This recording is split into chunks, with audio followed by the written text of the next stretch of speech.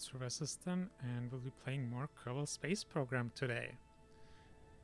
Now, we likely won't make it to the moon today with the crew, but hopefully, if all goes according to plan, we should at least be in a good position to do it in the future.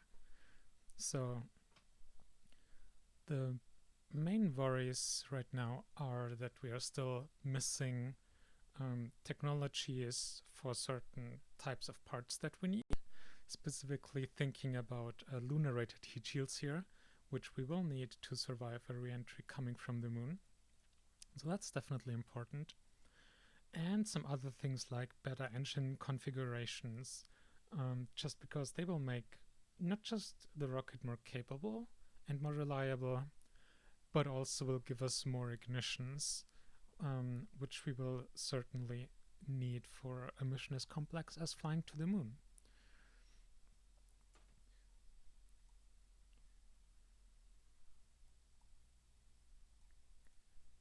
Alright, now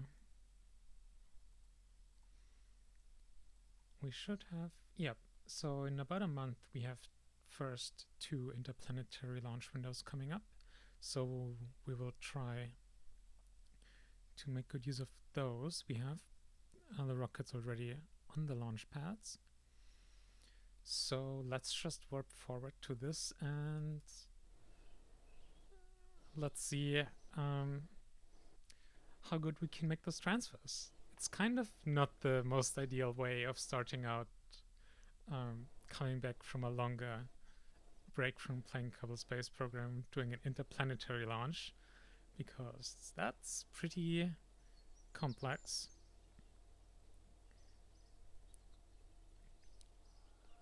But yeah, we'll see.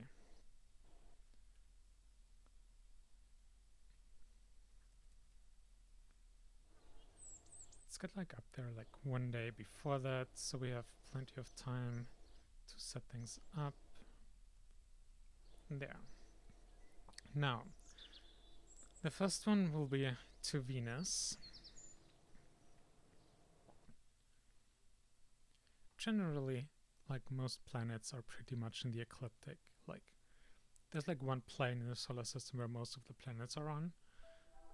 So this should be relatively straightforward, but let's just have a look either way. So here's Venus. Now let's set longer history, and then we'll need to focus on the sun, and there we go, our classic orbits. There, you can definitely see that our orbit is inclined compared to Venus here. And if anything, we basically have to compensate by going up more. So that's something we can just keep in mind. Although presumably our transfer window will like get us close to the intersection point there. Like that's part of the launch window. Although it won't hurt, like just, yeah, keeping an eye on it. Okay, now our main launch direction will certainly be like prograde here for orbit around the sun. Hang on.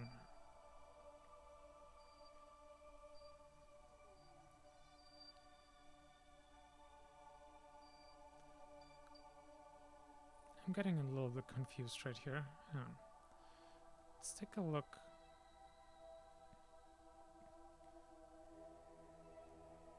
I mean, we're gonna have to launch into the inclination of the moon, basically, because that's the closest to the ecliptic.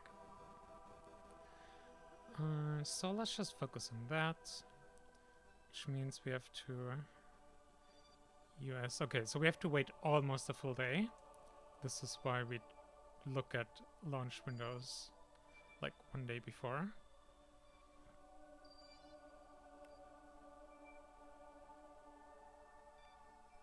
Something like this.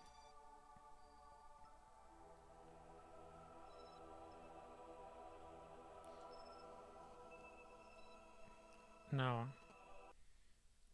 I think we have the contracts already accepted, but let's double check that. And then it's time to launch.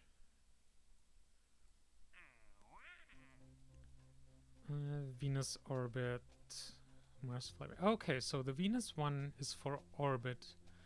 Mars one is just a flyby. Okay, yeah, that's important to know. Although I believe we even managed a Venus orbit with our last craft that was primarily intended as a flybyer.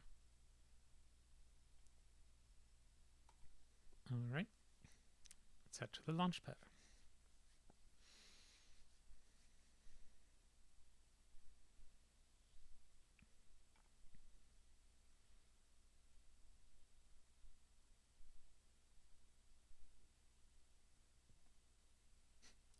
Launch window for Pluto with gravity assist from Jupiter in, what's that, 4 years? 4 and a bit years. We're gonna see about that.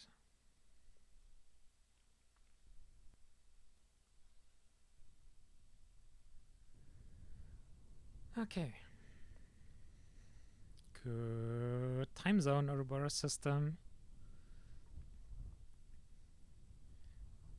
Just in time for this launch. Okay.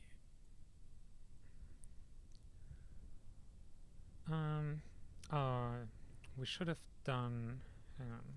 I mean, we can still do it now.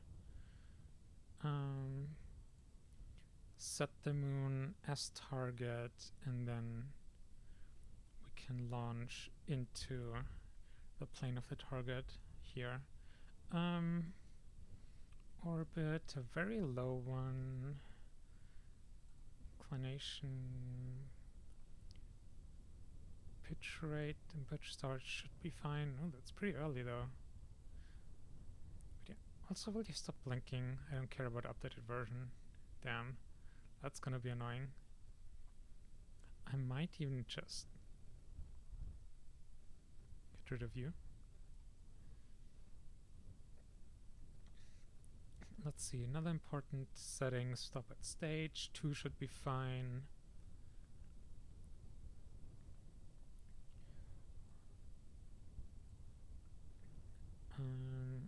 Let's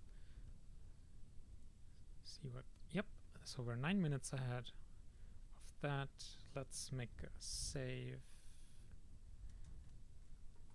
Am I misremembering my shortcuts? There we go.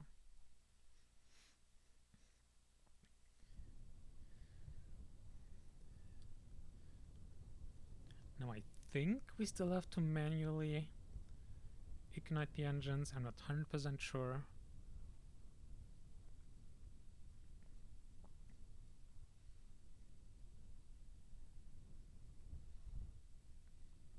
Our trusted Derpoo's launch vehicle. Now we do have pretty high reliability on all our engines. So relatively confident this is gonna work out. So 7 seconds, 6, let's start igniting here. Jeez, that's loud. Definitely have to trust, and here we go. Let's get some time warp going.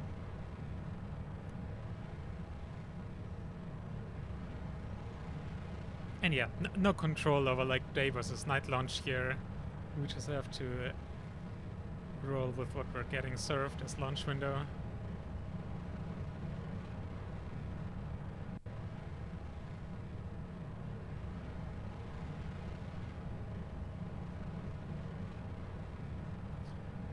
It's been a while, and it's good to be back launching rockets, I have to say.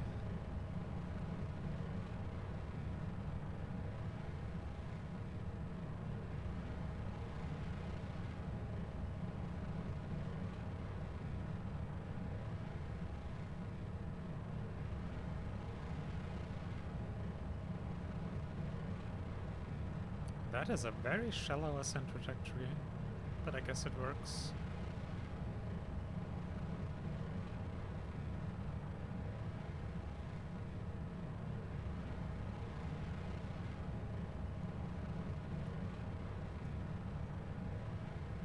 Oh yeah, and we totally glossed over like stuff we did in the meantime on our own. I mean, really nothing too surprising, like we generally just looked at where we left off even because it's been so long. Checked in on the progress of the lunar rocket, what exactly we still need and stuff. We did some very trivial launches, or at least one of them. I don't even know if several. But yeah, really nothing much.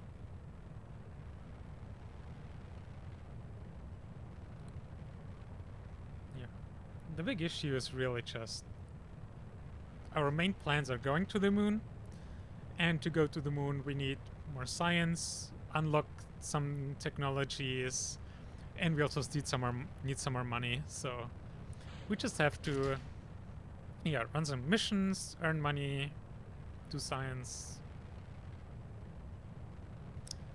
and then wait until the technologies are done being researched, really.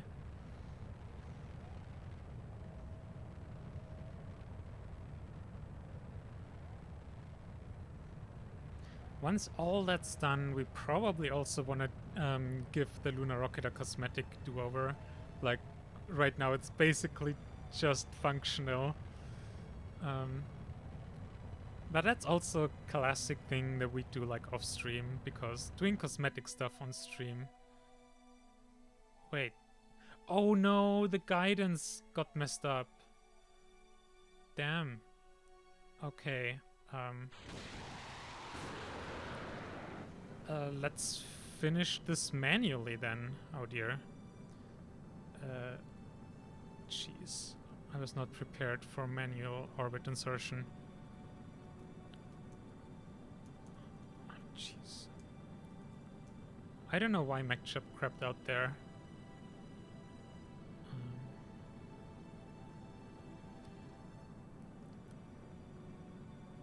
Oh yeah, that's not a good... I'm not happy with this.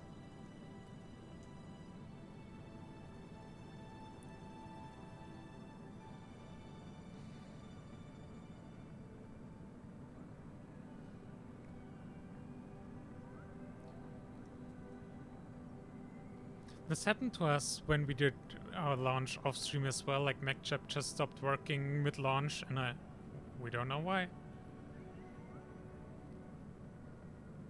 Yeah, this will be super inefficient. Wait, and this is the Venus launch too, so the one that we need to establish orbit with. Oh well.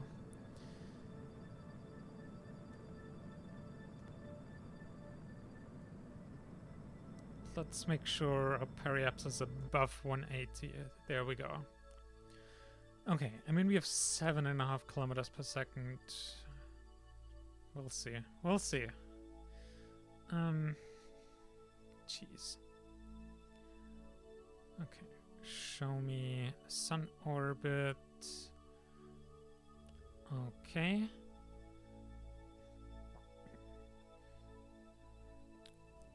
Let's plan.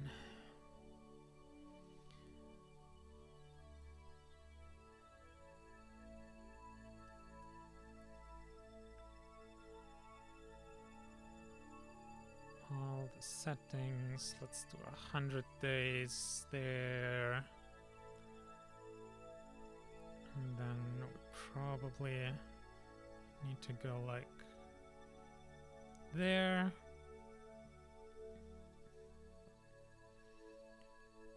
And we need more days. Maybe there. Or just more steps. There we go. Can we set you as target? I guess we can't. Okay, well, let's...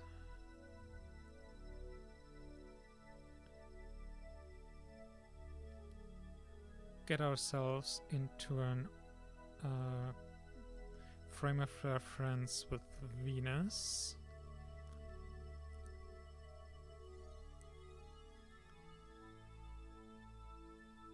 And then let's play with sliders.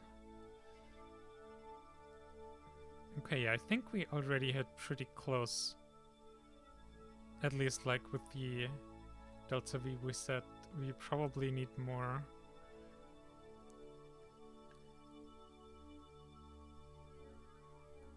Oop, that.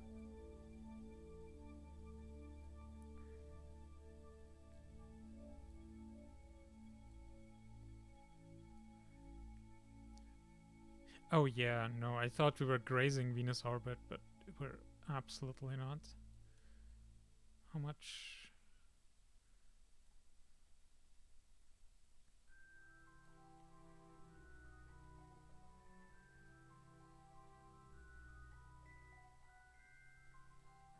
Why are we... What's happening here with our orbit? Are we crashing into the moon or something here? Oh no, wait, into the Earth? Wait, what?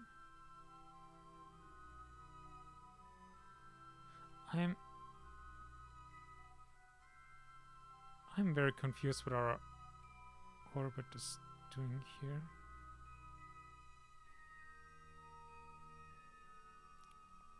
Earth-centered inertial. Why?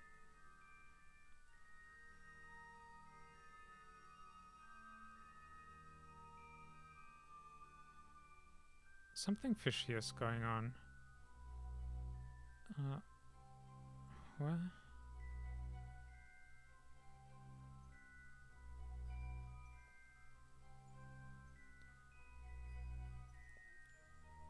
This is 4 kilometers per second. This should get us way into escape velocity. Why does this end up on this kind of orbit? I don't understand. I don't get it.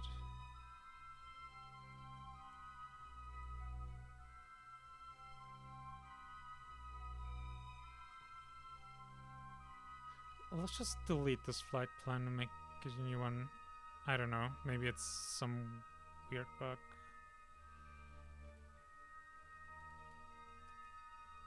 I mean, unless I'm completely losing my mind there, like 4 kilometers per second should easily be enough to just escape.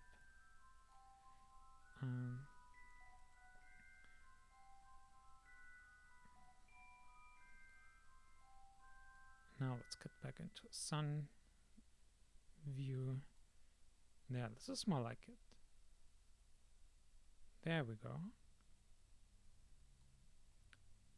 And there's our periapsis. And then we can dial back our delta V so that we like graze Venus's orbit.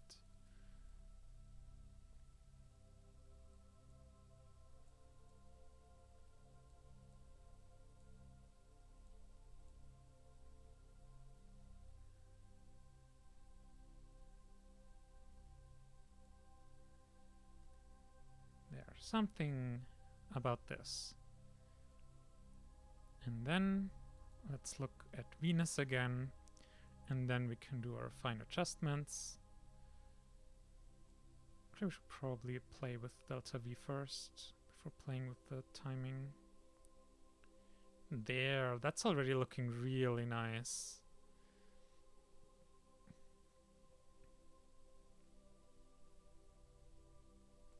Okay, so our main problem now is that we're basically too far south.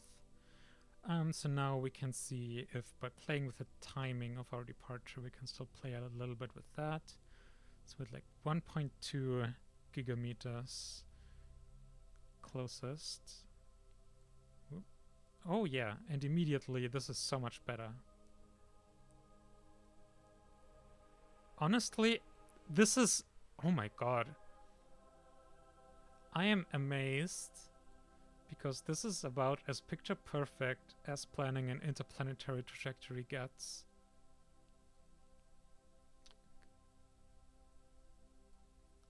As if we planned this for making a tutorial. That's how perfect this is. Although, oh, I just realized we're gonna get thrown off by the planning again because of the solid rocket motors that Principia gets confused by, and it expects getting more thrust than it'll actually get. But it's fine. Like, clearly we're in a very good position here for doing this transfer, and even if we need some corrections, I think we can handle that. Like, with the plan, we'll have 4 kilometers per second left for corrections and capture. That should be plenty. Okay, so let's save this. And then let's time forward and execute the burn. Now let's do a bit of a sanity check. So our current stage has 3.65 kilometers per second delta V, which is like 100 meters more than we need for the burn. But it basically means we need pretty much all of the 4.5 minutes that are left in the stage to actually do the burn. And Principia thinks we need like 3 minutes 20, so like a whole minute less. Which means to compensate for it, we'll start our burn 30 seconds before Principia wants us to. So we get 30 seconds before, 30 seconds after, which should, like, it won't be perfect, but it'll cancel out the errors a little bit compared to we start at the time that Principia tells us to, and then we just burn a minute more afterwards. That would be a lot worse. And now we're actually getting really close here. 3 minutes. Well, we are oriented correctly already, so that's good. Won't need time to do that, although we do need to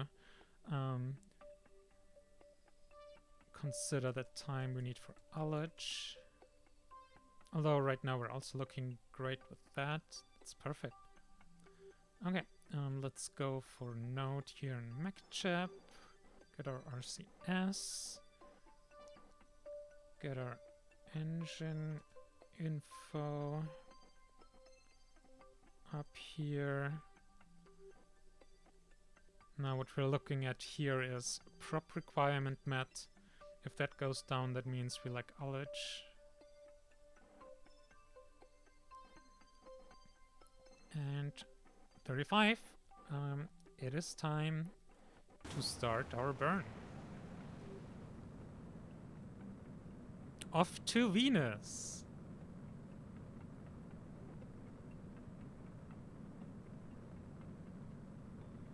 Okay, we don't need that anymore.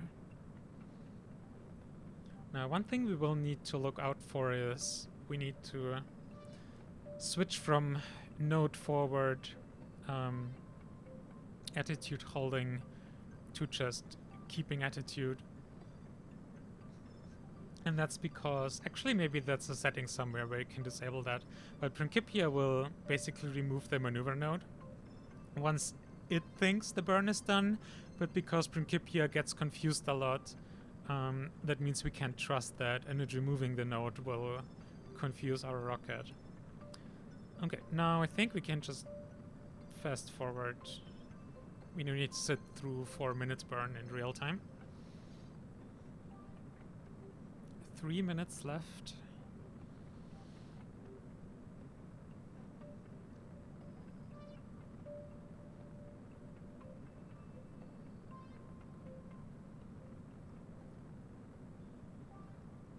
It's really nice we have 100 meters per second extra just in the departure stage as well. Basically it uses Carolox, which means propellants that will boil off over time, which means we can only really make use of that at this point in the flight, in the mission. Like departure burn, immediate corrections.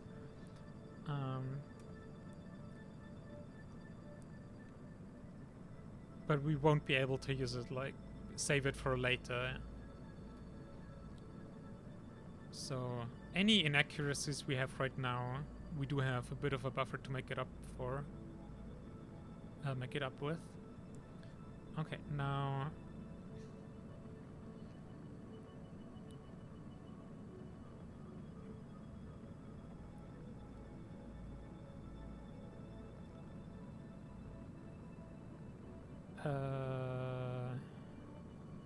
Yeah, no, we need to wait a bit more. Getting a little bit confused here, but I think we still need to continue burning here. Boop. Okay. That is pretty close. It's not perfect, but keeping in mind that we're talking order of magnitude of the size of Venus here, that distance here is like nothing in interplanetary terms. Okay. Let's plan our corrections then.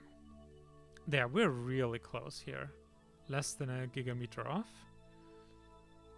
So let's do another maneuver in like 2 minutes. That gives us some time to plan.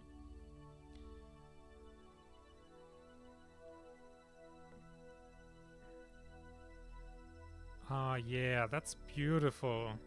We're gonna get really close just with a bit of braking here.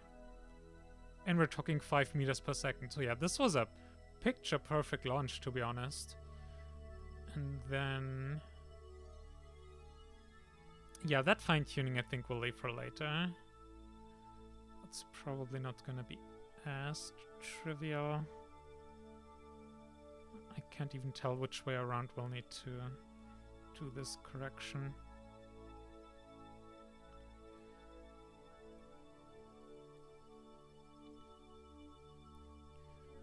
Let's see. 26,000 kilometers. How about this? Okay, so this is the way to get us a bit closer. No, I don't want you.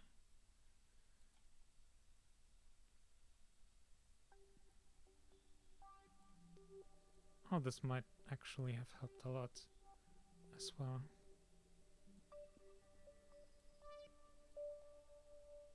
Maybe the other way. I think it was negative.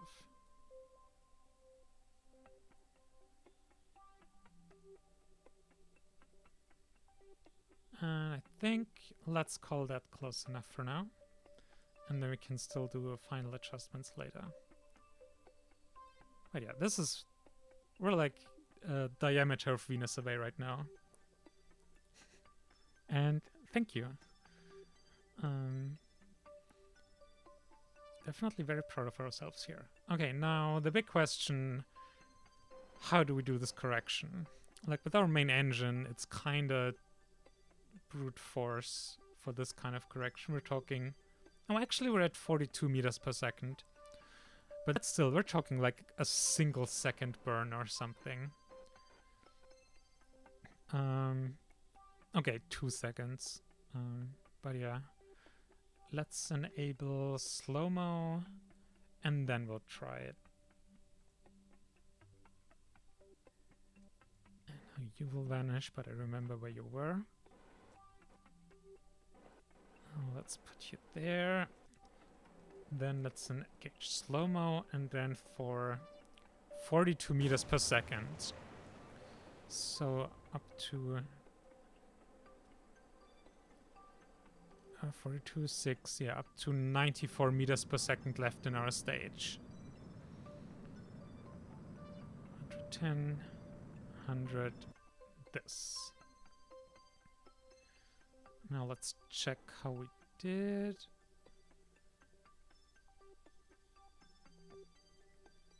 Can we get... well, that's not right.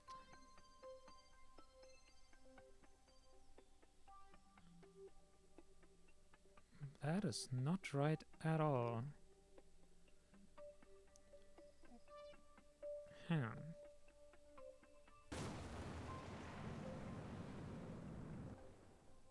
Okay, now we're on a collision course. I mean, too accurate, I guess. Okay, we're good now. Let's disable you, although actually, do we want to chat this in this stage, or do we want to keep it? Oh, and we actually had fine maneuvering thrusters for exactly that purpose. Okay, well, I guess we didn't really need you. all that's left might be starting all the science. And then make sure the antenna is set up. Antenna target is Earth. Then let's check the avionics here.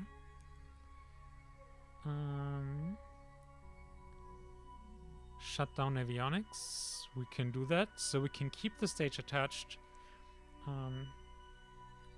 Basically just meaning we'll have extra solar panels, some RCS if we later need to. Basically just some resources we might use in the future, we might not, but it doesn't really cost us anything to keep. So let's set up a reminder for course correction, and then we can do the Mars launch. And let's see if that one also works out that well. So add Venus-Mars orbiter and a CC for course correction.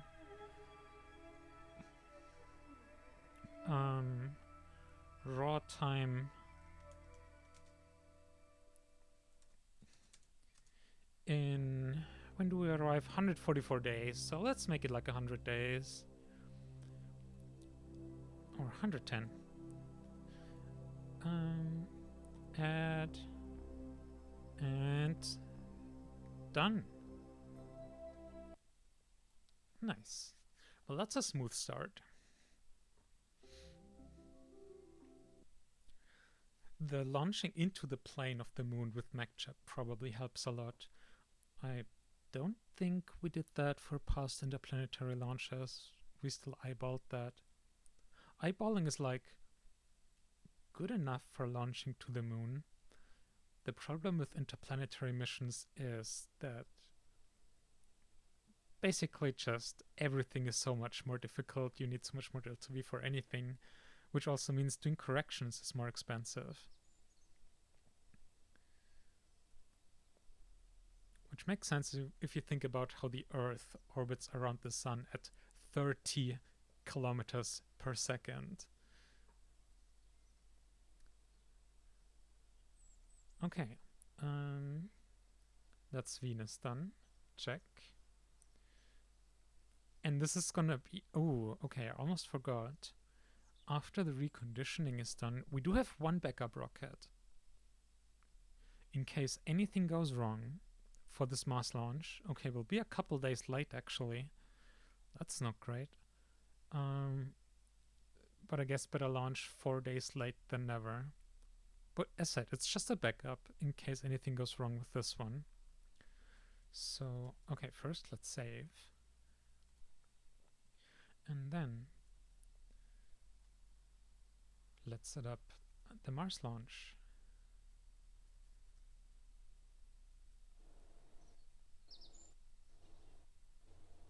Four, three, two. Okay, let's get our launch window roughly right again through eyeballing.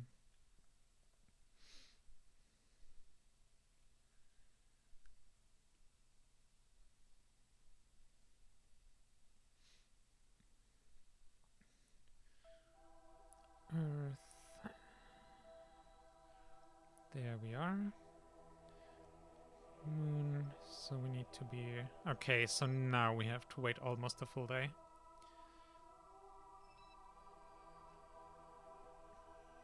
Something like this. Well, that'll be a bit more, but we want to have some time buffer on the launch pad, because we don't overshoot if we use MacChip's function to launch into the orbit of the moon or into the inclination.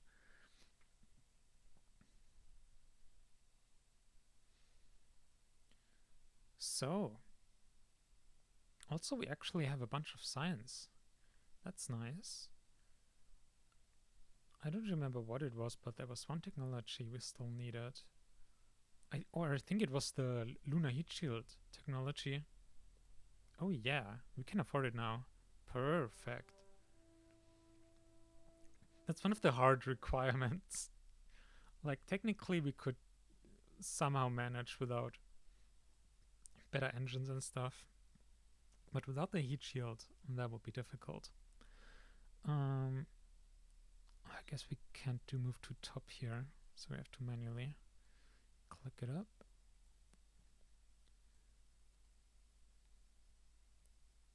And since that tech is like early for us at the moment, we can push it back a little bit as well. There are surface science we'll want as well.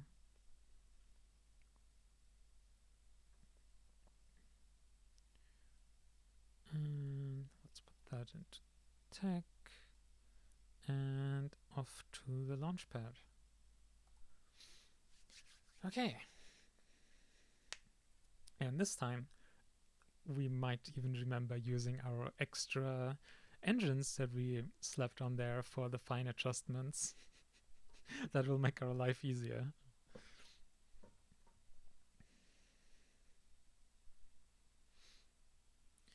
I still wish we had some way to compensate for Principia getting confused.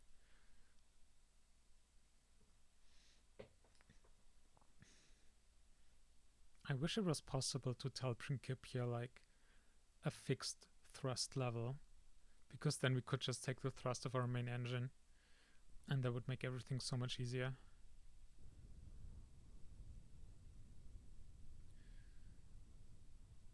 But oh well.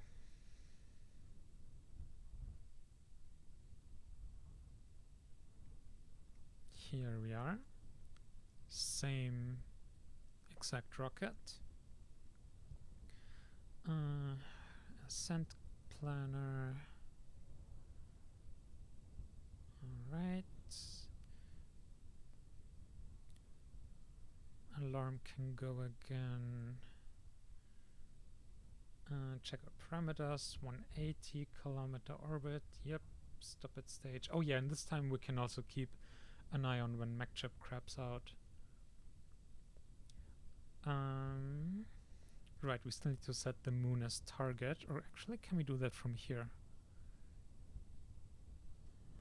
Maybe not. The moon. Set as target. Launch into plane of target. An hour earlier. Just like we've been planning. Alright. I thought it auto warps, or I guess it only auto warps with autopilot engaged. Hang on. Oh no, the resource pumps are active. Okay.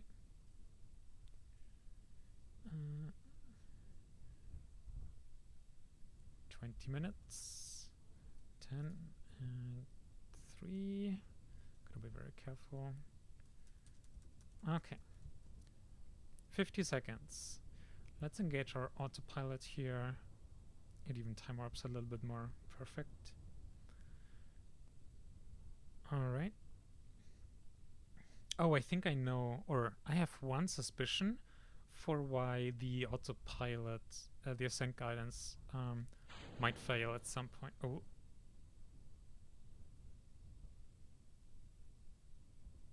What? What? Why are you not?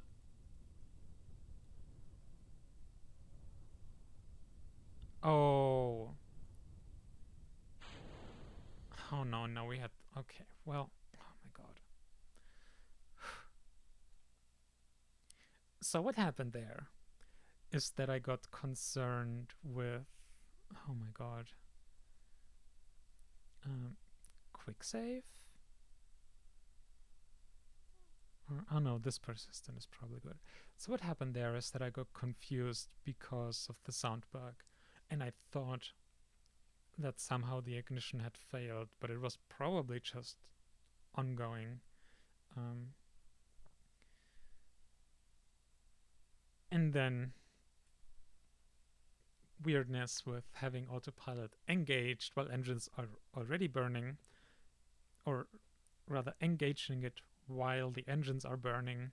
But if you engage the ascent guidance, it by default cuts the thrust, then ramps it up again, but these engines have only one ignition, which is why then that messed everything up. Okay. Is it on the pad? Is that? Oh yeah, that's a launch pad.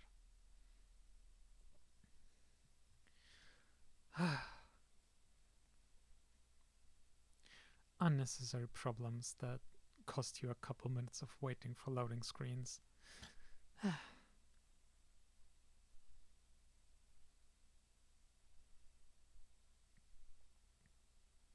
Hey, Morningstar.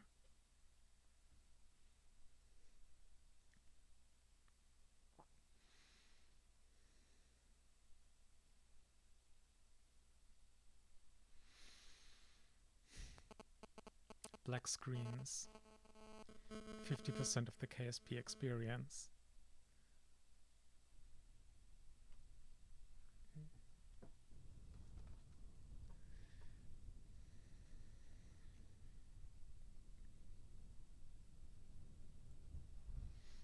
All right.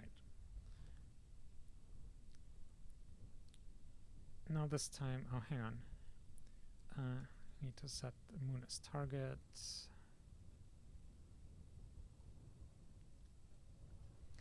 Now, which order did we do it the last time?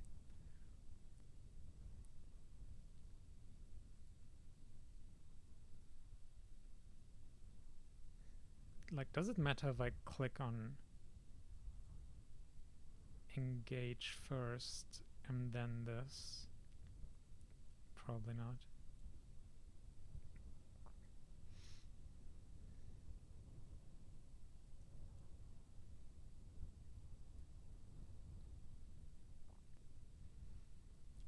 Let's check the rest again. 180, 180. Yep. Everything looks good. 10 seconds.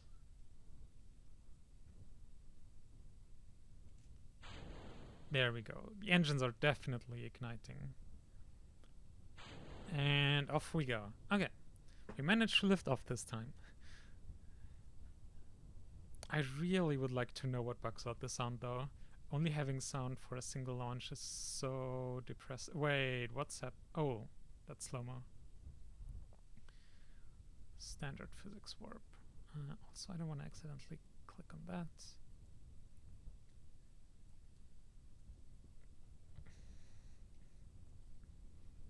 There. Full time warp ahead. Choo-choo.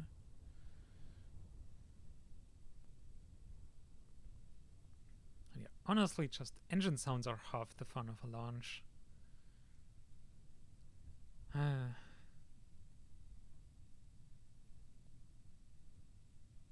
But also, like, trying to bug fix mods takes so much time. It's so many hours. Like, the game literally takes like 5 to 10 minutes to load up. So if you just want to test if one batch of mods is the problem, every time you go through the process, that's like 10 minutes.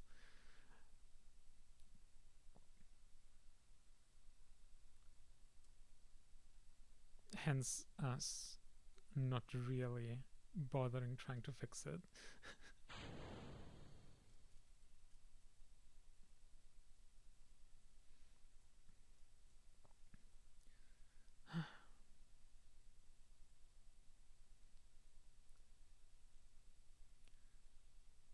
At least once we're in space, we'll get space tunes.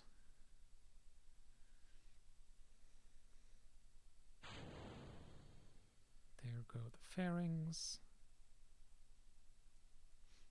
Oh, and our guidance once again crapped out. Okay, so we have to fly manually again. Oh dear God. Okay. At least this time we realized and we didn't completely forget about it.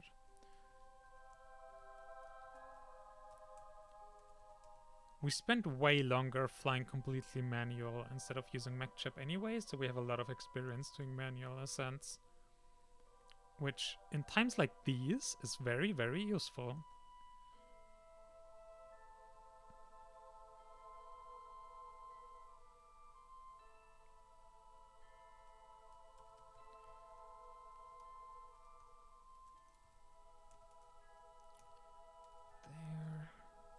It does take some concentration though, that's for sure.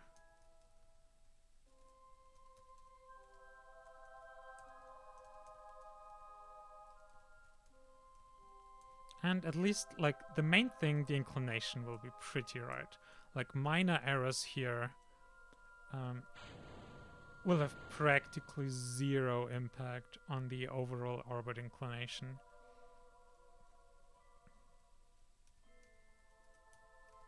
And yeah, that's the one thing that's really hard to do manually.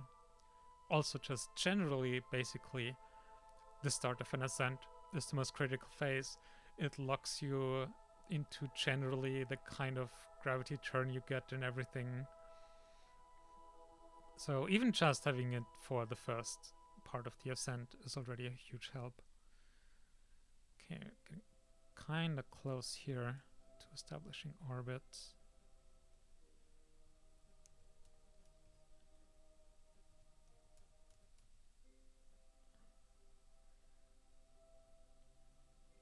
This is gonna be very pretty.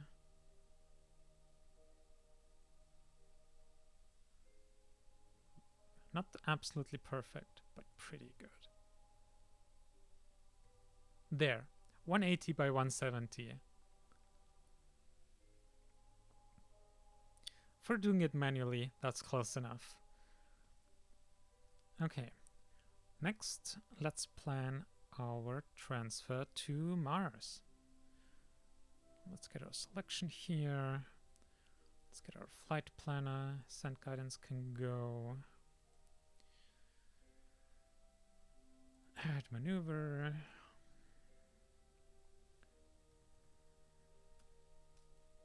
Something like this is what we're gonna need.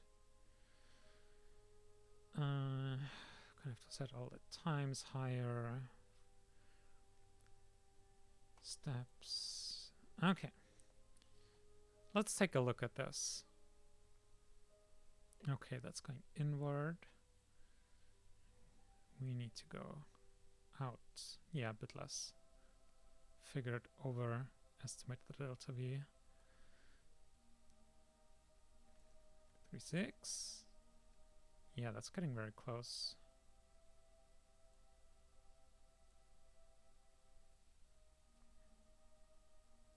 I think it's time to switch to Mars view already. Let's see. Wait, there we are. Not bad for first setup. Now let's see.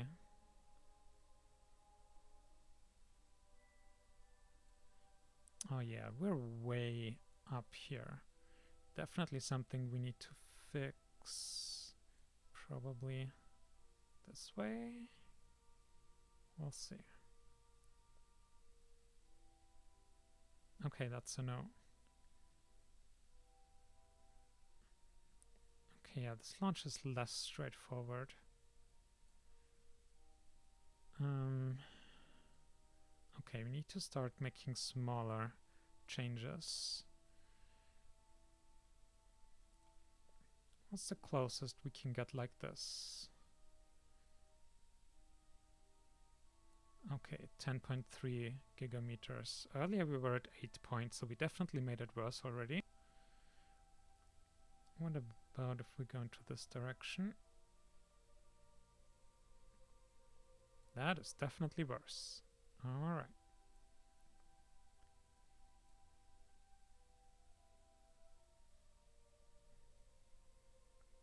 $9.5. 7, 6, 5.6. Excellent. Definite improvement.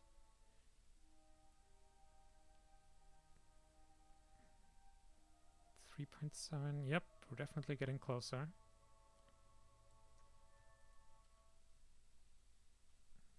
So let's... Oop, that was too much. Let's continue this for a bit.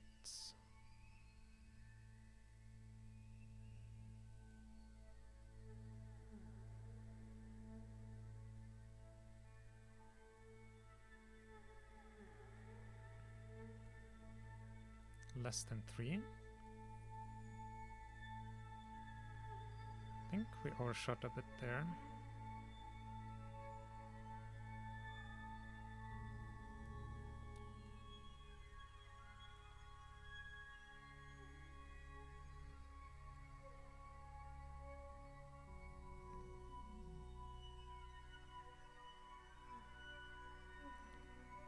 .7.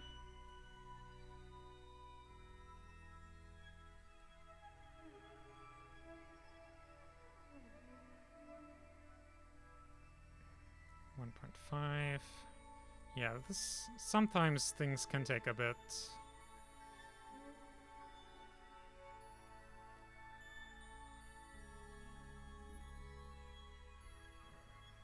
1 gigameter. Definitely getting closer.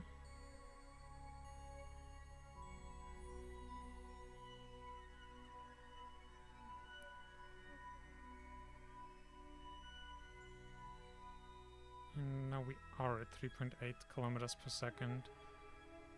I think so. This will be. This won't be a pretty Hohmann transfer. And like, which would be a problem if we wanted to like establish orbit. But oh yeah, no, we should have used this to correct a lot more.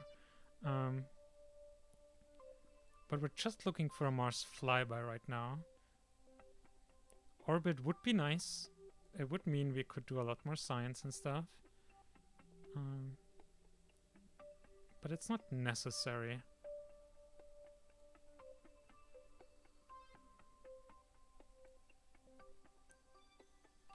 Getting very confused with perspective right now.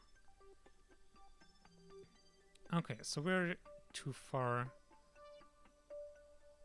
up right now.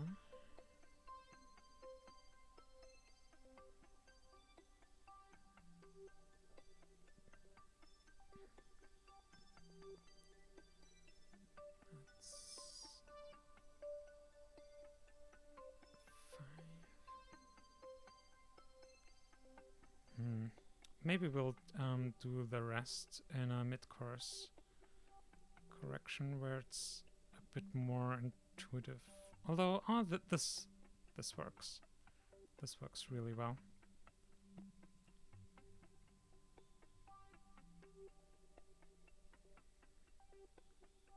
Oh yeah, and the descending node is there. That's perfect. That's what we want to see. The goal is pretty much always that you encounter a planet on either descending or ascending node, because it basically means like these nodes are the intersection point between the plane of your orbit versus the plane of Mars's orbit. Which basically means they're the points, even if you're in orbits with different inclinations, as long as you meet exactly at one of those node points, it means your paths will cross there. Okay, I think the rest here will leave. Oh yeah, our planning will be off anyway. Completely forgot about that. Thanks to Principia problems. Now let's see. Wait, 4 point. Oh. Okay, never mind. I think we need to fix that. I hadn't realized we have 2.3 kilometers per second there on the binomial part. That's binormal. That's not great. Let's maybe not put that much delta V in there. And let's just do a mid-course correction. That's totally fine. In A, because we will have a bunch of inaccuracies anyway. B, it'll be more efficient as well for orbital mechanics reasons. So let's just warp to this maneuver now. As smooth as our first transfer was, this is more like how it usually goes. Takes a while, then it's still a mess.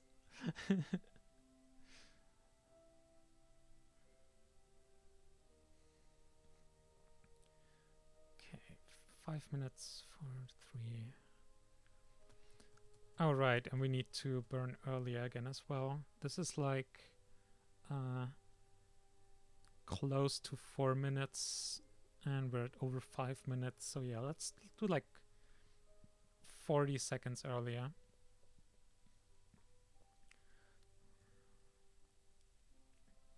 50. Okay, we're gonna have to use some RCS here.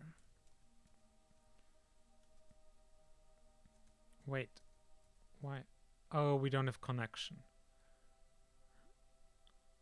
All right, well, oh dear.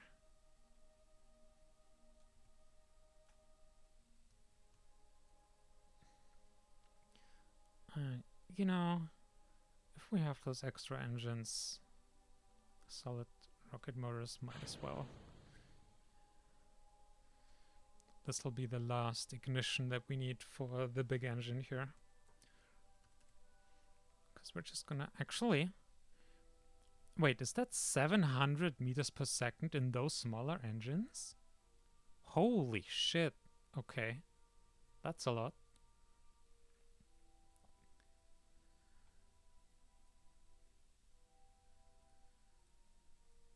Where's all that fuel? Oh, it's up there. Okay. Well, corrections won't be an issue.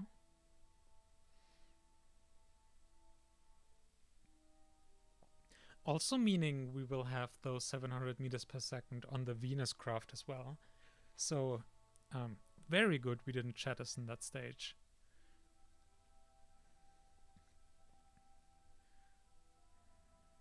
Now I hope we'll get somewhere close here at least. That would be really nice. Okay, we're just about to reach escape. Oh no! Oh no! Oh no! Oh no! I don't remember where the vector was. Oh god. Yeah, that's what we talked about earlier with Principia removing the node and then... Jesus Christ. No, we don't have to stop here. We do have to definitely burn the stage empty. Yep, now is confusion time. Oh dear. Oh.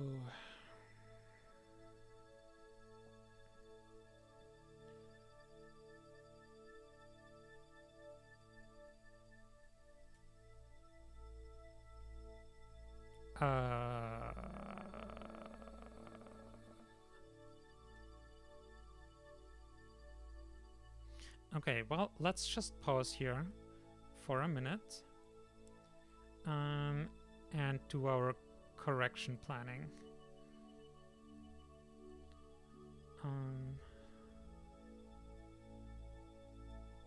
Yeah, accelerating further, at least on its own, won't do us much good.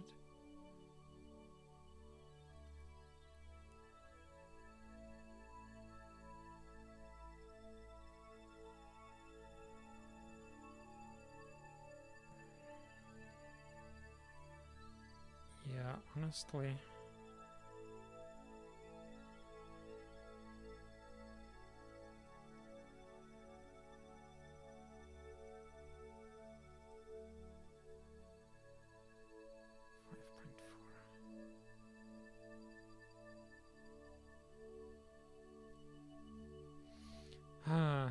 Okay, well, let's just take 1 minute to see if we can improve this noticeably from here, but I think we're just gonna leave this and do a later correction. Let's try it in, let's say, 300 days. Okay, let's say in 160 days. And then we should... So we can correct the plane, but with 700 meters per second. That's not great.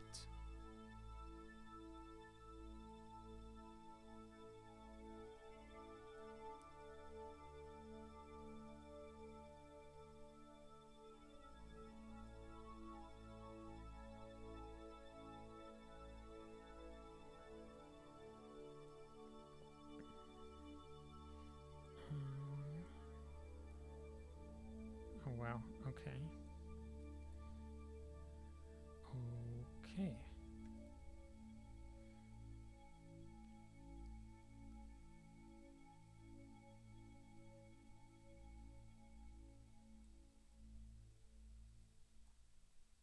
Yeah, I mean, this kind of hurts.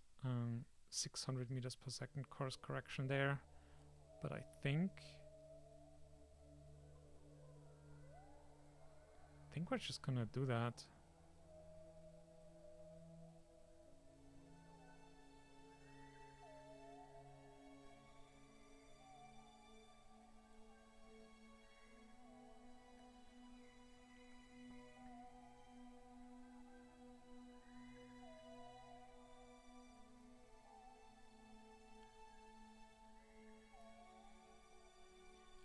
I think if we come in here, that's going to be a retrograde orbit. I don't think that matters.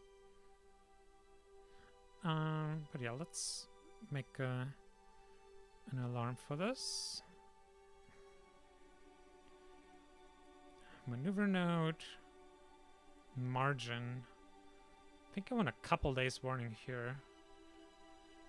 Let's say 72 hours.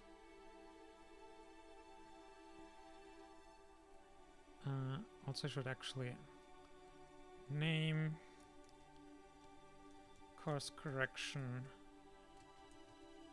Mars flyby orbit. And you are... No, wait. Where's the Mars one? Venus-Mars orbiter. You're the Venus orbiter. So Venus orbiter correction, Mars flyby orbits. Okay.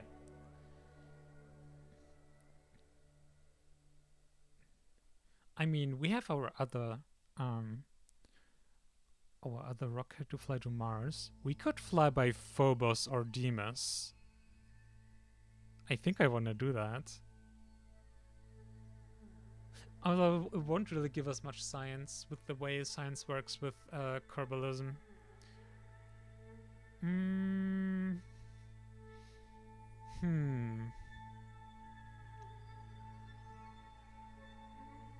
Maybe not then. And I don't think we can establish orbit around either of them. Like 3 kilometers per second, there's no way that'll cancel out the velocity. Yeah. Alright. So let's check. Anything we need to set up here? Antennas targeting Earth. Engine can go sleep. Not that it really matters. Avionics will disable on their own. They might as well.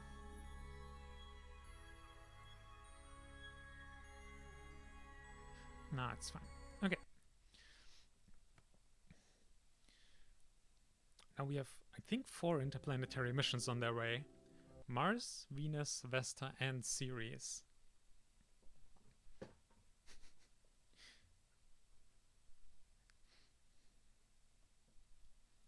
Ceres 1 may find some space station there. The Expanse reference.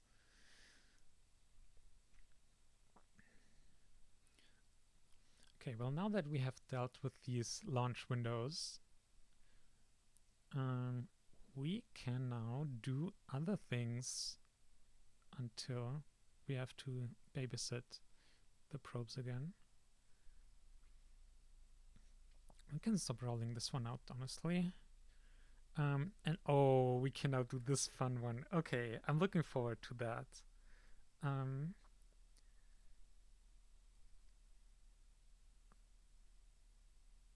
Why is this orange? Oh, reconditioning. Gotcha. There we go. This will be a fun one.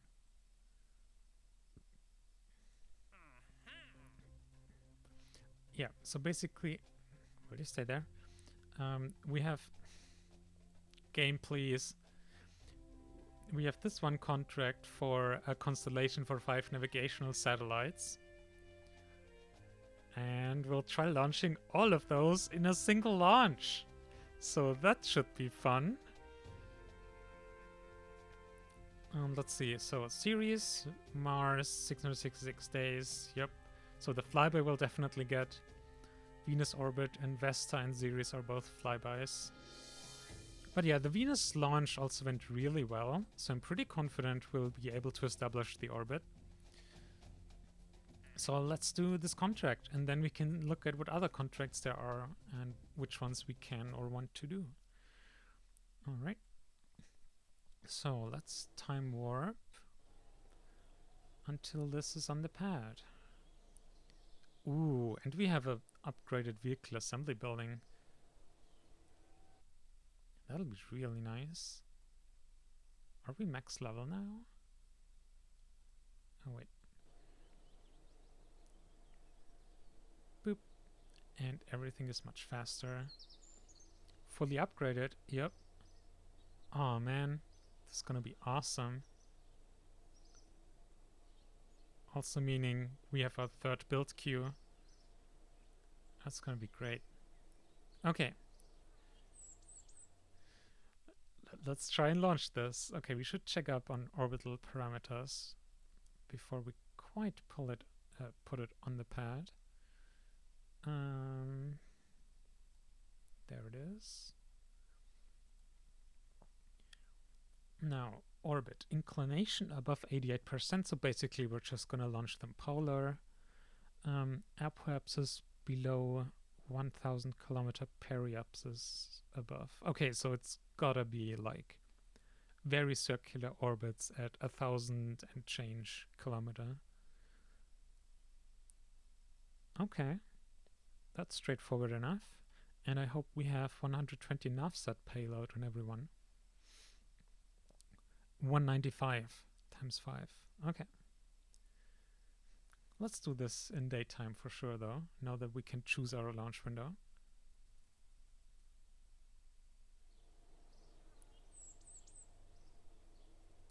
Alright, and saving because bugs.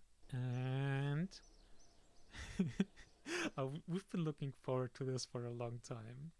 I don't remember exactly how it looks anymore, but you're gonna enjoy how this rocket looks.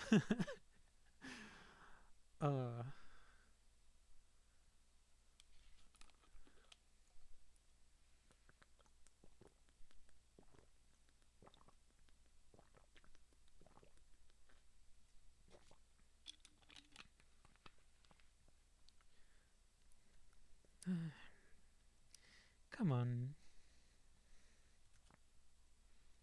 Can also check the notes.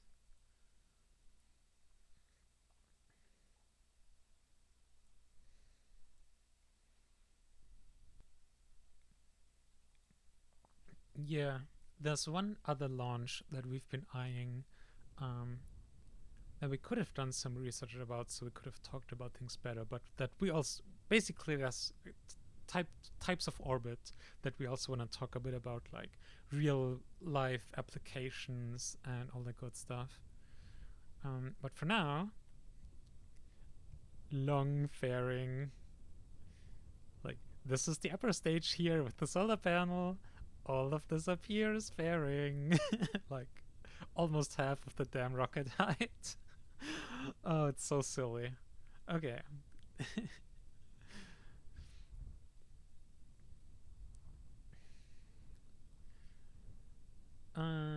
Orbit inclination 90. Periapsis 180, sure. 1060. And I think that's really all we have to do here. And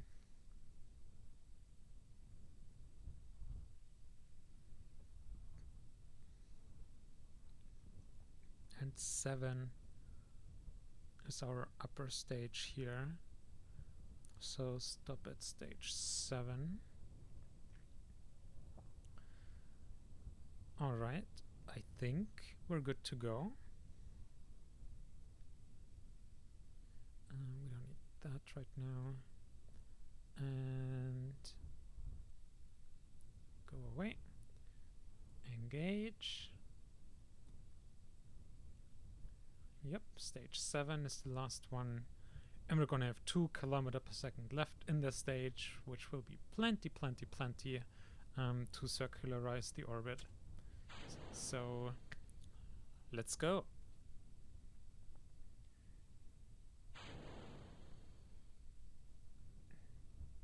Now, we probably want to be a bit careful with time warp in this launch, because I'm just going to assume that's not the most structurally sound rocket we've ever built. But we can probably do 2x at least. Probably. And if not, there's always revert. Or you can tell. Actually, I was gonna say that stuff clipping out, but that might just be fairing texture.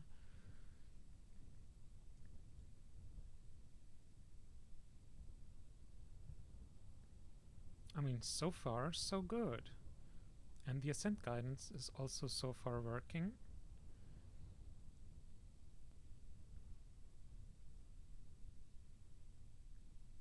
I'm expecting for the ascent guidance to work this whole ascent,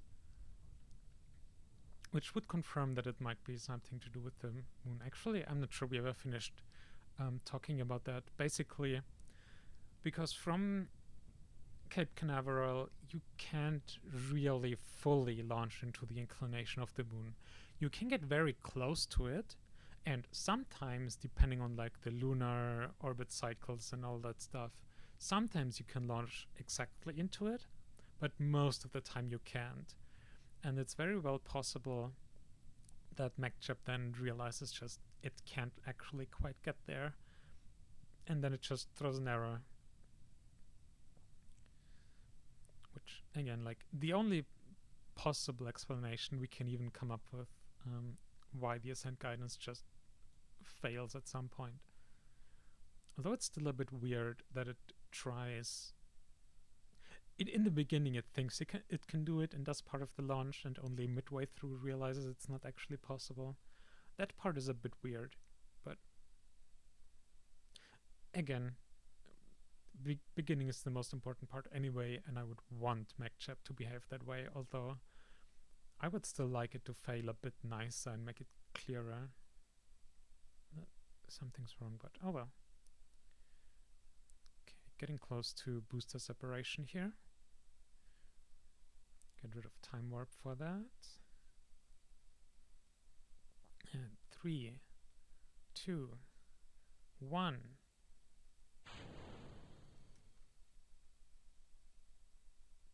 Always nice. And this time in a daytime launch.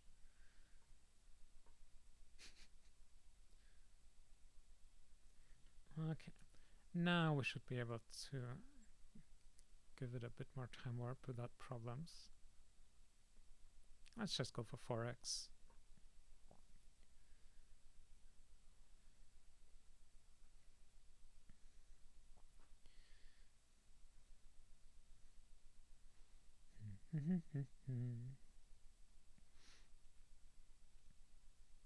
And yeah, I'm pretty sure at this point guidance wasn't working in the previous launches, but it's working now, so that's a very good sign. And oh, there go the fairings.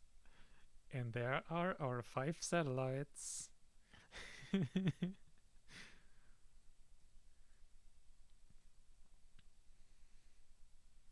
All of them have some propulsion, like RCS, you can tell. There's some fuel, and then the payload, the navset units.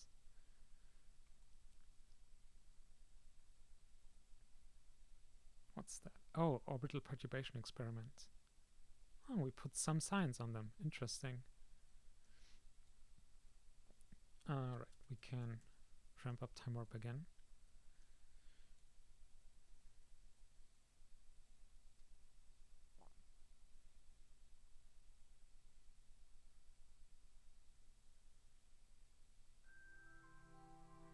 And finally, space tunes.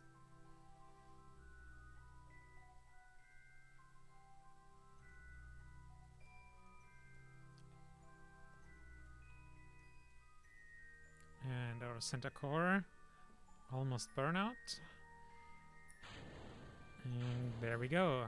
Upper stage active.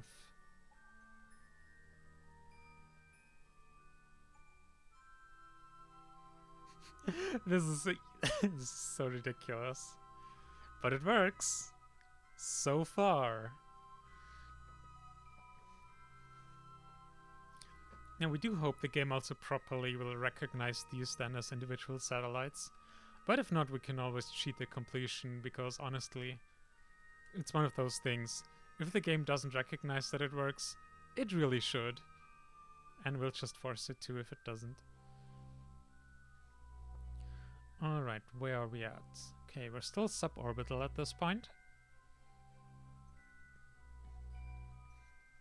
Like 500 meters per second away from orbit.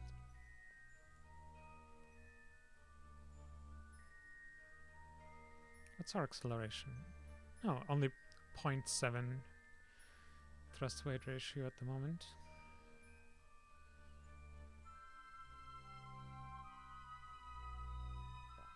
And almost in orbit. So there goes orbit. And now we just have to raise our apoapsis to the target altitude. And then circularize once we're there. And there we go. 1060 kilometers apoapsis. MacChip even does fine adjusting with RCS. Alright. So now we just coast to apoapsis. 40 minutes.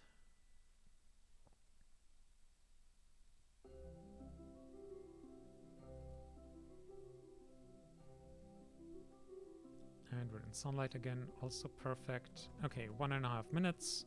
Let's orient ourselves.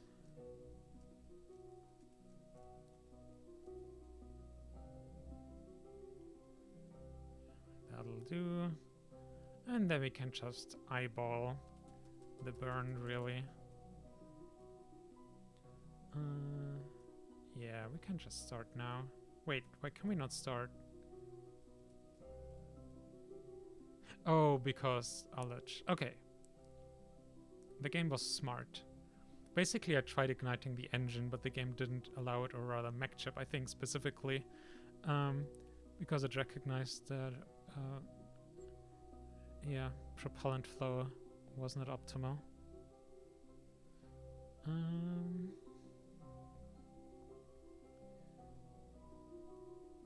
dear. Look.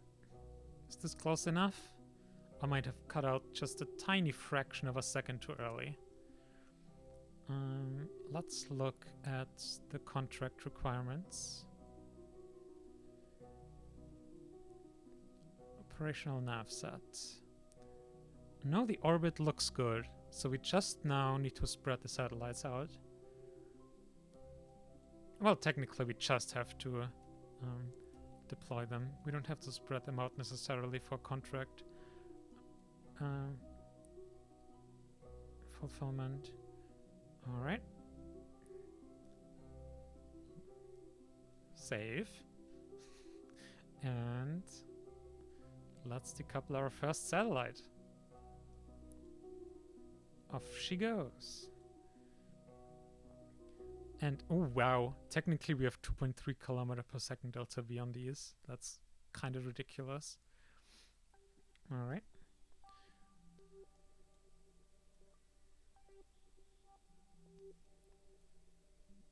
Number 2.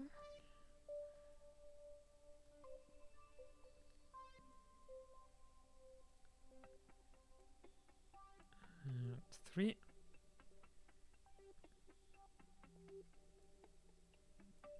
4. And actually we could leave these together. Although I guess it feels more proper. So let's decouple this one, and then we could even be very proper and deorbit the stage. We don't have connectivity. then we gotta do it this way. We might bump this one a little. Yep. But it'll be fine.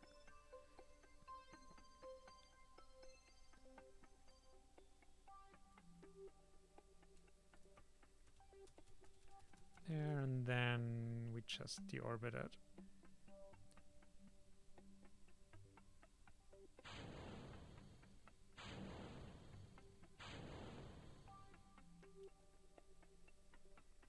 No space junk left behind.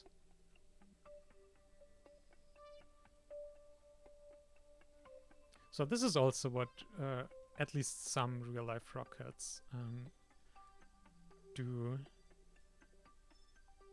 Gotta love the different plumes here. But yeah, now we're on a nice collision course with Earth, and we completed the contract. That was almost too easy. Now, something we could do now is... that's us.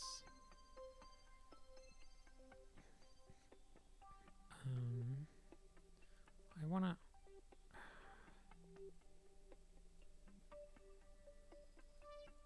switch, please? No? There we go. So in real life, what you would do here is you would make tiny corrections to the orbits, specifically so that the orbital periods will be different. And then, like, really only has to be a little bit different, because then you can just wait like days, weeks, months even, to let those tiny changes accumulate. Because basically, if you launch a constellation like this, you don't want to have 25 satellites in the same place. What you really want is for them to be equally distributed around the orbit, typically. So if you then give them each a tiny bit different orbital period, over time they will continue to drift further and further away from each other until they're equally distributed in an orbit. Now we could do that here, but it would take just a lot of micromanagement, manual finagling, and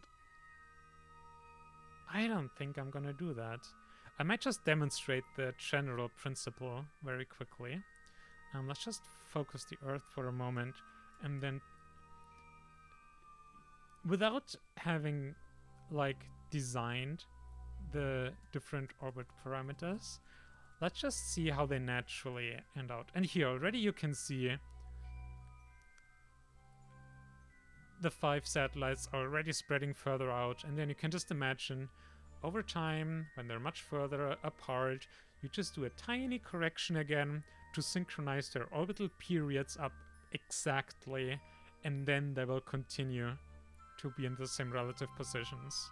That's what you would usually do. And I mean, honestly, for us, over time they will just randomly spread out more and stuff, so they will actually give us some useful coverage as well. Just not super reliable, but it's just really difficult making it actually reliable in KSP, because really, like also in real life, you always need like tiny correction maneuvers because nothing's perfect. And you'll always get some perturbations from other celestial bodies, from things like solar wind. Like there's so many factors that impact an orbit. And while some of these effects can be really, really, really tiny, like you would expect the solar wind, like literally the pressure from the radiation that comes from the sun, the pressure that exerts on the spacecraft. Like it's really, really tiny, but over time it just adds up, and it's something you have to compensate for and then occasionally do corrections for. But in a game like Kerbal Space Program, where you have to manage everything on your own, yeah, if you want to have like whole constellations of satellites and have to micromanage all of them, that's kind of annoying, and honestly is the perfect segue, I didn't actually plan this, into this. So this contract is for a tundra orbit. Now, this is a type of orbit, like there's also a bit in the text here if you want to read it for yourselves, but basically it's a type of orbit with a basically 24-hour period, but it's not a geostationary satellite. Because like usually when you think about satellites with 24-hour periods, you think of geostationary satellites which are in a circular orbit with period of 1 day so that they are stationary above the same place over the Earth at all times. Now, this is a similar thought, but with an elliptical orbit. And what you then end up with, because if you have a highly elliptical orbit, a spacecraft will spend the majority of its time on the part of the orbit that's far away from the body that it orbits, which means you can get a satellite that spends a lot of time over one part of the Earth in every orbit, and then every orbit it comes back to the same part over the Earth. It's a similar concept also to a Molniya orbit, which that was one of the contracts we did off stream, and one of the things we said we wanted to talk about. Also, I actually forgot to check what payload we need for this. Comsat payload 85. Okay.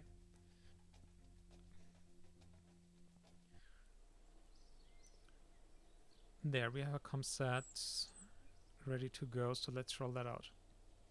So it's also related to a Molniya orbit, which is, I think that one has a 12-hour period. But it's the same principle. It's a highly elliptical orbit, and it's used for like communications, I believe, and stuff, so that it also just, it'll spend a lot of time over like Molniya orbits are typically also like highly inclined, so like they'll spend a lot of time like one area of the Earth, and it's just then useful for communications. Yeah, so let's do that. Now I think this orbit has also very specific requirements, so let's check that. Like it might be like a very specific launch window we need, not just a certain inclination, but also like specific orientation relative to Earth here. Or actually this might be a different 22. Wait, what? Okay, I mean that's still elliptical, just less elliptical than I was expecting. Less, oh god, sorry for this. Well, I guess I can bring up the contract details here as well. There, tundra orbit.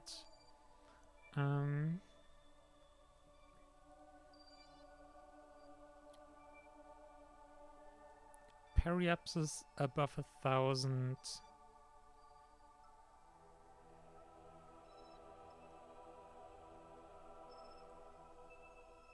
I don't know, this doesn't...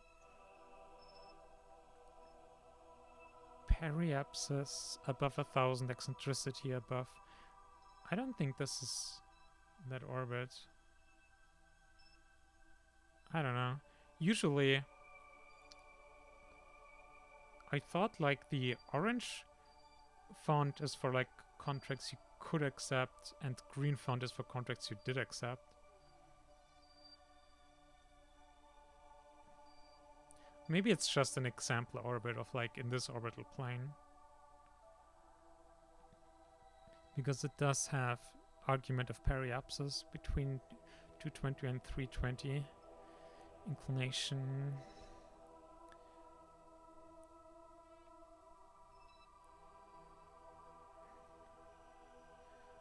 Argument of periapsis. And this is... Argument of periapsis is one of those orbital elements that we can't remember what it really means. But let's just try and launch into this plane and see how things go. Inclination. Are you loading?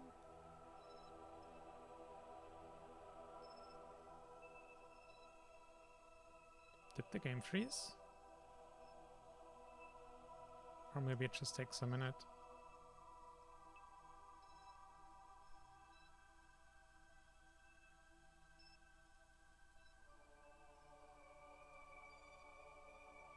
We're not yet at must crash memory. But yeah, I think it crashed there. Not sure why, we're only at 80% RAM.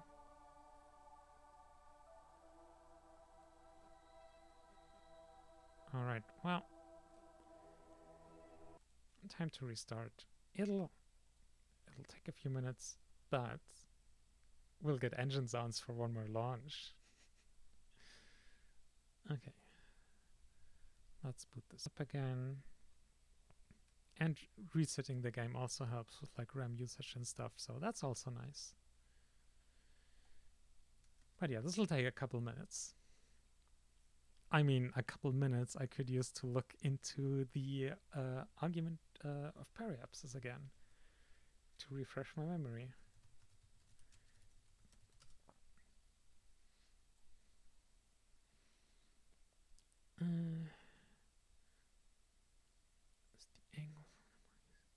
It's the angle from the body's ascending node to its periapsis. Okay, that makes sense. Hang on, can I share this?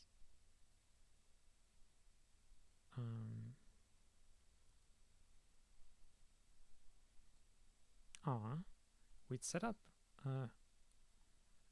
this browser in the past. Oh, there we go.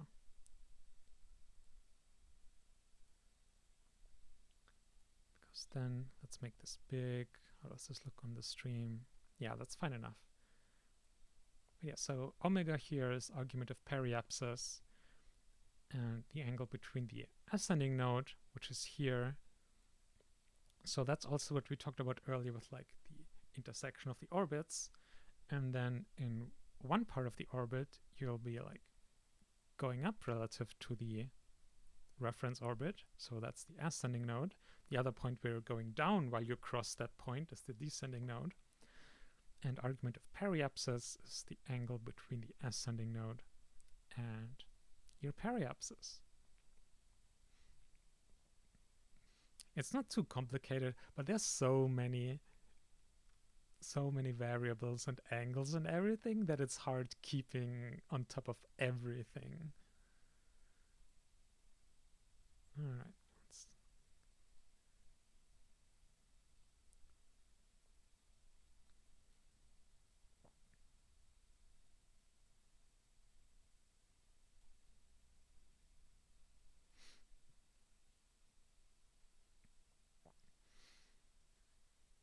And yeah, I think like the target was, it was very,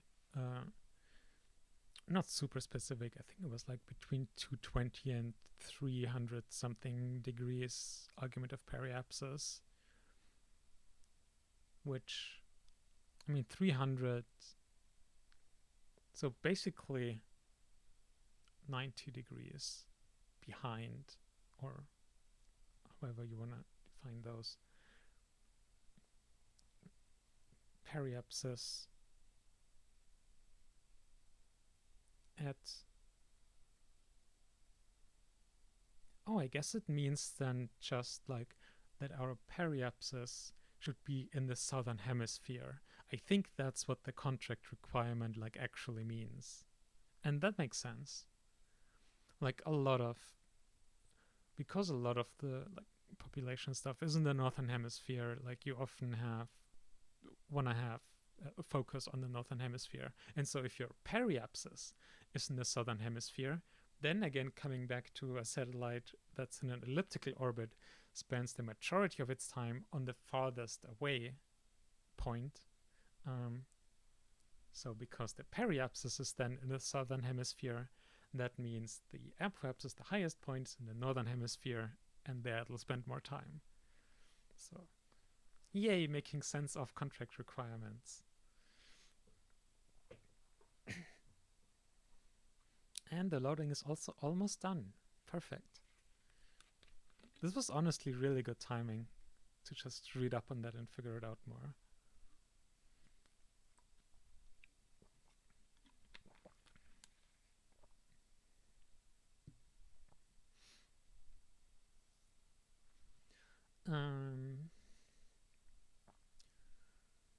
I mean, what that means for our launch is then that we will first launch into a circular orbit, and then we have to do orbit adjustments 90-degree away from that. Because basically, when we launch into an orbit, then we're basically at one of the nodes, like either ascending or descending node.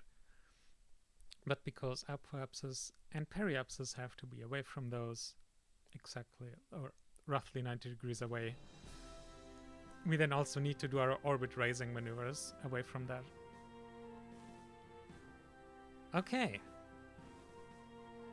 I mean, we have a plan now and everything. So we're gonna have like 3 burns of the upper stage. 1 to circularize the orbit, then 1 to raise to our what will become our periapsis, and then to our apoapsis. Actually, we should do it the other way around. First raise the apoapsis up, and then raise the periapsis. I think that's more efficient. Orbital mechanics shenanigans, O-birth effect in particular, which is the effect that says a burn will be, you'll basically get more energy out of the same delta V the closer you are to a massive body.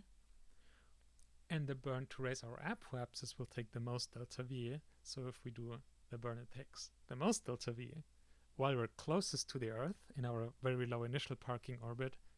That'll be most efficient. Orbital mechanics. Whee! Okay. Okay, with all that planned, again, I don't think what we saw in the map view is necessarily what we're interested in. Maybe one of those was whatever. We'll just fly the thing and then we'll see how it goes.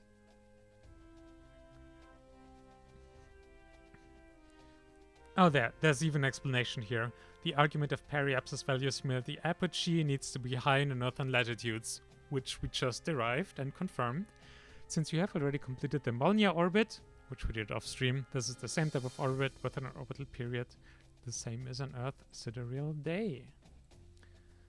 Yeah, periapsis, eccentricity, inclination, argument of periapsis. Okay.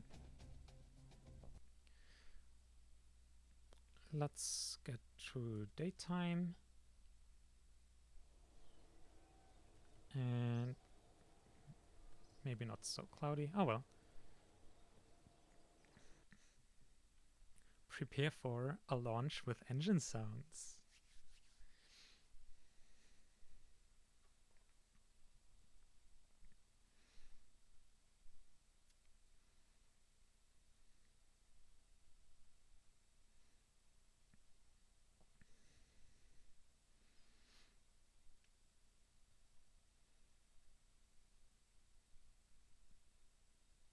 Should have maybe also checked the description text again. Basically, I'm not 100% sure what exactly a tundra orbit is good for. Like, obviously, spending a lot of time there in northern latitudes and stuff is obviously generally useful for certain things, but we don't really know what it's actually used for IRL, for sure.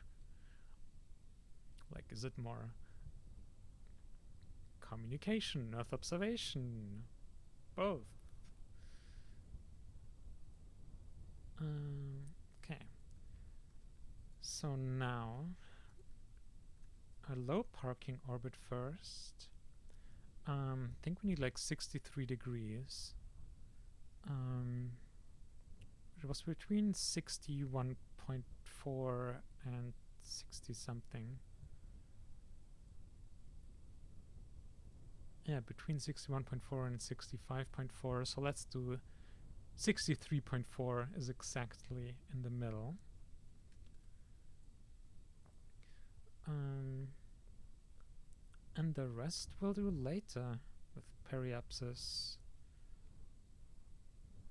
period, eccentricity. Yep. Okay.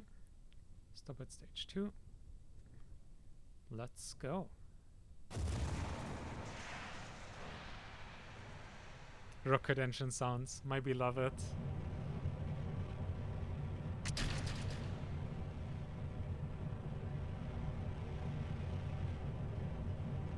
That slow crawl off the launch pad.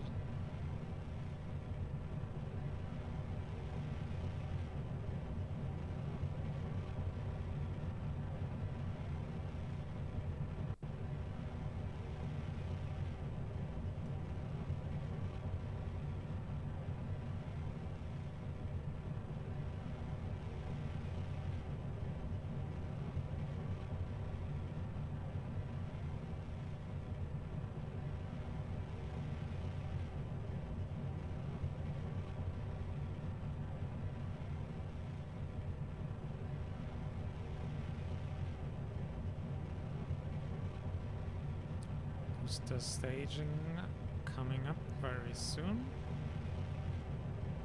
Let's watch another cross happening.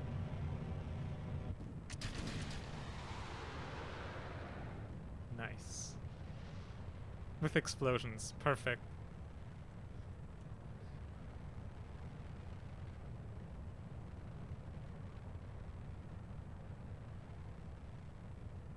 Oh, that's cool. Pretty much exactly 100 kilograms per tick are being used per second. Per tick, just per tick. Oop.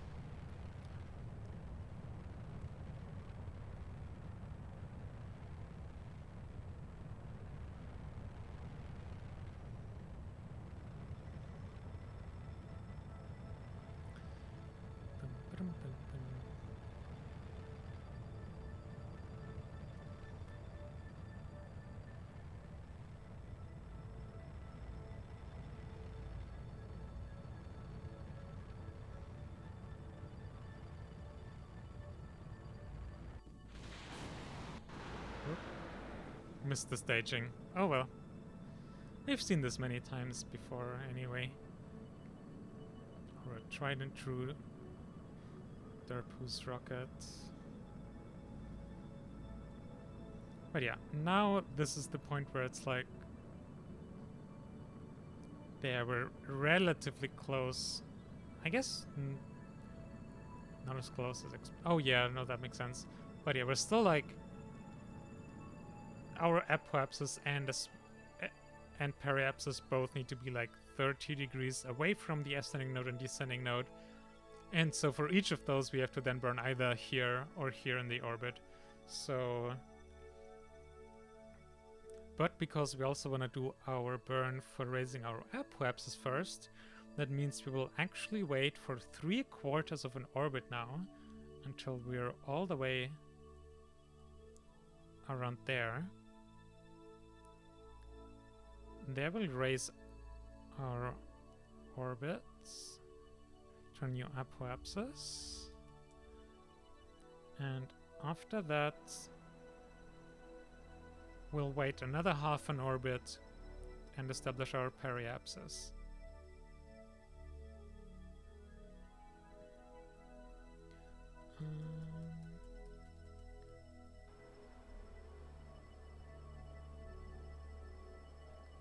I think we're a bit light actually, but yeah, either way. Let's get that engine ignited. RCS off. Now, how high did we have to go again? Oh, I think we don't know yet. Oh no. Oh god. But yeah, we're gonna have to do like 24 hours.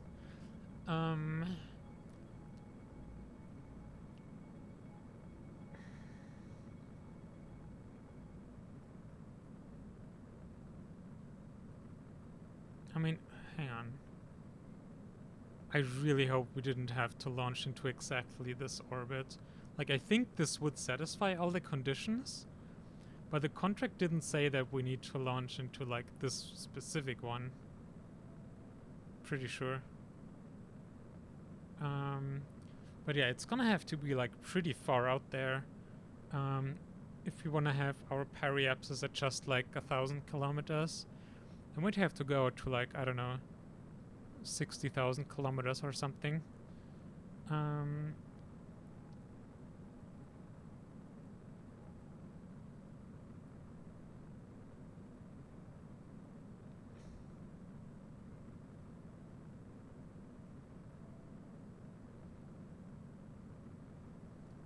Yeah, we can just time warp for quite some time here.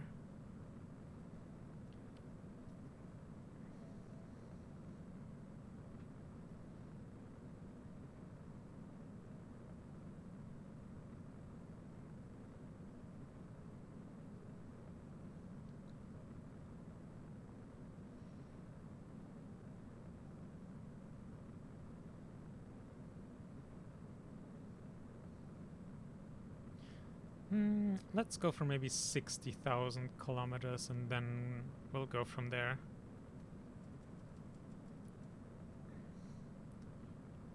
Either way, this is already the majority of the delta V to raise this.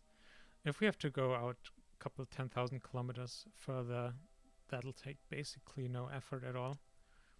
So let's establish our periapsis here. And then we can just increase until orbital period is fine. Oh, I don't think we checked about communications being enough for these kinds of altitudes. Let's hope that's not a problem. Okay, we have a dish on us. Never mind, it won't be a problem. Good thing we have these on these satellites by default. Okay. Orient prograde.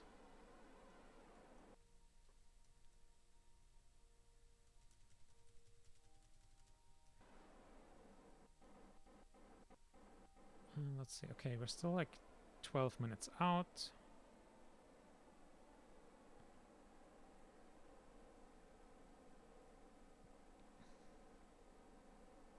Let's wait until our attitude is stable and then we'll time warp.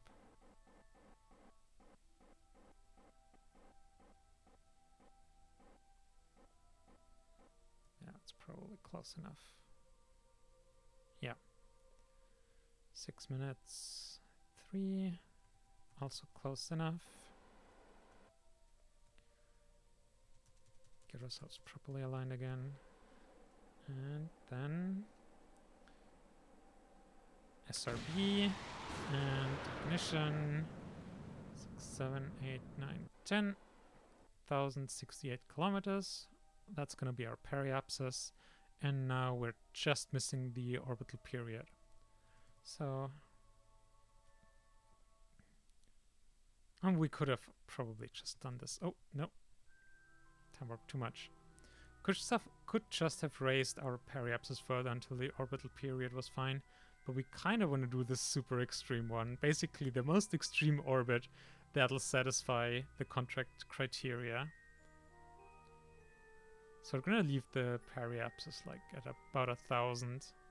And then just raise the apoapsis as high as we need. Okay.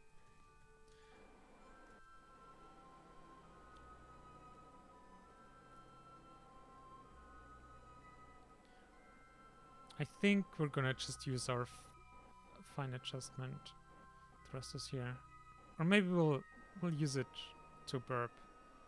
This very short test, very short burn, and then do fine adjustment. Okay.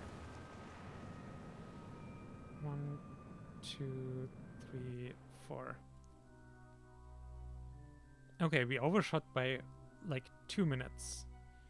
Orbital period, that is.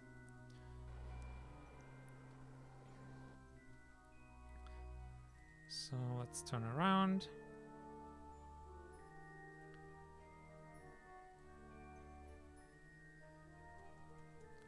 disable the big one.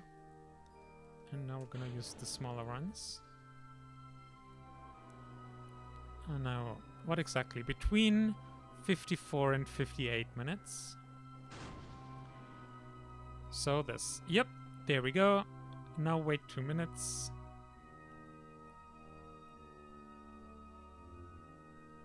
And now the period is off. Oh, this info.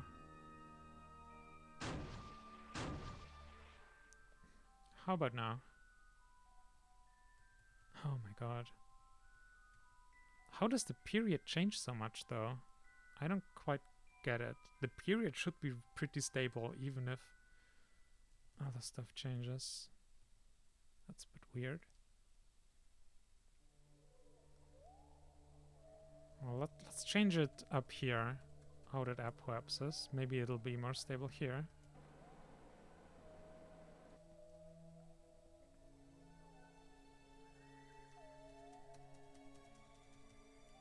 Probably one of those things where Principia and the base game are fighting each other. Because the orbital period that the base game thinks is happening isn't accurate.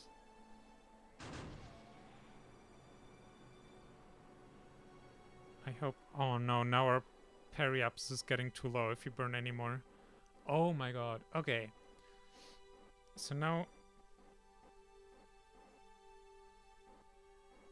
Wait.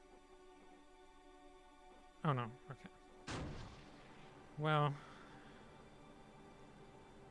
Oh my god, this is a bit of a mess here. So now we have to raise our our... Wait. Okay, that was very silly of me. That was very silly.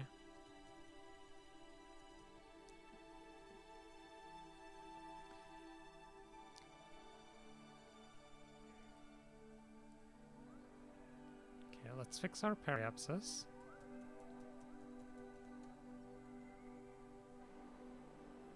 Basically, I just shouldn't have done what I just did. That was... yeah.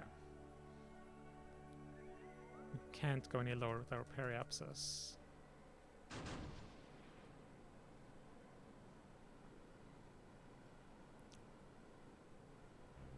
There, let's keep it at 1050.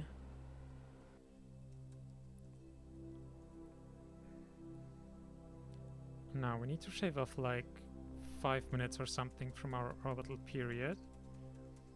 And yeah, there's the catch. When we're very low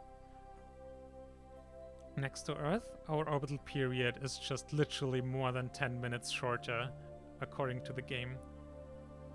Or according to the base game.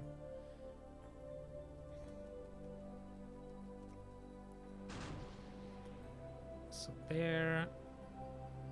we take off like a good 10 minutes or something, and then...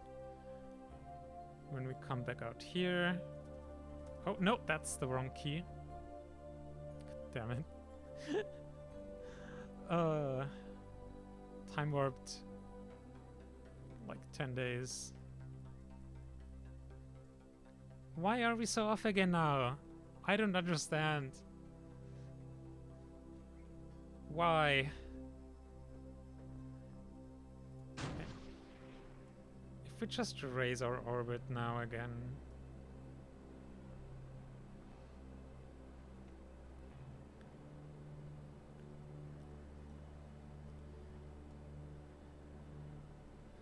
The game is just very confused right now. Oh, Jesus Christ.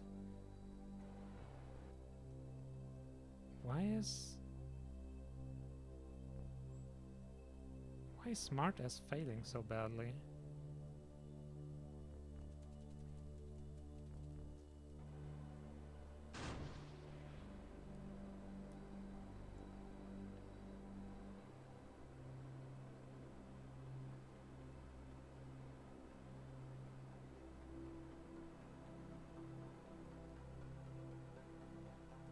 There, stable orbit. There we go. First Tundra orbit satellite. Whew.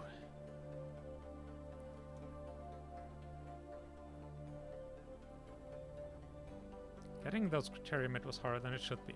Now, let's deorbit the stage, since it's something we can do very easily.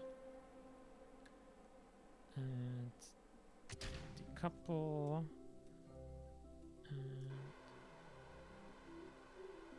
get away. Now this will also take very little effort. Because we're so far away right now and the periapsis is pretty low. And goodbye. And already on a collision course. We could even... Okay, let's be silly and reduce our orbital speed to 0. So we will literally stop in our tracks and fall straight down to Earth. Which is not something you really ever get. And if anything is one of those very silly sci-fi tropes that you can get upset about. But in this case, we're actually stopping dead on our track and are just falling straight down to Earth. Boop. And explosion.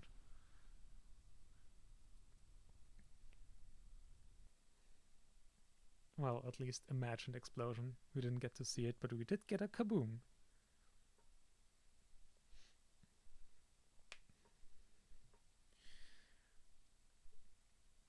Alright. I mean, that was basically our short-term do these things today list. Now we can see how the research is coming along. How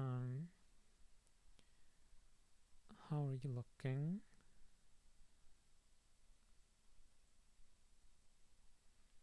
Surface science, stage combustion, okay. But it looks like the lunar heat shield science is done already? Is that true? Ooh, excellent. I mean, maybe we even want this node and get some like actual lander engines going, because right now we don't have any throttle-level engines, and that could be a problem.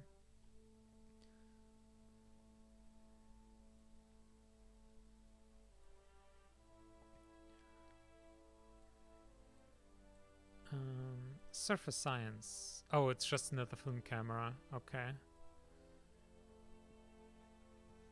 Okay, this science node will be amazing though. So many experiments.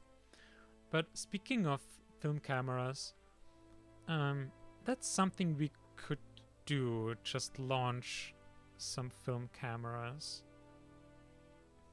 Like, we've made plans for that in the past, but then haven't really done it. Like, we launched some of the basic ones,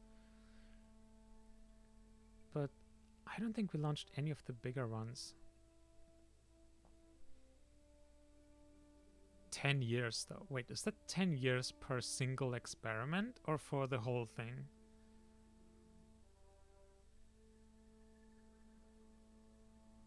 If that's single year per mission and then needing several missions to complete it, this would be a ridiculous long-term thing.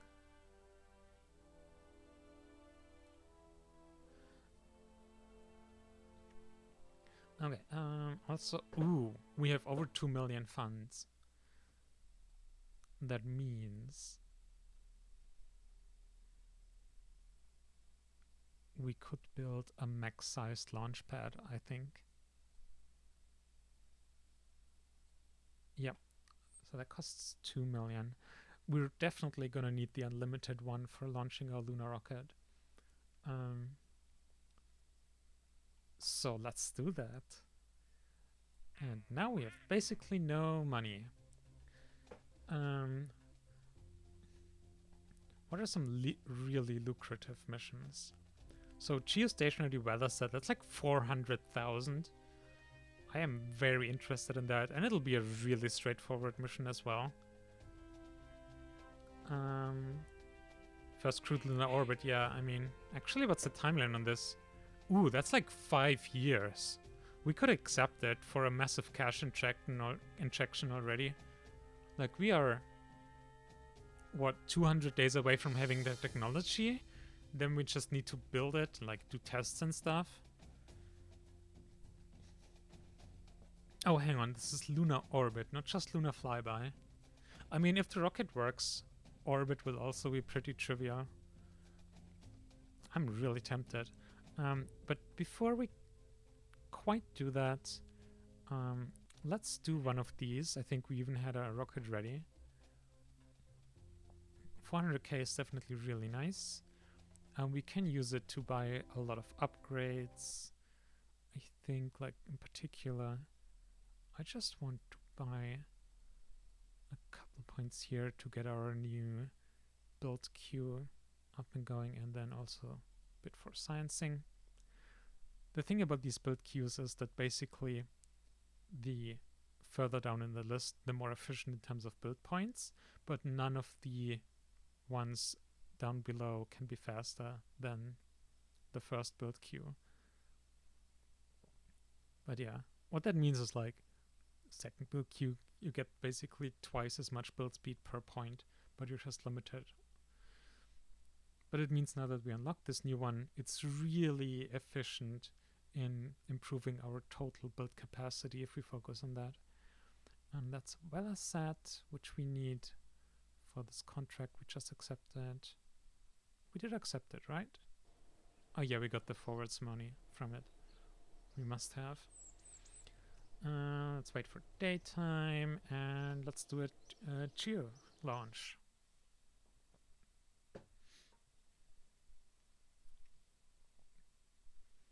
And then, I mean, I really want to launch some more film cameras.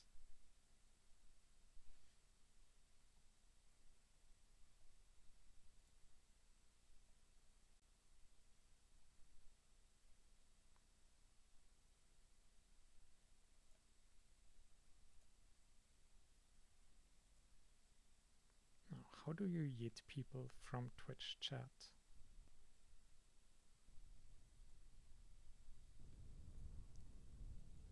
Ah, there, ban.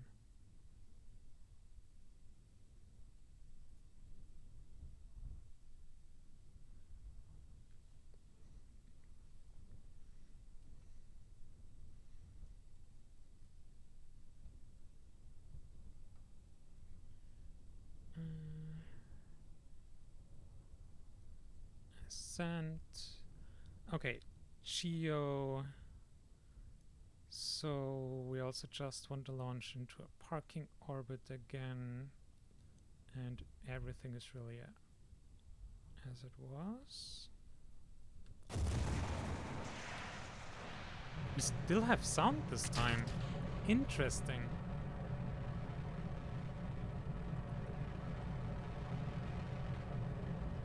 I mean, I'll take it.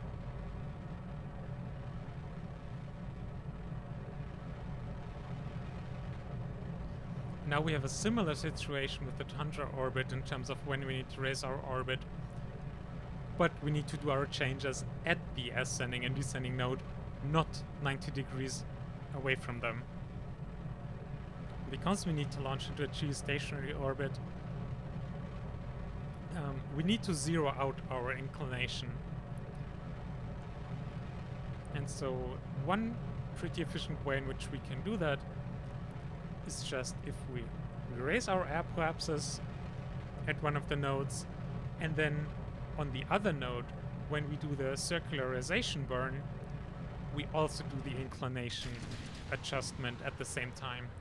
Combining those burns into one will be extremely efficient, which is nice.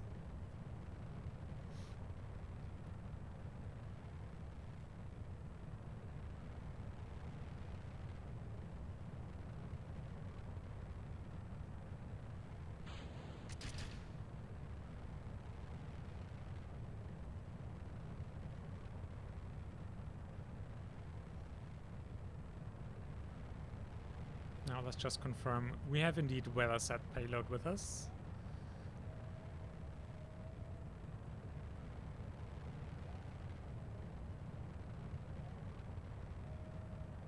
At least, ooh, 375.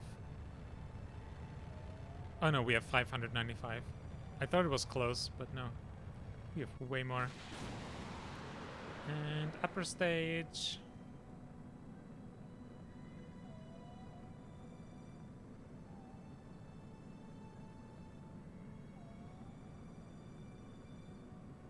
And orbit insertion coming up in 30 seconds.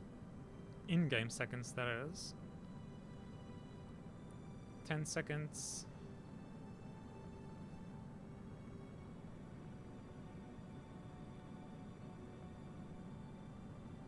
And there we go. Now we can wait for the descending node. Raise our orbit. Oh no! We launched into a super high inclination. Good thing we have total overkill delta V budget, so we don't really care. But that was very silly.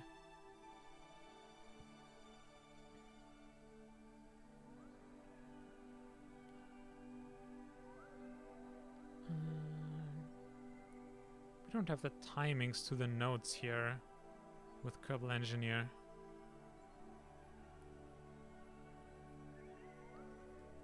But yeah, we're very close in any case. Prograde.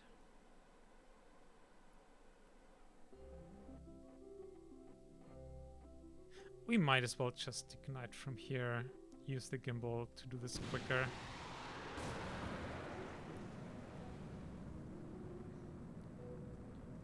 Not the most efficient thing to do in the world, but we already threw efficiency out the window. Also not the best timing. We should have started this way earlier. But oh well. It's gonna be a bit off.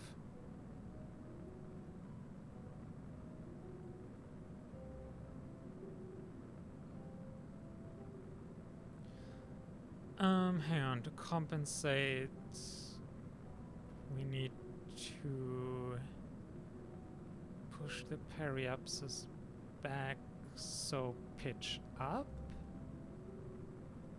I think it means we need to pitch up.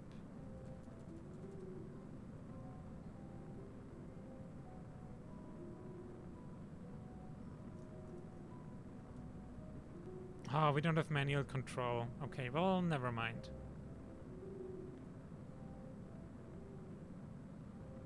Okay. Now we need to get up to... what is it? 35,700 something... something like that.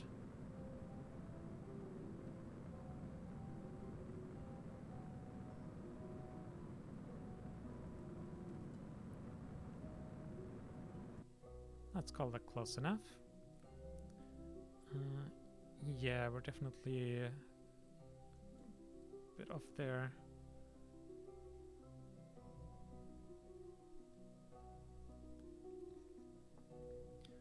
Now we have to do like a 60-degree inclination correction. Jeez. That's a lot. I think... oh yeah, no. Actually, we only have 3.3 kilometer delta V. Okay, this would be hilarious if we fail this one just because we forgot to check the inclination. And this is why you should always check certain things, at least every time you launch. Usually we check it, but we're getting pretty dissociated now. And we didn't. Come on. So there, inclination.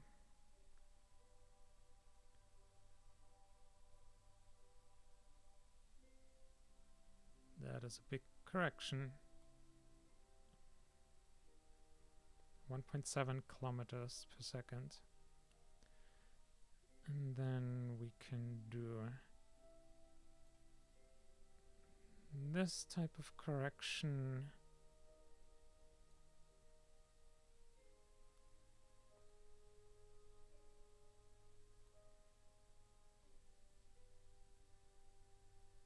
And then we need some more prograde.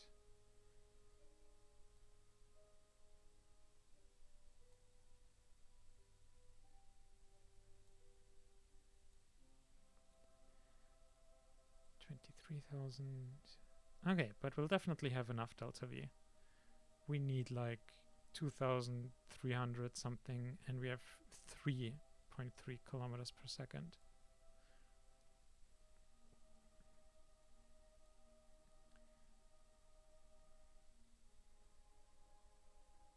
Yeah, something like this. The fine adjustments we can then make on the way.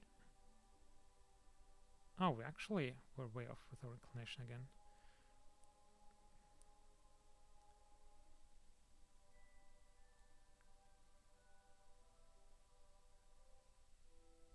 Okay, well, it's actually getting kind of close. We're now at 3 kilometers per second out of 3.3. But this is very close to what we need to establish geostationary orbit. And the 300 meters per second buffer that we have should easily be enough. Although, inefficiency with Principia planning, we'll see.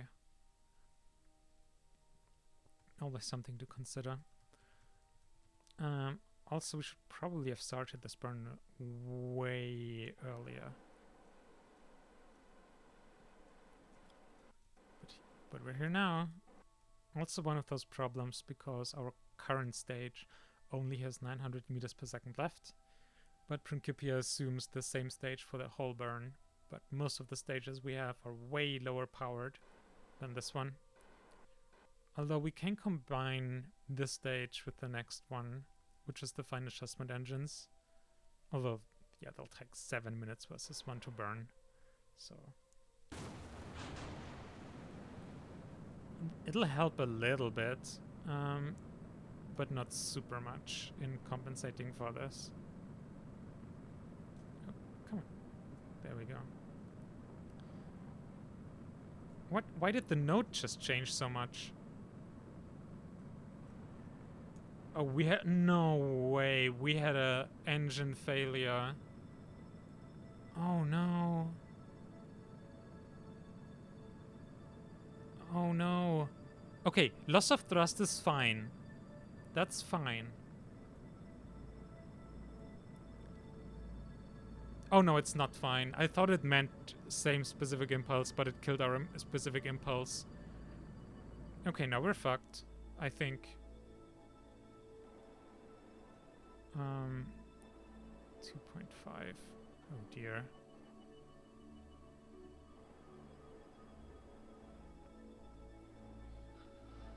Oh. Well, this is not going according to Keikaku. Not at all.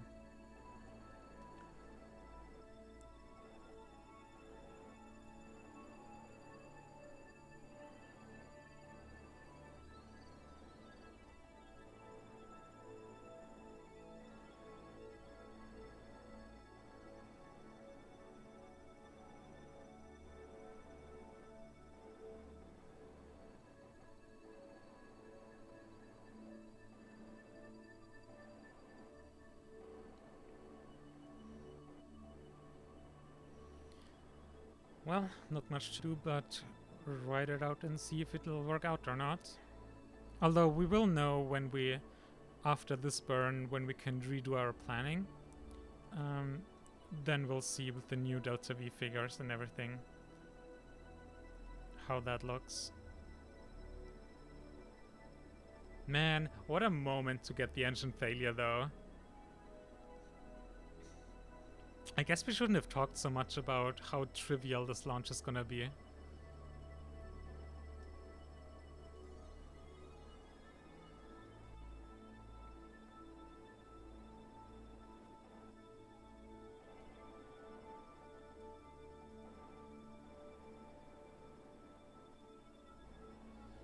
Okay, well, our slow stage is almost burned out. Oh, never mind, our other stage will take 20 minutes.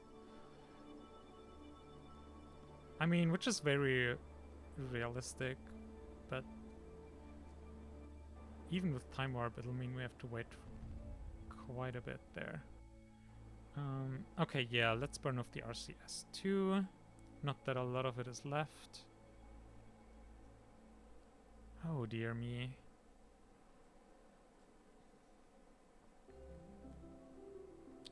that loss of efficiency with the engine failure, that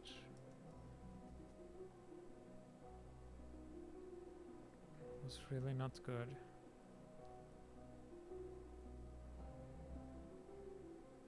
This is just gonna take another minute or so to use up all the fuel with the RCS here.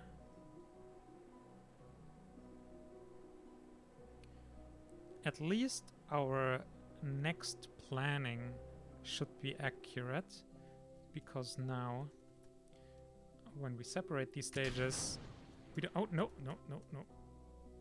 We don't have the extra solid rocket motors, the LH motors. So Principia planning should be nice. Yay! Silver lining. Let's delete that maneuver, rebase, and add a maneuver in. Whoop. Okay, not that far in the future.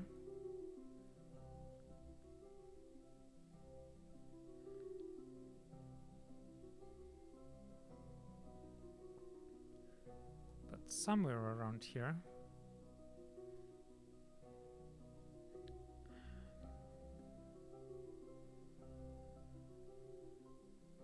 Now we're gonna need that. We're gonna need a whole lot of that.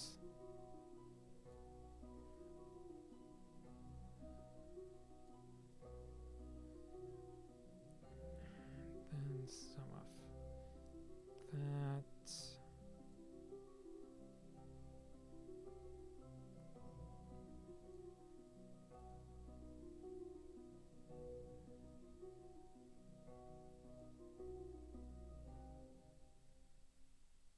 Oop.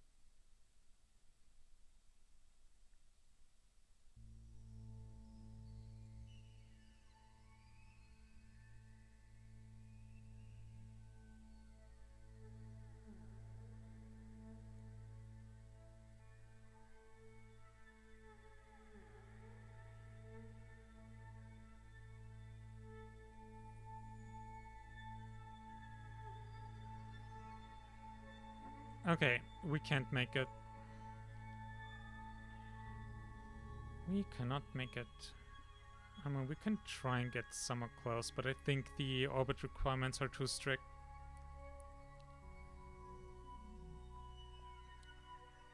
It's also a specific location of... Wait, inclination below 2 degrees.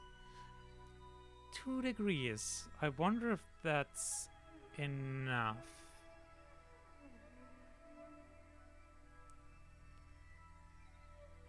Yeah, let's just go down on the inclination.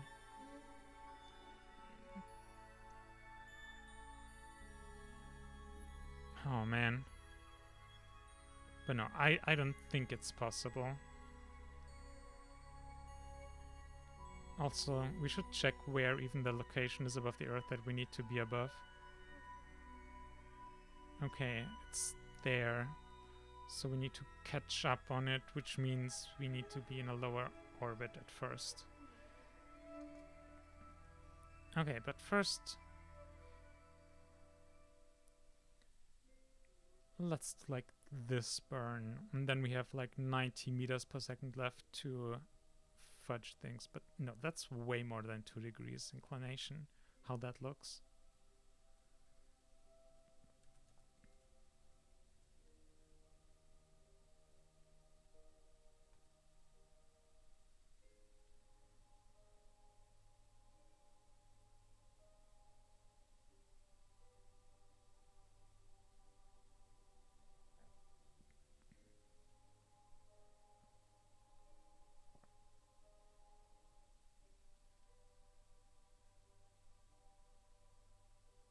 It would have been really cool if we hadn't messed up the inclination, and then we could still have finished the mission despite engine failure. That would have been a cool moment. Okay. And now lots and lots of time warp.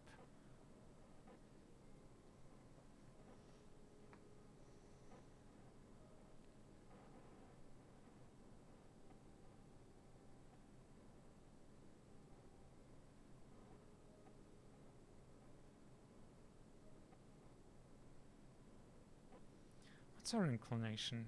36 degrees still. Our periapse is at 12,000 kilometers at least. I mean, it doesn't sound like we're that far off, but the numbers can't lie. Orbit speed must be around like... Actually, it's only 3 kilometers per second. Well, now I'm getting confused. 700.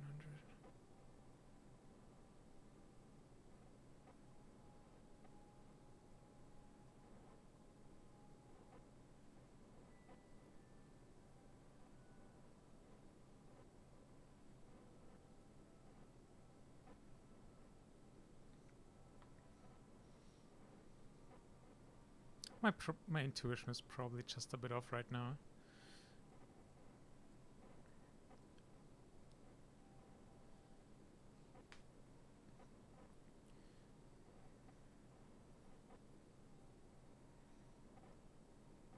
You know what's funny?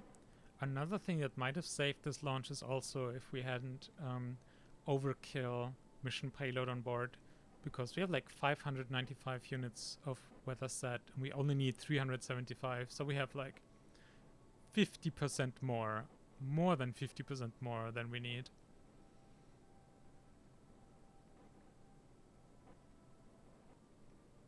Okay, we're actually time-wise almost halfway through our burn here.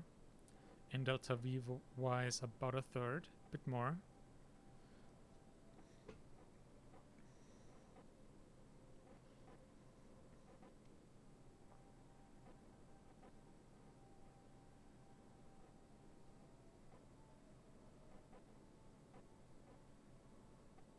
How's our inclination? Oh, jeez, still at 21 degrees. Yeah, that inclination just costs so much to fix.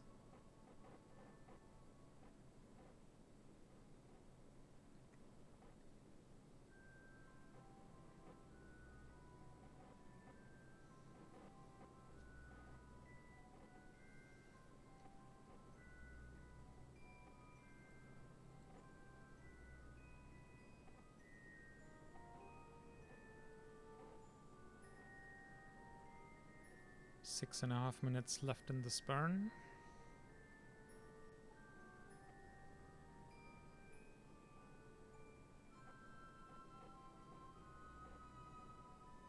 It's definitely going to be close.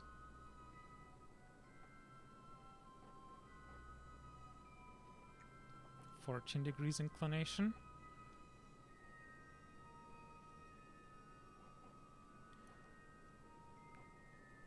But yeah, there's both relatively strict requirements for inclination and also the orbital period. Like we can definitely get one of them pretty good, but I don't think we can get both there.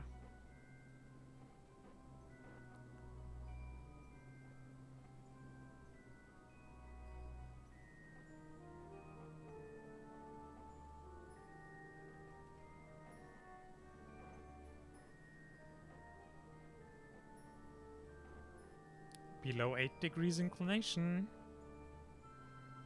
And also 250 meters per second delta V left. Oh man, this is gonna be so close. Okay, let's get rid of time warp.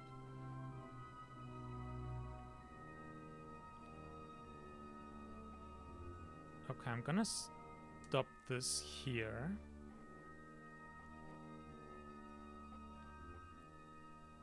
Okay, we're like 50 minutes period short, and we still need to fix 3 degrees. Now, to make this... Oh, we're still so close though. But yeah, to make this as efficient as possible, let's only do inclination changes like right at the nodes. We definitely still need to fix that.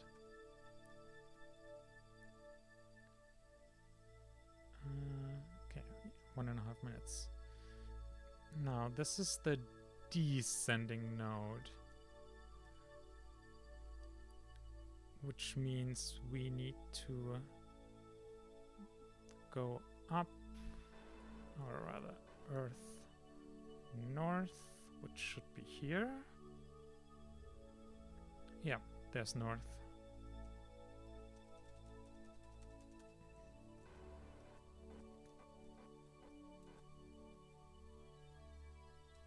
Oh, okay, we're at the node.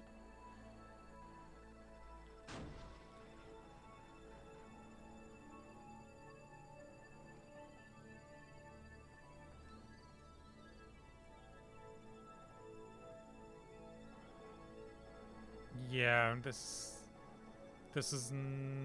oh my god. Nope, it's not happening. So close though. My god. 2 point... oh, we still have some RCS left.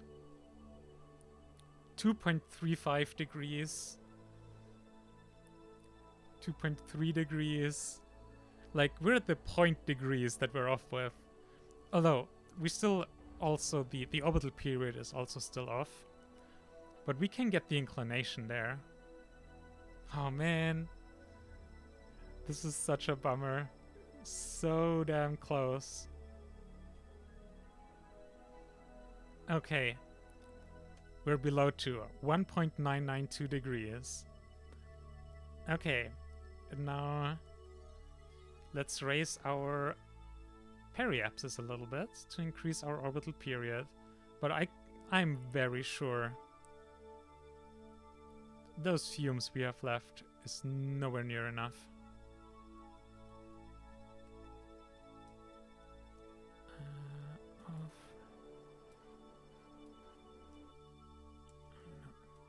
And I just wasted a bunch of fuel as well.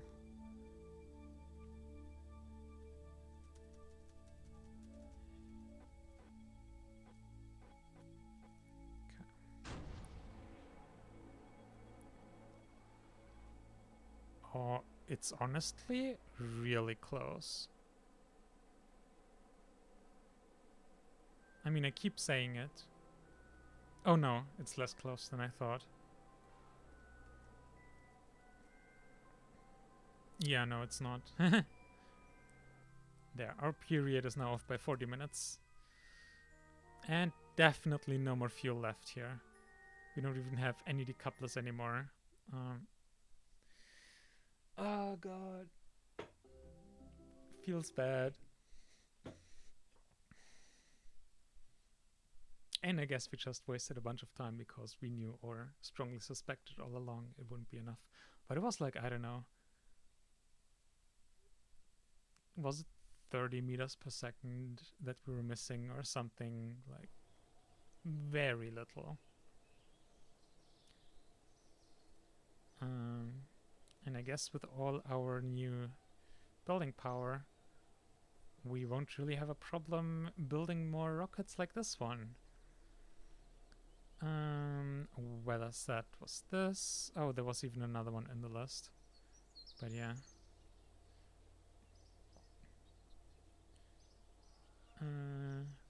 Although I think the next event will actually be course correction for the Vesta and Venus orbiters.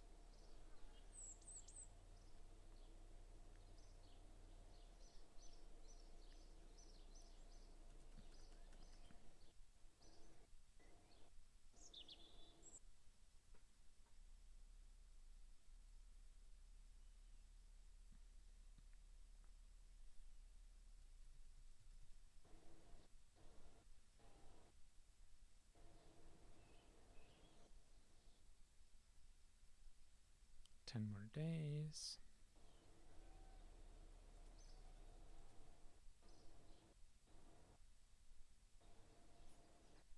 No, I don't remember if we needed to do a lot of correcting for the Vesta and Ceres probes. Time to find out.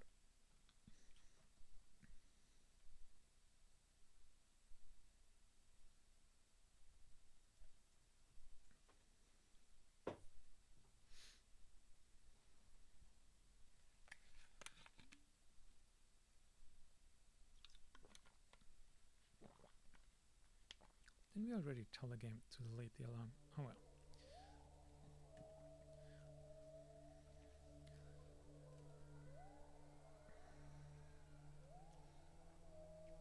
Now, let's see. Where you headed? You're the Vesta one, I guess?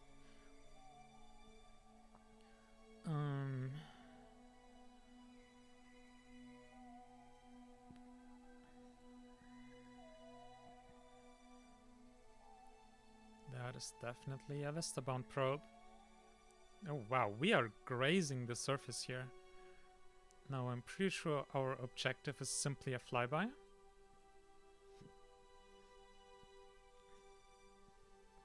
Yep, within 20,000 kilometers, and we're at 80 kilometers. Okay, yeah, this is perfectly fine. Actually, do we have a chance at orbital injection? We have 2.8 kilometers per second. Let's take a look-see. This is in 51 days, 18 hours. 18 hours.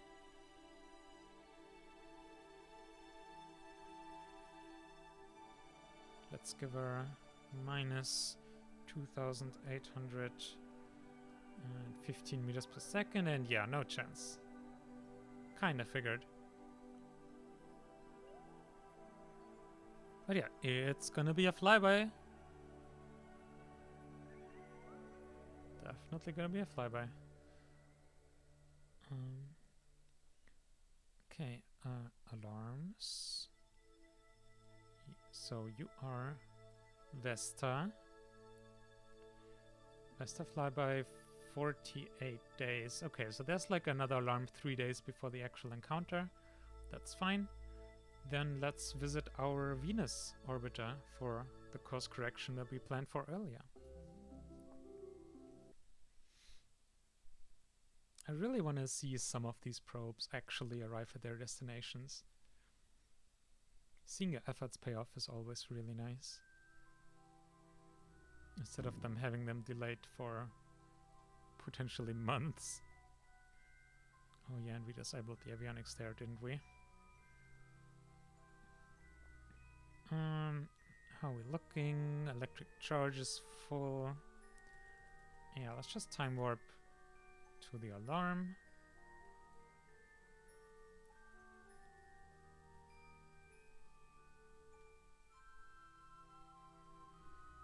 And then do our correction. Okay, now Venus. Oh, that's right. We'd set up the actual collision with Venus. Oh, that's fun. That is amazing. Yep. Wait, where? Okay.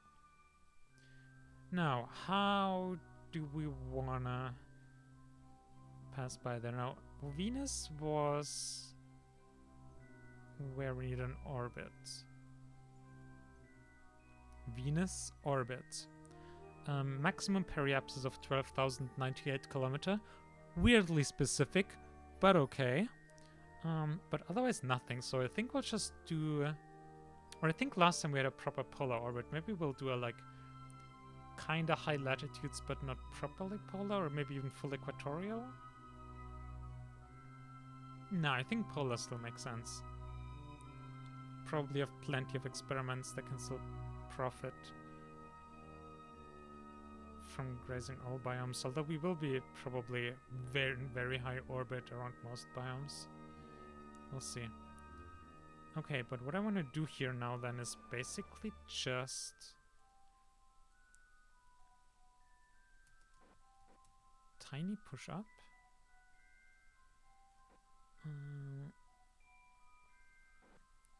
I'm even scared to use the solid rocket motors here. Yeah, they give like 13 meters per second. Let's try just these engines first. Stage, and yeah, we just need tiny.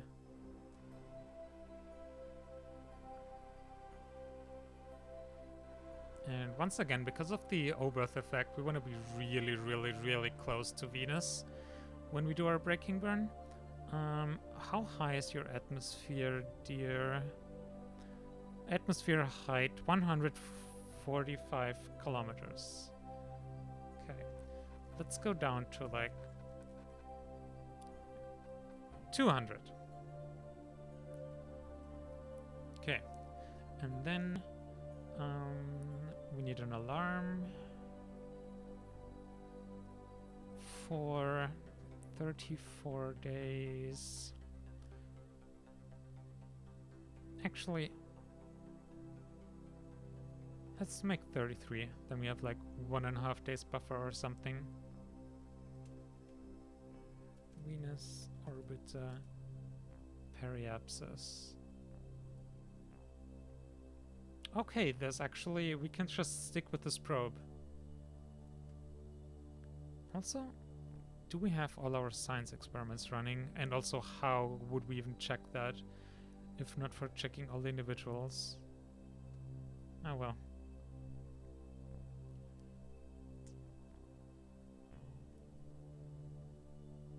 Let's just warp ahead and then visit Venus.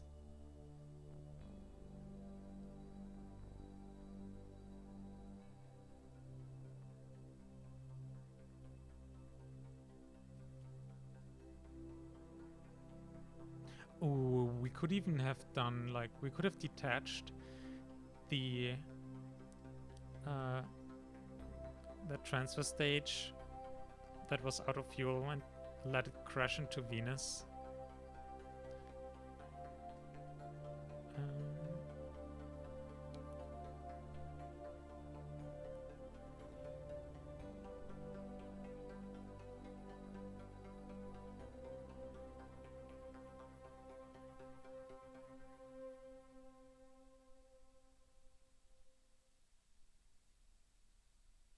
2 days. Are we still not in Venus's sphere of influence? Nope.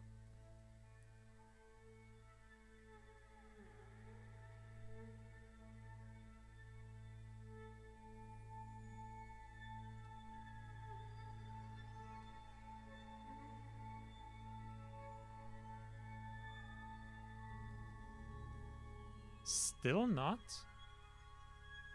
Okay. Oh, that's right. We're still 2 days out here. I was going with the alarm we set. That was like hours out. And I think that's the transition. No. There we go. Venus space high.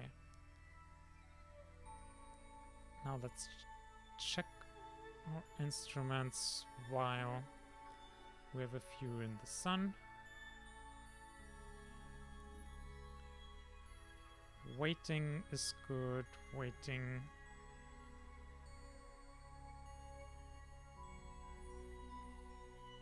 Yeah, waiting basically means they can't do science right now because we already got it. Oh, there. A new experiment we didn't have before, probably, on our last Venus mission. 66 science points. That one alone. Excellent, excellent. I expect great things from you. Okay. Let's keep an eye on our science points. 78, 80, 82. Very nice. Our new WeatherSat rocket is also built, so we can give that another go. This time without launching into silly inclinations. Okay. Getting very close here. 49 minutes out. There's the beauty.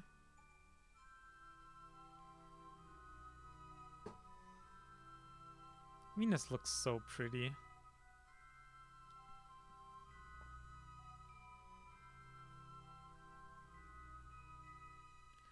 Okay, oh no. Okay, hang on, we need to... Jeez. So... Our high... Oh no, both are really low thrust, honestly. We're gonna need a long time to capture into this orbit. We might have to start burning, like, pretty soon.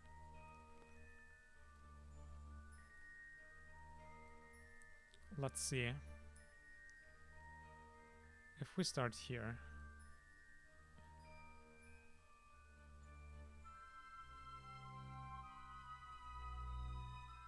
Okay, then we're gonna impact. Oh wait, that's 3,000. I was gonna say we don't have that much delta V, but we do actually. But we primarily need to know when we capture orbits.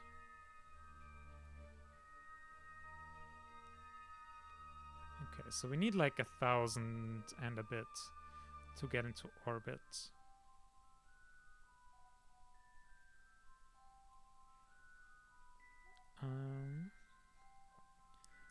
1,000 and a bit means we need this stage and then 5,500 more. 500 meters per second will have a start TWR of 1.8 meters per second, so that's like 200 something seconds, so like 3 something more minutes, 10 minutes total burn time. You say 103.5 seconds. What are you even on about? You still calculate with this engine, even though it's disabled. Oh no. Principia, why are you so stupid sometimes? Like, seriously. This engine is literally disabled. Can we set the thrust? No, that's gimbal. Throttle independent 0. Do you listen to this maybe? But probably not. No. Oh my god. Okay, well, we'll just have to guess then. My god.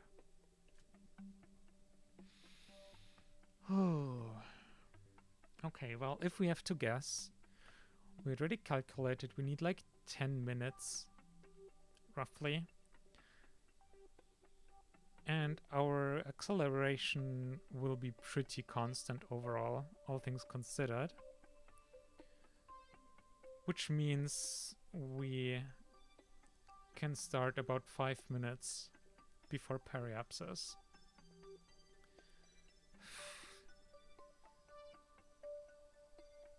And then we just eyeball our attitude, I guess. Okay, 5 minutes. Jesus Christ.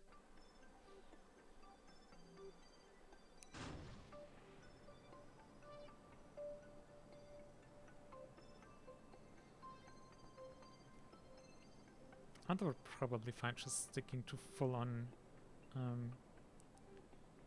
retrograde attitude. There.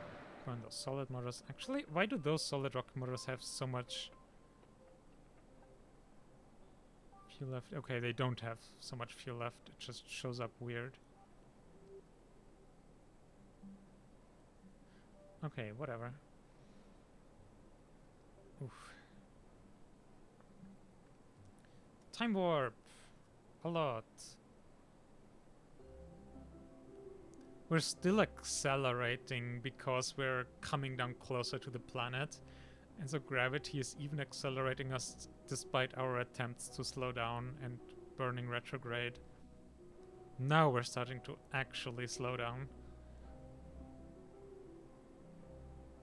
So pretty.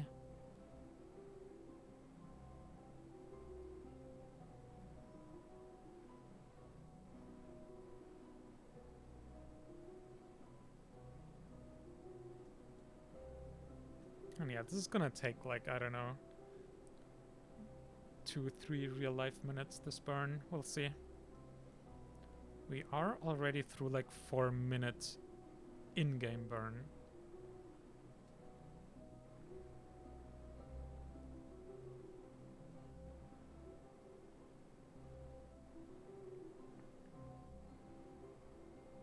I also don't remember from the top of my head what escape velocity around Venus is exactly.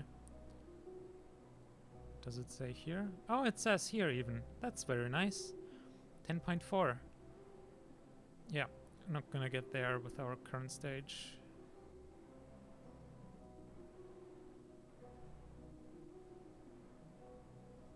almost time to stage.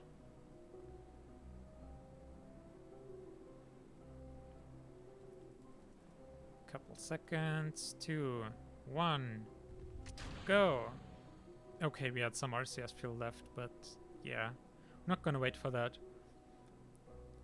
Time is way more important right now than making use of the last fumes with RCS.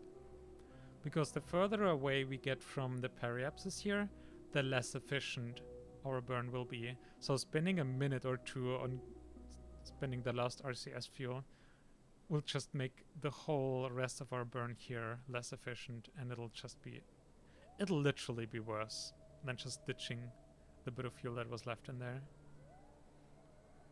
Time warp. Let's do the time warp. And we are below escape velocity, technically. On some level, at least. We're still escaping right now.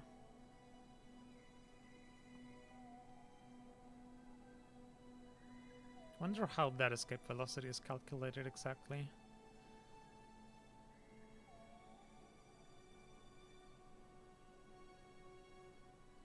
Okay, now we're actually really getting close. And now we're captured into an orbit. Let's try and be more efficient by doing more of our orbit lowering one orbit later, but also we would get a lot of altitude for our periapsis if we just stop this burn now. Although we also do want to get a higher periapsis for our long-term orbiting. Actually, this might not be the worst thing.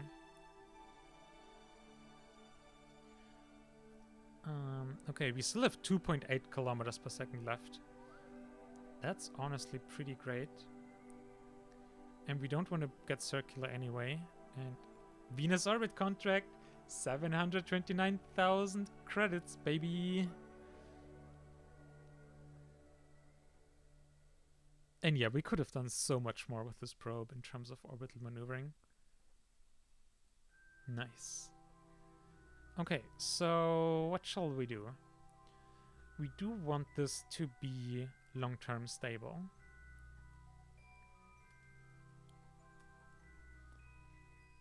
Let's see what it says for 70 days. I assume this is pretty volatile as it is. Mean apoapsis, the periapsis 800 plus minus 579. That's kind of hilarious. Yeah, I mean, we do want to go a bit lower for sure with our apoapsis.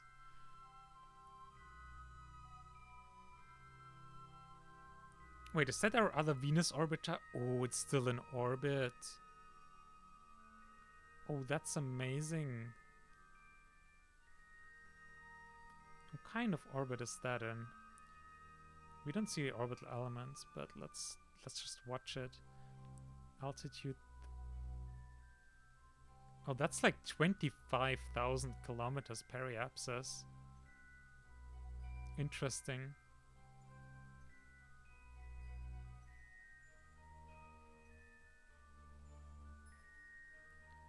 What's our apoapsis? 230,000. Jeez. That's like over half the distance to the moon. Like Earth and Earth-Moon. To be very clear.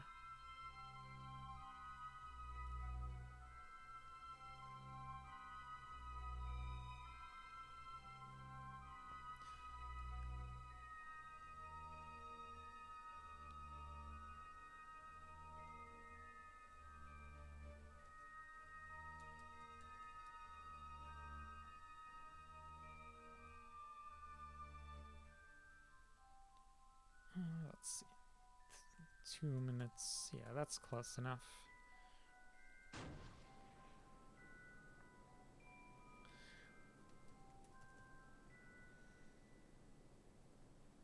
Actually, we might want to do a couple of orbits. Oh wait, a couple, I say. 33 days to get out to 1,000 kilometers. Although if you just naturally recede further and further, We can just leave the orbiter. Like, the fact that it's always getting further away is really good in terms of, like, not falling into Venus's atmosphere. Like, that's the one thing we definitely want to avoid. I want it to be in a Venus orbit for a very long time without crashing into it. And if it just slowly gets further away, that's fine.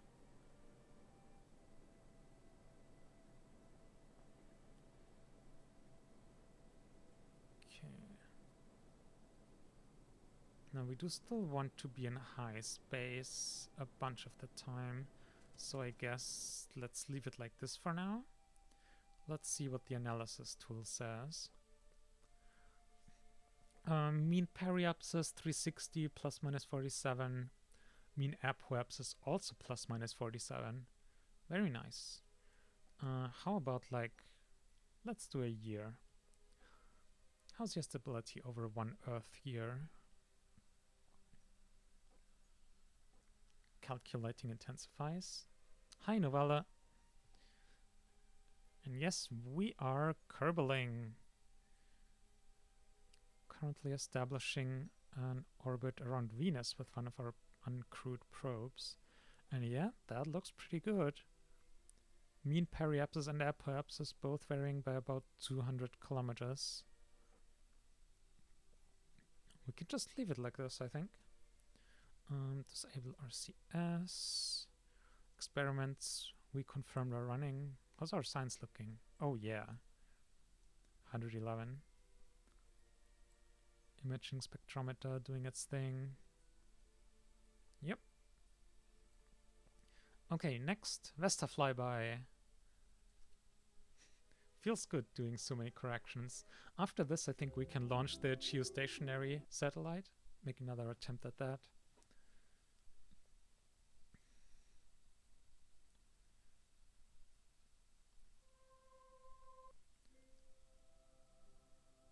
Okay. Now, we didn't write in what is upcoming here. Vesta, it might just be the actual encounter right now. Vesta.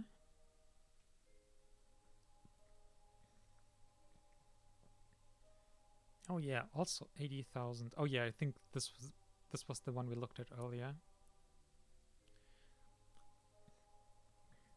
It's flyby time. This is exciting.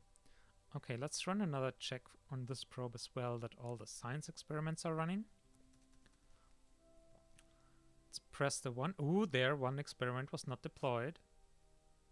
Maybe we need to go check on our Venus probe again as well.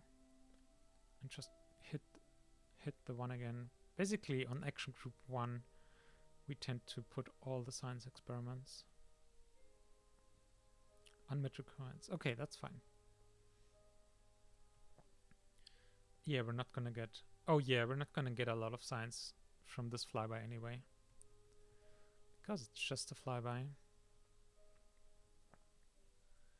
Okay, it's time warp.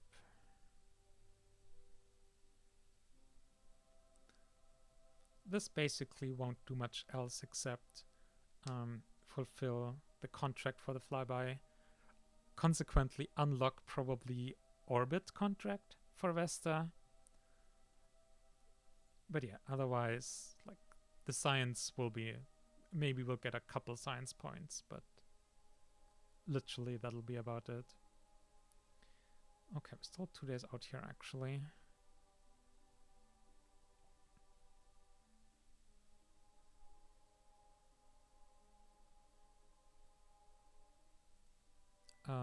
Why are we out of electric charge?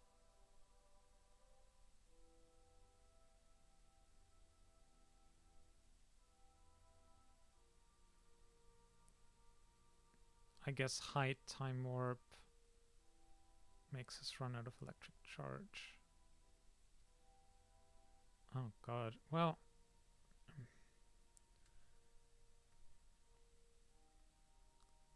what do we do about it? We could change its rotation axis a bit. Ooh, hello.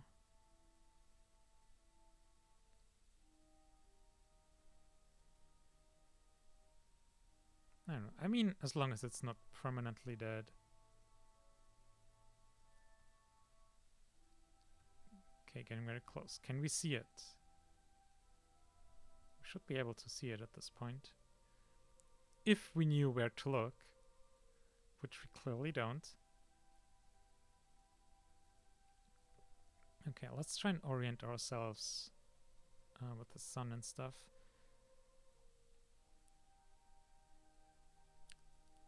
Okay, so it's not too far off from the direction of this. Oh, there it is. Yep. Is that Vesta flyby? There it is. Also, wow, we have 200 science points now. Yeah, we're getting like a couple 0.0 science here. Whoop. Forgot the time warp. But yeah, I mean, it's an asteroid, basically. Whee! And goodbye.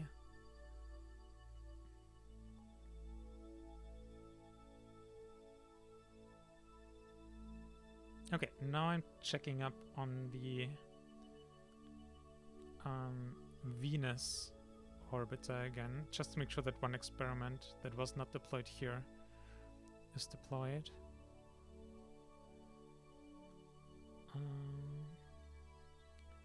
Now, the big question, which of the two orbiters? Where's even the second one? Okay. Venus-Mars flybyer.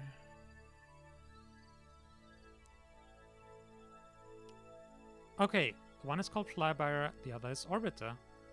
It's gotta be the orbiter. Assuming we did our naming properly when designing these, which is not necessarily a given, but the fact that even called one is flybyer and one is orbiter, probably it's correct. Probably. And I think it was this experiment, the high resolution infrared. Yeah, pressing 1 didn't deploy anything new, so it was probably fine all along. Holy shit! You already collected... Oh wait, that's probably also partially progress from the other spacecraft. The 200 of 600. Okay, so let's launch... Actually, if we launch it geostationary, we want a couple days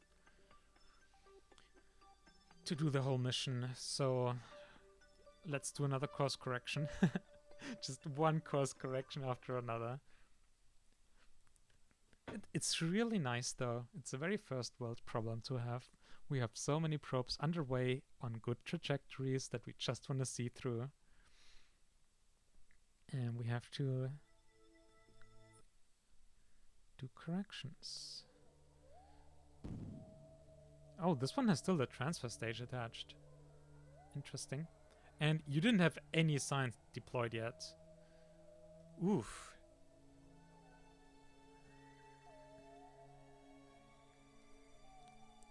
Alright. Oh, is this the one where...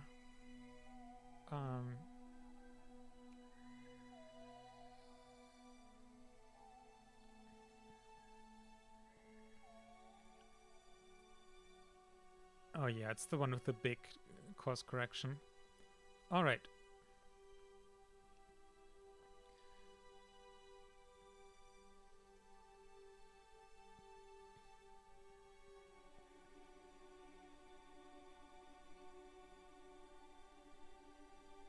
Oh, we're gonna have so many upgrade points free from the science. It's gonna be amazing. Another weather set done. Okay, we're still 3 days out from the actual maneuver here.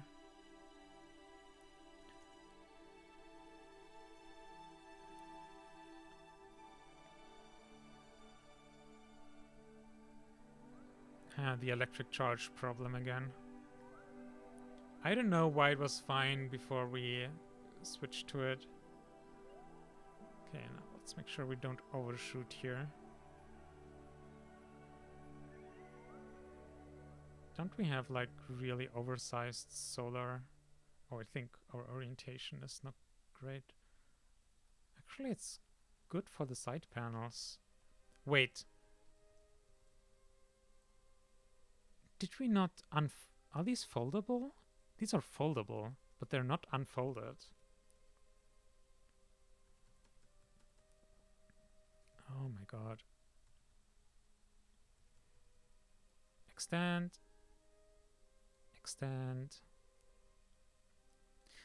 Turns out, if you don't deploy your solar panels, they don't produce electricity. Who would have thought? Now, how much do they produce? Charge rate 1 AU, 158 watts. But you don't show the theoretical, you just show the real now. Ah, okay, well, at Mars distance, this is Mars, right? It's like half the amount.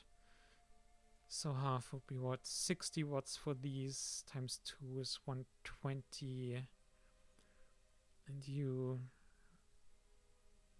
70. Okay, so any one of these is about as much worth as one of these folded ones. If we can manage to orient the folded ones towards the sun, that would be good. I didn't realize we were so bad with our solar.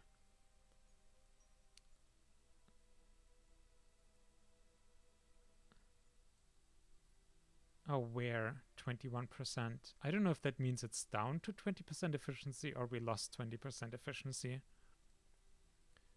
And this one doesn't even say where. Oh gods. Chaos.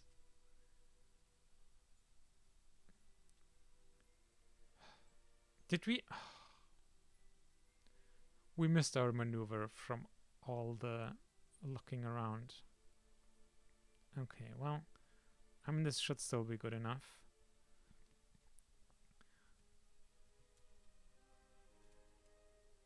Oh my god.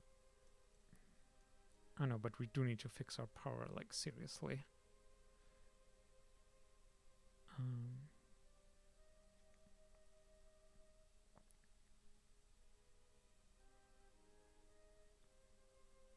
Give power? Okay, maybe.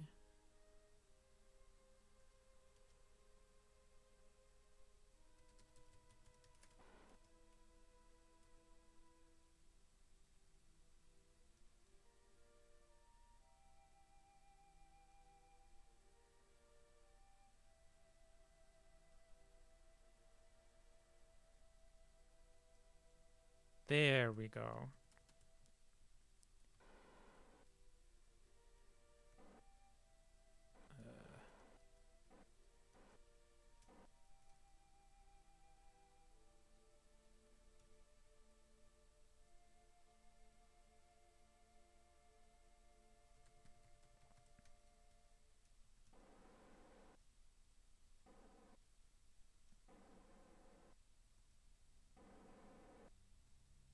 Now, we'll...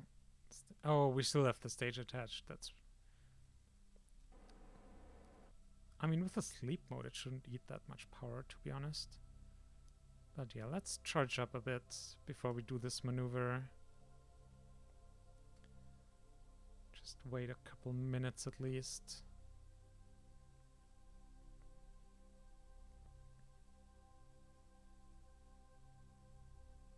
And I guess note to future self, still increase the amount of solar panels we take, even though it kind of felt like we were over-engineering, but maybe we weren't. Okay. Now let's get this maneuver again and actually execute it.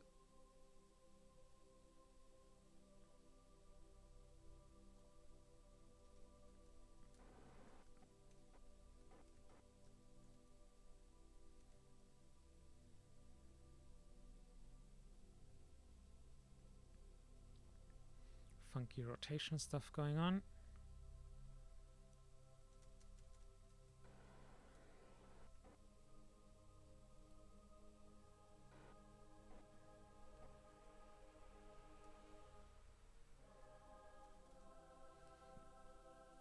Okay. Now, let's get our mouse view up as well. 10 seconds until start.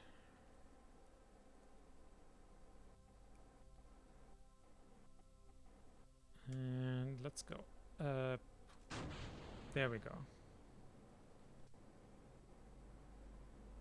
Oh, right. I think Principia probably also calculated with the wrong engines again. Because of course it does.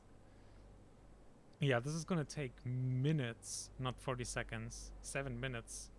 Time to time warp.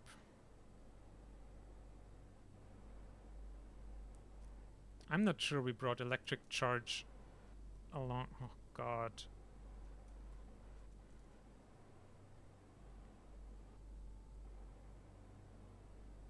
Just put the node on again, please. Okay.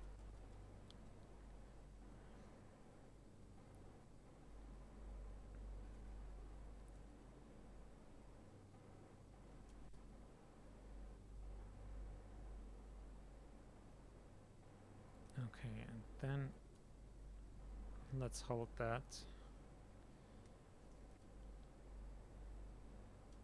Okay.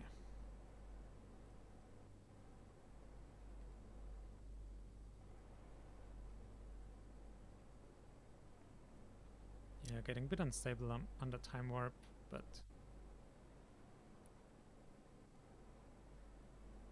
3x is still fine. Okay, maybe it's not.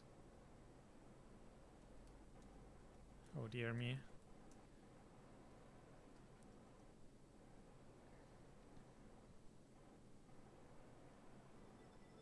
Hey, we did like half the burn already.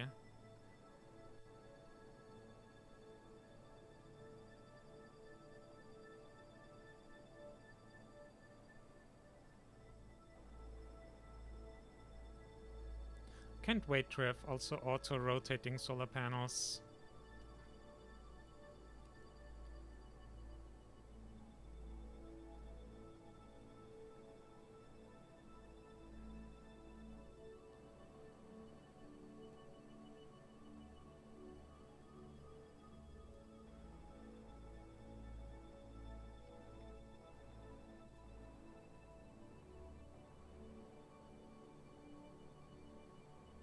I can't help but think we need to plan this new. This does not look very good.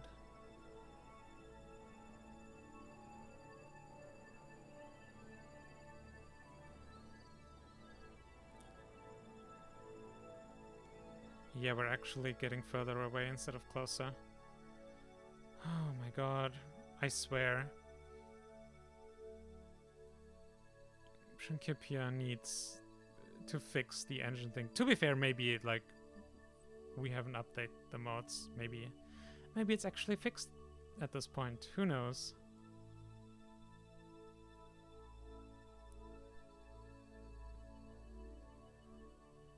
Okay, 70,000 kilometers. It's progress. Okay, and we'll get there with like 75 meters per second. So we are pretty close. Just a correction for the correction. The usual. Oh my god.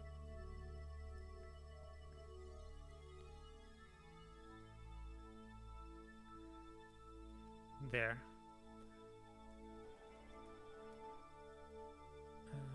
Off.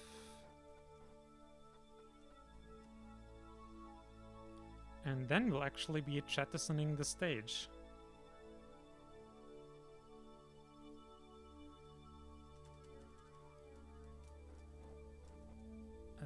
Wait. Where am I orienting towards? There.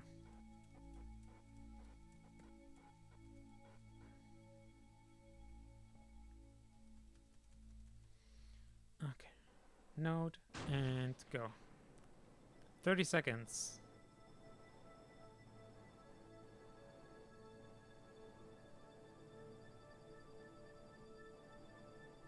Now that's what I like to see.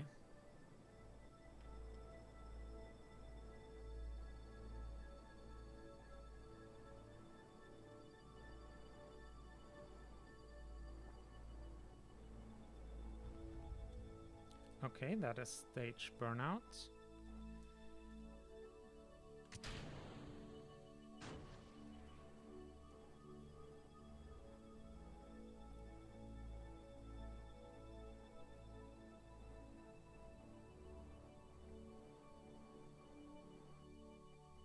And fine adjustments.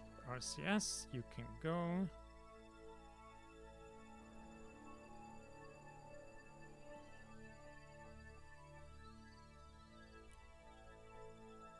Ah, 40 is a bit... I'm closer than 270, but not as close as 40. But I think... Okay, no. 100 is good. What do you say for atmosphere height? Oh, 125 actually. Then I don't want to be at 100. 136. Perfect. Actually, keep changing my mind. But if we want to capture orbit, which even though it's not... Actually, is it in the contract? I don't think it is. But either way, having a bit buffer helps. Okay.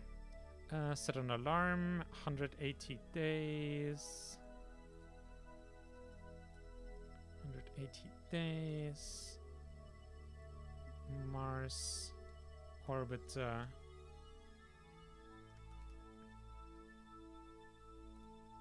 There we go.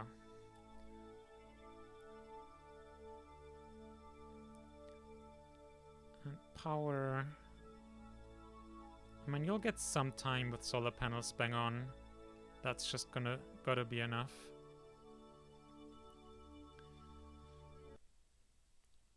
All right.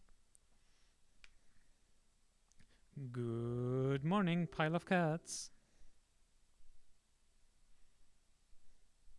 And cuddle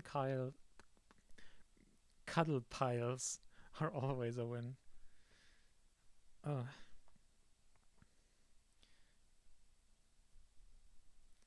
Can you tell we're pretty dissociated at this point? 10 upgrade points, and we can also do so much science. Okay. Well, I guess I splurged all the upgrade points on this.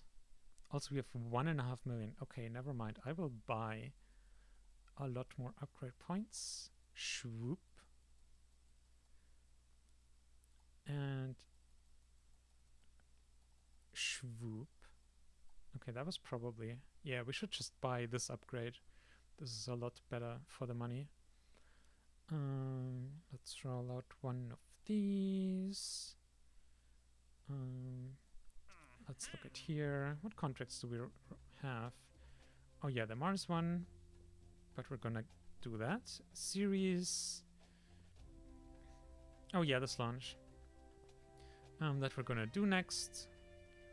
Venus Orbital Science Probe. Orbit Venus, Blur, Destination, Orbit. I mean, that's basically what we've just done. Why is this a separate contract? Vesta Orbit. That's difficult. Mercury flyby, Jupiter flyby. Yeah, Mercury. You better give a lot of money. Jupiter, we might actually be close to being able to do. If we just...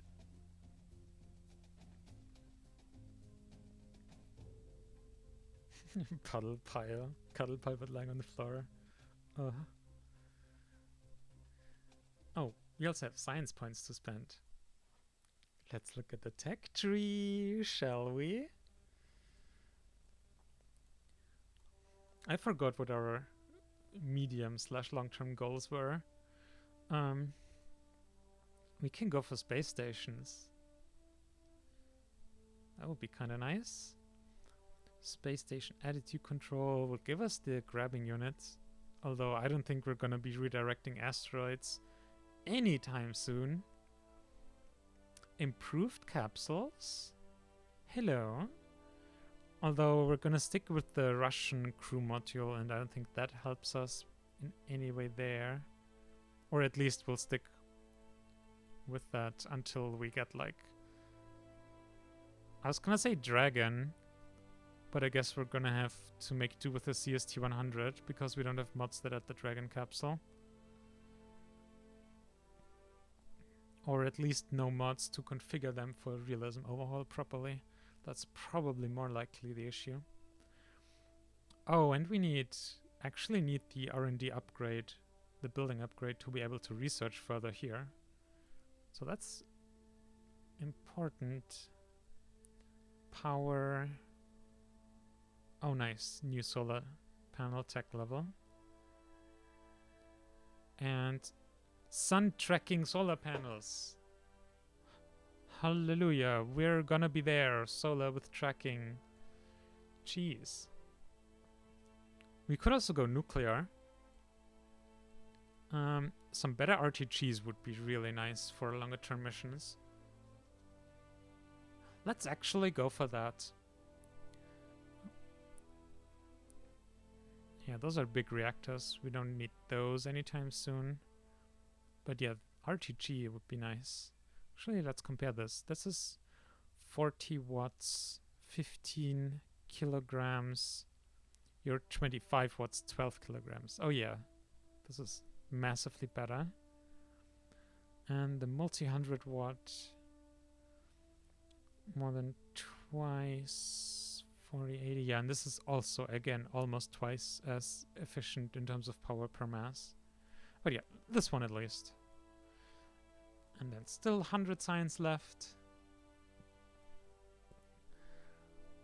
I mean, the landing, honestly, the throttleable engines, which is...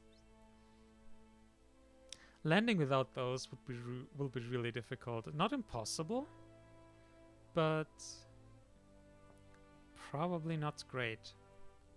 Wait. Nuclear propulsion. Temptation is rising. Oh man, 15 tons though. Yeah. That's the downside of the realism, because they will only be useful for like really heavy missions. And by really heavy, I mean this will basically not really be useful for a lunar mission. I guess you could do nuclear for the transfer stage from low Earth orbit to lunar orbit, and then command service module type engine. But since we're doing direct ascent, we didn't really need that. Honestly, I don't know. Let's just get the lander engines so we have them in case we need them.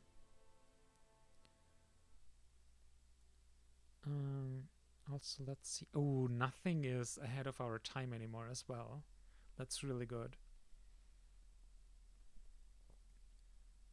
That is excellent. Okay. Let's try this geostationary launch again. And for anyone who wasn't there earlier, we failed a pretty simple launch earlier.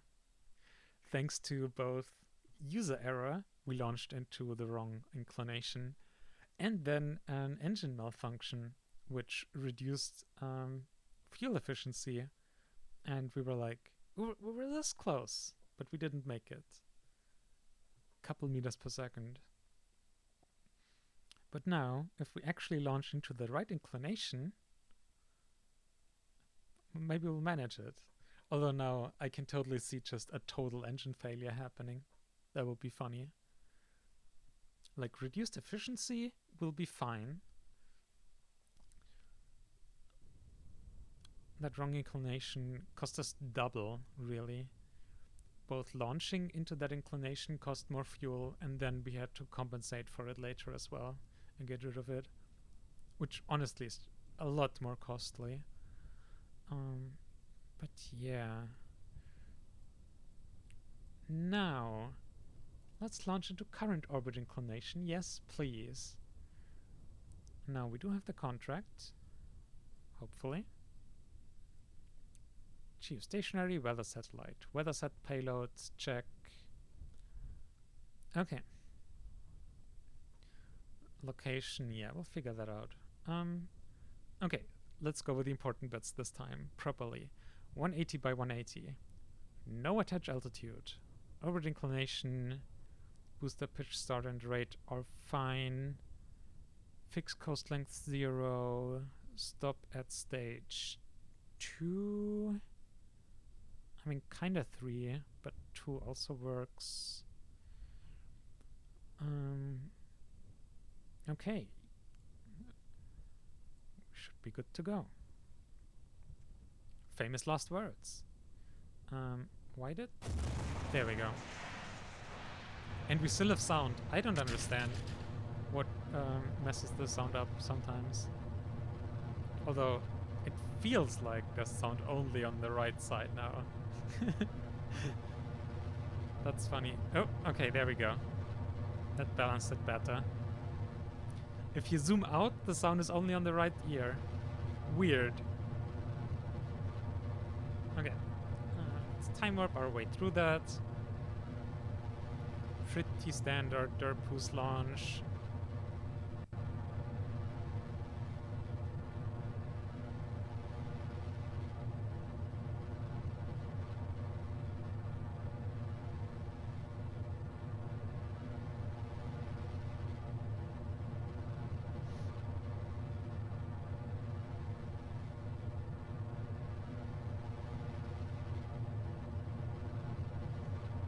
Whee!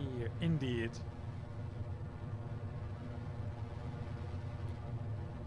Almost time to yeet the boosters. 10 seconds.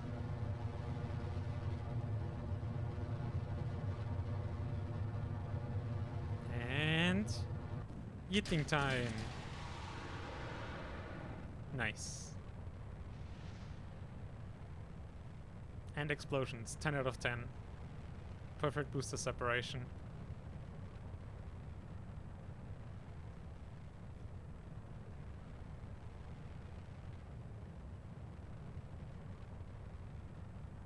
Also really glad we took the time sometime in the past off stream to beautify the Derpus launch vehicle to actually look like a Soyuz. That was kinda ugly with the way the side boosters were before that. It took a lot of finagling, to be honest, but worth it.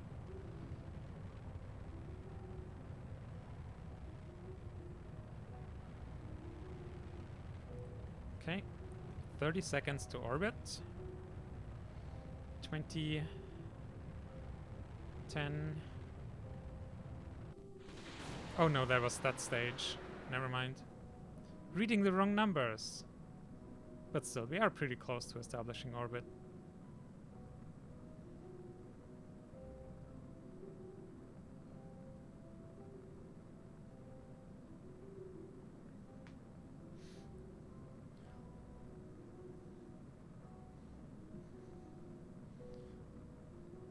Now this time we'll do it more properly. So let's first time warp forwards. Wait. Oh yeah, no, that makes sense. We launched 90 degrees away from the nodes, but yeah.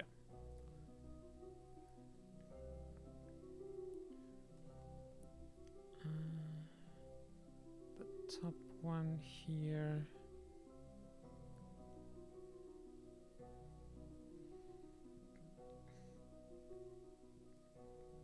Actually, let's make a quick plan. Won't take long to set up. I don't know, how much do we need? 2.8 or something? Oh dear. Okay, that was too much.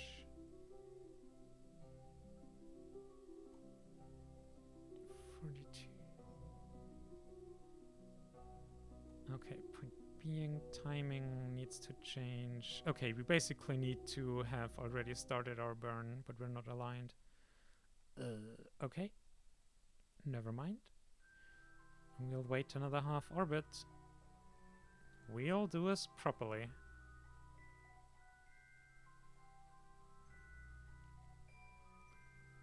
So the thing we're looking for is we want our apoapsis to coincide with the descending node here. For reasons. Trademark.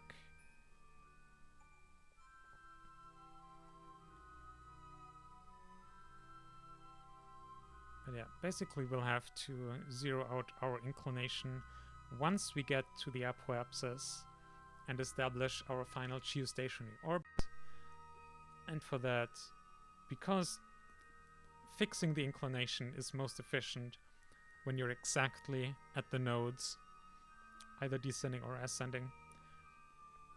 Yeah, we want our apoapsis to coincide with that because the apoapsis is the point in the orbit where we want to raise our periapsis, because again, it's most efficient to do it there. Whenever you want to raise your periapsis, you want to burn at your apoapsis and the other way around. We overshot again. Okay, I don't want to fast forward again. This is good enough, even if not perfect.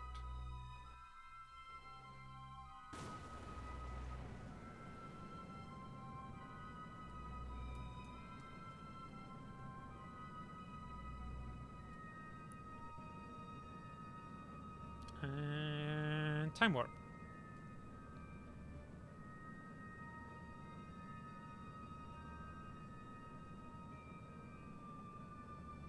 Oh yeah, Principia will probably also be off with its calculations again because of engine shenanigans. Keep forgetting that. But yeah, we can basically just do this manually then and compensate for that.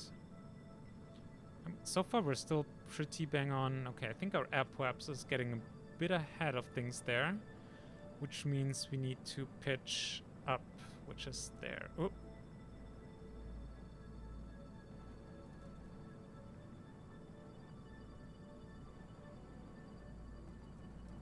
Maybe a bit more. There we go. Now they're moving more on top of each other. Actually, I don't know how well you can see it like this.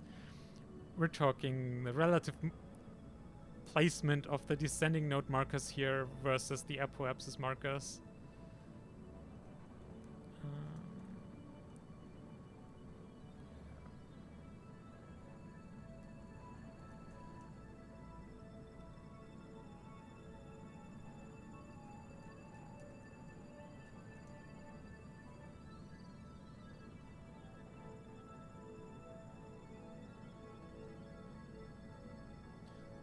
Yeah, Principia, you can go. Actually, we're gonna need you very soon again, so I guess you can stay. Also, I should actually keep an eye on apoapsis. So many satellites here. But yeah, this is looking very good. Bang on. Descending node on apoapsis. Manual compensation. Whee! Okay, 32, 34, and 35,000 kilometers. That's pretty exactly our target altitude. Now let's... Okay, I guess let's plan first, and then time warp. So now...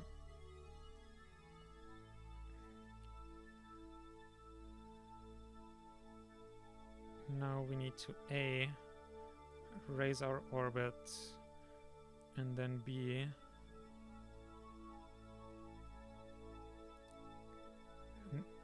negate the inclination.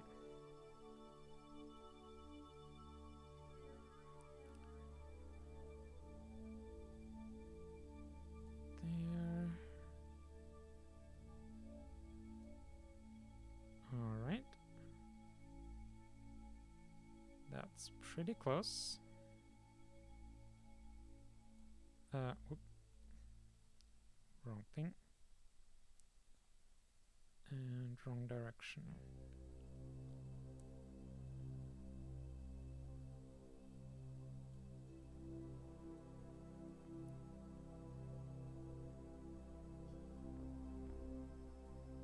There we go.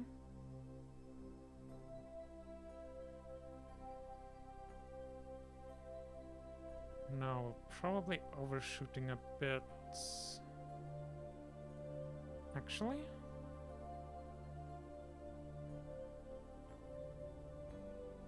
Wait.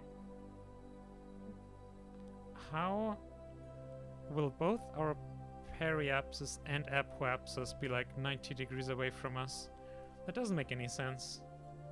What? Oh well.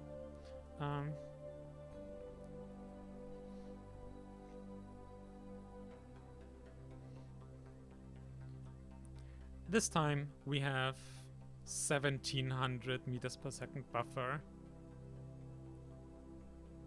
Even if we lost our main engine now, like last time, or even worse, like just complete loss, not just reduced effectiveness, we could still make it. Although I did make the mistake again of waiting kinda too long. Because again, forgot about Principia being kinda useless.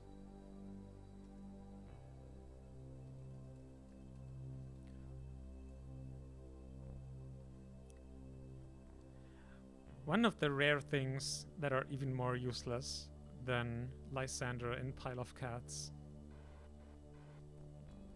Very niche joke that probably no one else understands except them.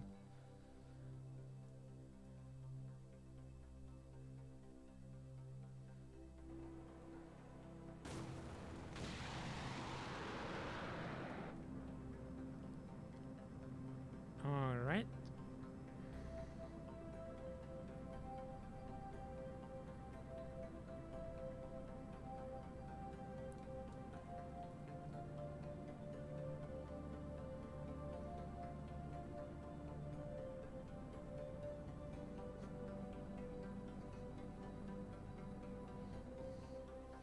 Okay, that was stage burnout. Oh right, we could have activated these engines earlier already. That was not optimal. It definitely wasn't. Basically cost us a couple minutes. Mostly of waiting. It'll also be less efficient technically now the burn, but... Oh. Ah, and the marker vanished, because of course it did.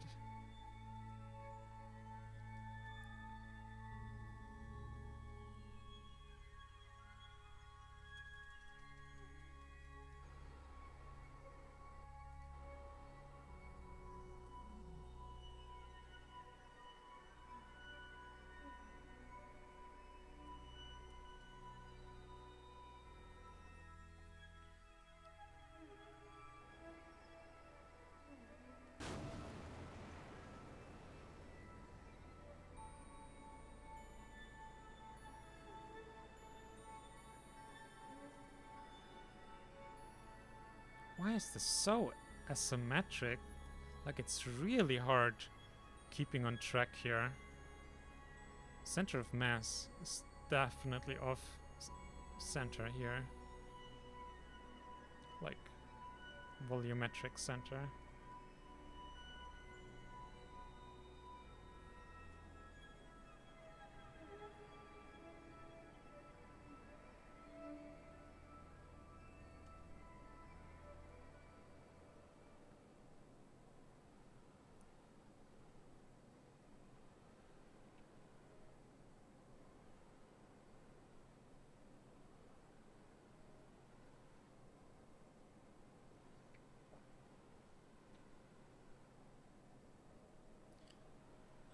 Well, you can go, I guess. The rest we'll just do manually.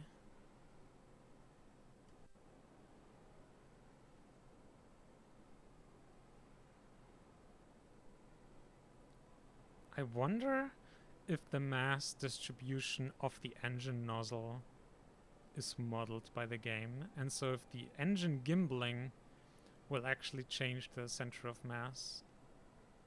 I can't imagine that happens, but it is able to gimbal either way. Not like we need the engine anymore. And yeah, still got a pretty bad wobble.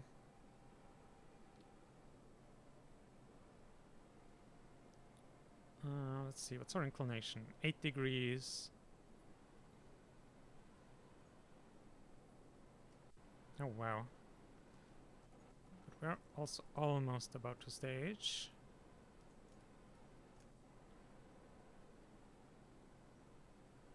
Ten seconds. And boop. And nothing can go wrong at this point. Which I'm so confident about that I'm saying it out loud. Hang on.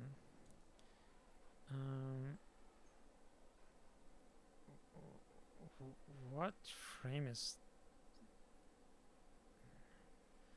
Okay, well... Up. Perichi... We need to...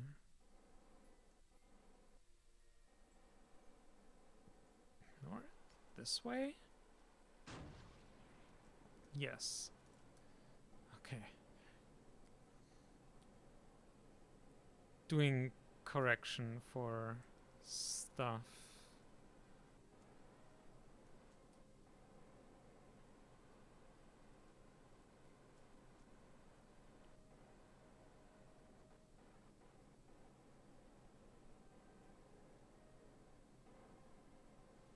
Okay,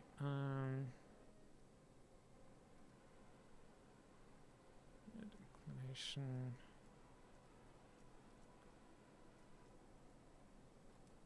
I'm just eyeballing a whole number of things like juggling, raising the orbit, killing inclination, changing the location of the periapsis marker here. Okay.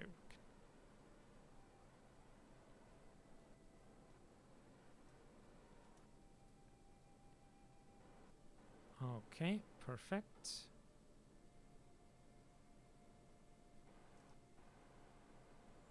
Whoop. Okay, we're not quite there yet in terms of orbital period, and also inclination is still at 5 degrees.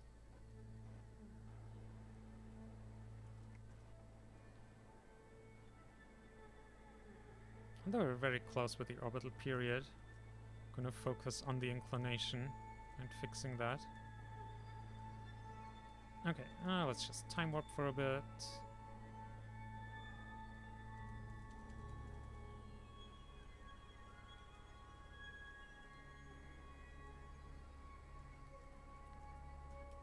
And basically just fixing inclination at this point.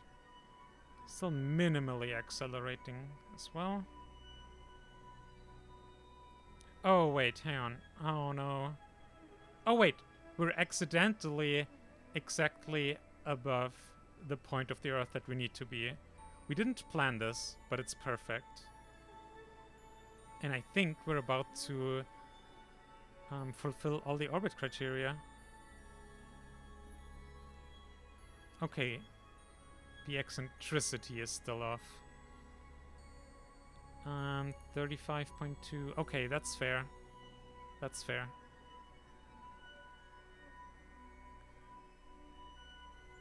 So we need to lower our orbit a bit here. Lower our apoapsis, raise the periapsis a bit, but yeah, nothing major.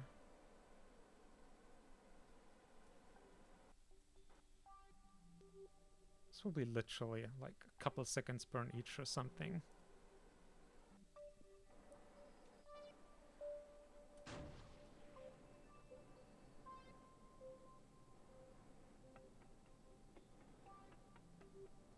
Yeah, something like this, and then we do basically the same but in reverse here. So we lowered the apoapsis. Now we're gonna raise the periapsis. So our orbit is more circular.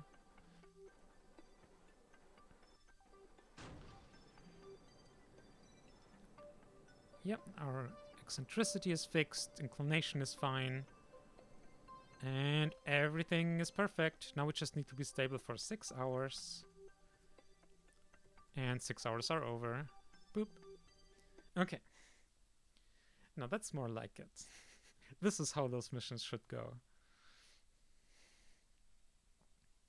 And we had 1.5 kilometer per second left. That's usually the margins those kinds of launches operate in.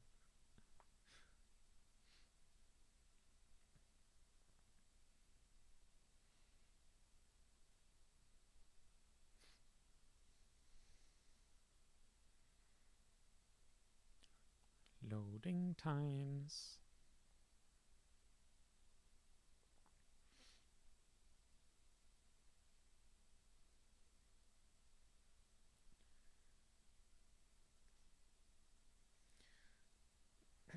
As for end of stream goals, I'm thinking do a couple more of the interplanetary launches that are underway.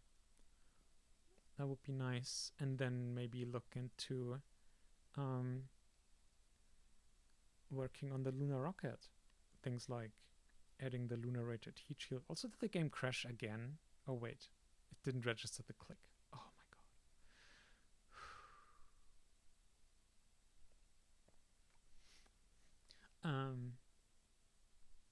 Yeah, maybe upgrade that rocket a bit. We'll still beautify it off stream because that will take literally hours.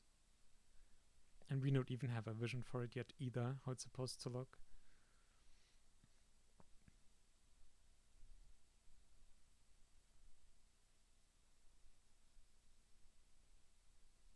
Oh yeah, 90 days. I wanna put those better engines on the rocket.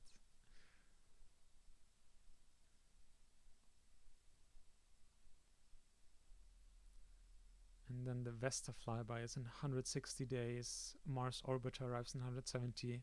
Yeah, let's end of stream go doing the last of these ongoing missions. And in the meantime, we can play around with new parts and technologies. So there may be some kind of satellite contract that's worth doing at this point. Those are 140. I mean, we could just do another geostationary weather satellite pretty soon. We could, in theory, also do a crewed launch. But rendezvousing... Or actually, no, those wouldn't need a rendezvous. I don't remember if they can last for 8 days, though. We'd have to check that.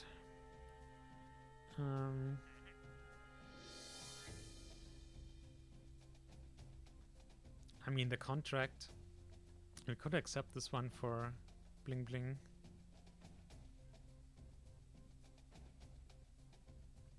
Communications. But no, I think right now just... Oh, crewed lunar flyby. It is a oh, 3.5 million. Okay, well, I'm gonna accept this one. And then we can do fun things like upgrade our R&D center to max. Do we still need to upgrade you? Oh my god. We're actually still short of money for that. Flags. Yeah, we need the upgrade to be able to place flags. And I mean, if we're flying to the moon, we're definitely gonna be wanting to place flags. Can we buy you? No, we need a tech for that. Okay, that's fair. Deep space comms. Oh, I guess it's not even queued up. Oh well. Money then, though. Let's time up forward couple 10 days or so, and maybe one of the contracts will be more lucrative, because basically There's a couple contracts that you can repeat indefinitely. For example, the geostationary weather satellite contract that we just did. And the longer you don't do them, the more money they're worth. So now being like 30, 40 days later or whatever, we can check in on it again. Okay, once contracts stop shifting around. Okay, no, it's still at 140%. 158. So it did increase by 18% in those 40 days we just time warped.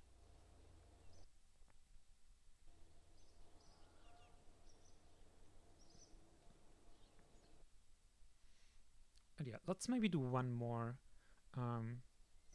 of those geostationary weather contracts as well. Ooh, 20 days for the engines. I want to see what that'll do to the stats of our lunar rocket.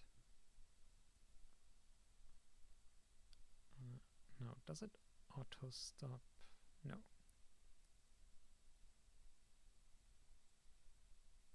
Come on, stop the time warp.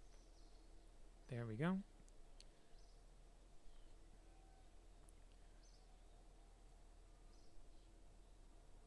And let's check up on the contract again. 172%. Definitely getting more. Getting close to 400,000. That is definitely worth launching. I guess we might as well start rolling out this one. Yep, that launch pad. And oh, we don't even have rockets being built. Plans, weather set. Let's just make 2 and a com set. There we go. Okay, let's check up on our lunar rocket. I think the lunar heat shield is also done researching. So we can swap that in, which is really important. Like, that was the point where we went, oh, we just can't plan more on this right now, because a lunar rated heat shield will have more mass than a Leo rated heat shield. And because it's the heat shield, and in the final stage, that means it just has this huge impact on the overall rocket performance.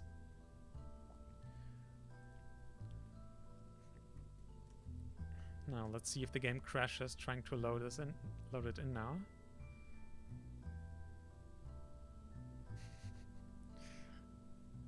You know you're doing things right when it takes a whole while for the rocket to load in. There we go. And when it's bigger than the VAB by default. Okay, so now thermal lunar rated heat shield. What size do we need? 3 meters or 4? Oh, 2.5? Really? Ah, there was more stuff on there. 2.5. I mean, it doesn't cover the whole capsule. I'm not 100% sure I trust this.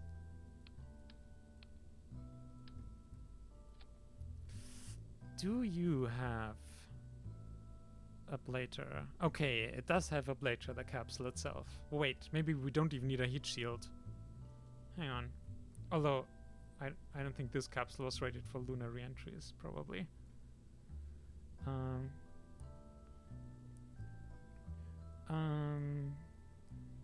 be attached. Station. Supports 3 crew for 1 day. This capsule is not intended for lunar use. So we're definitely...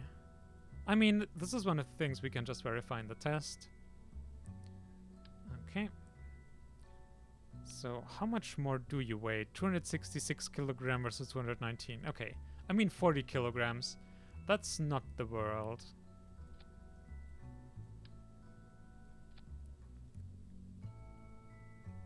Oh god, attaching the whole rest. Okay.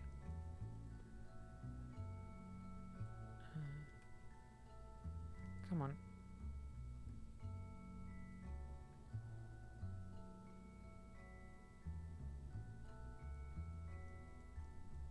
Oh yeah, we also made notes for some problems that we found on a test flight. I think these fairings here are a problem with the engines. Yeah, they get stuck. That makes sense. So we're gonna have to... Even though these are interstage fairings... Oh my god, there we go. Oh, actually we do need to remove them. I'd have to wait like 10 seconds every time we do anything. Fairing nodes 2. Decouple when fairing go. Yes.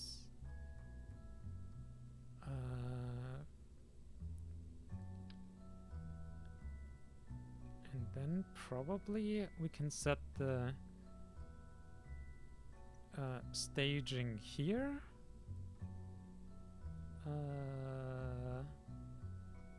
Tool fairings,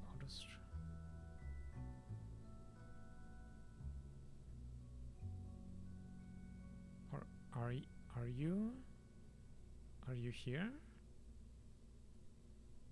I don't think they're here in the staging. How do we enable this?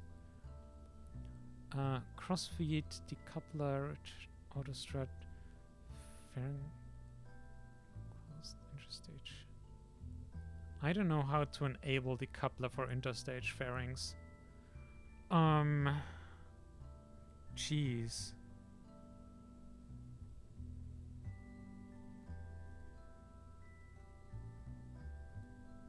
Maybe if there's several parts, they'll... I don't know.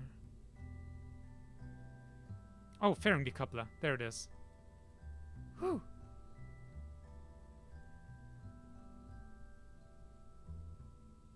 Is it you? It's you. Okay. Okay, yeah, same stage. Excellent. Now, symmetry. And now we have to do this also for the last stage, maybe? Oh, this one. This one for sure.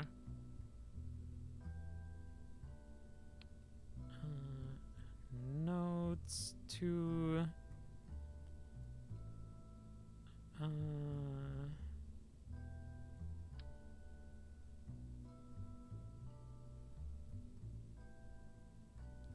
did we forget to set the... Oops, that's definitely not what I wanted to do.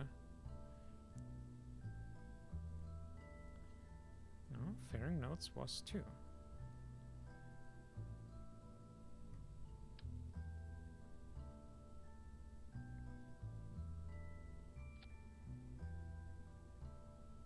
Oh wait, this was attached to the middle point, that's why it didn't show the symmetry.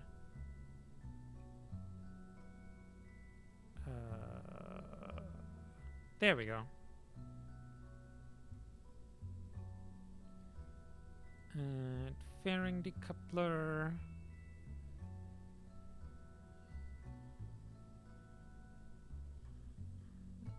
Okay. Power and torque. Honestly, not sure what we need here. Although we'll stage when the previous stage is burnt out. No, we shouldn't need a lot, although we do want them specifically to go up like this to allow the engines to go out. So let's put the torque to a couple percent. Like 5? Can I have 5? Oh, actually, I can do this. Oh, come on.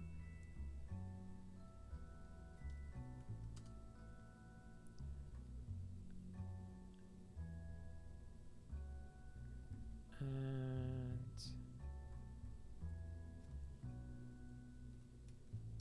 that. Okay. That's 3 issues fixed. Insufficient heat shield. Engine builds that will get stuck. Engine configs. Engine configs. Now comes the fun part. Alright. Now they should be unlocked now. Yes! NK33. Hello, my beautiful. So I guess you get a regular.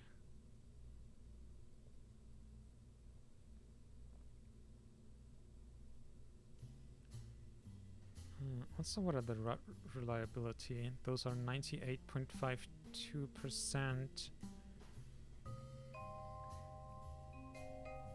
98.06. Down in reliability. Really?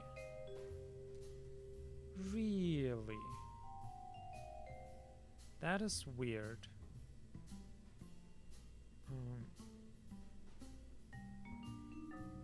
Oh, come on.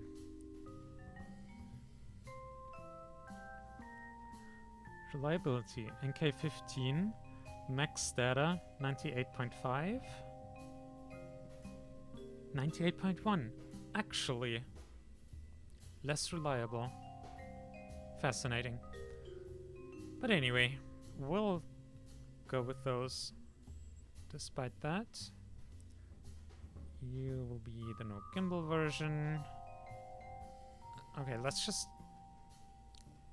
let's use these here.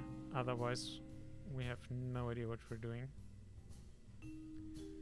And U group. Okay, that's the outer group. That should be NK33 regular. Yep. You will be NK33 no gimbal. Yep. You will also be 33 no gimbal.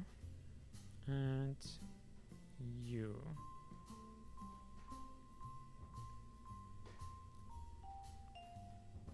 Did our vacuum delta V go down? I mean, they'll have more thrust, so they make up for inefficiencies there. Yeah, we're at 1.31 TWR initial. That's pretty nice. Okay, next stage. NK43s. Let's... Where do we want gimbals?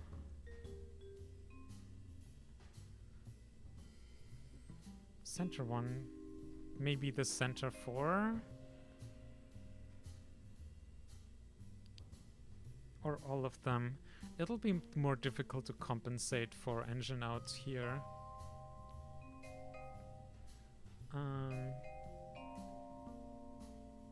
It'll be heavier. Same ISP. Oh, wow. Oh, we have to redo the fuel mixtures.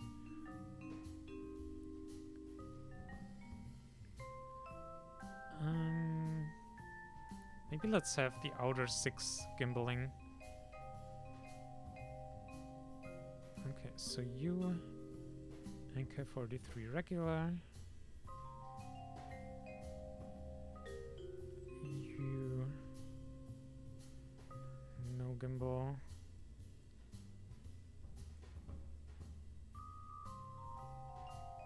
Alright. One more stage. What do we have here? NK19.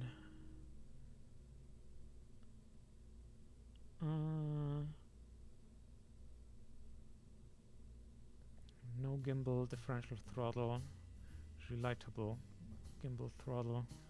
Yeah, I think we're gonna take the relight here. What stage is this?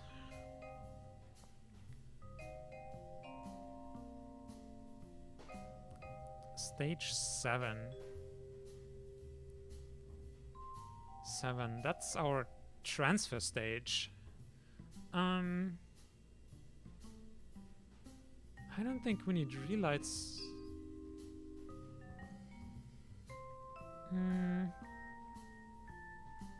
No, let's take the relights, even though it's slightly heavier.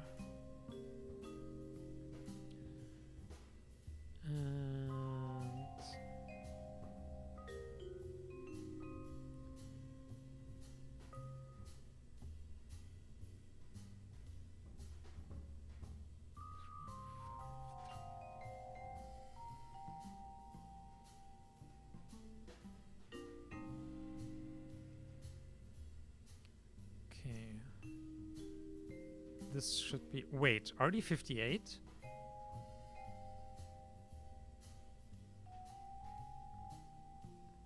Why is there the RD58?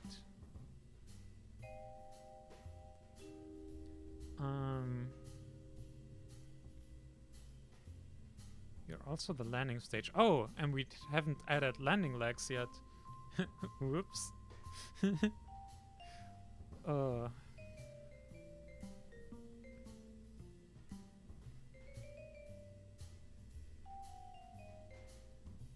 I also think you're messing up the numbers here a lot. Yep.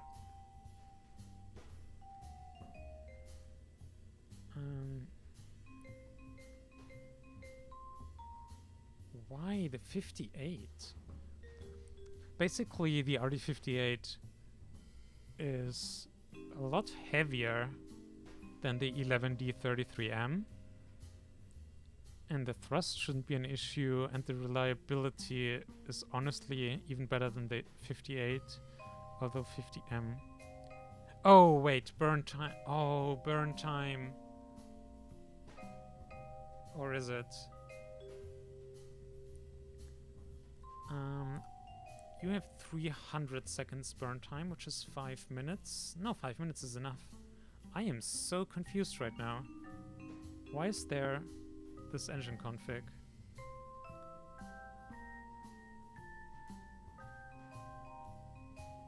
Let's just switch him over. And then way later we'll realize that there was a reason after all. We had the RD58 config.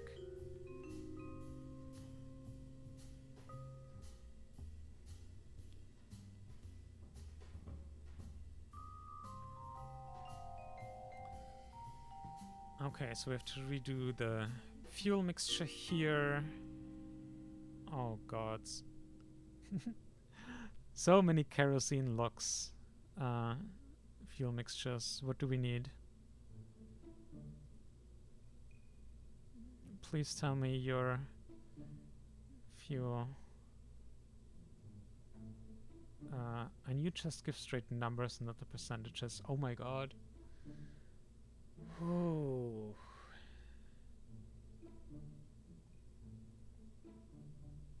Let's just try them and see what gives us the highest delta V. 18,880.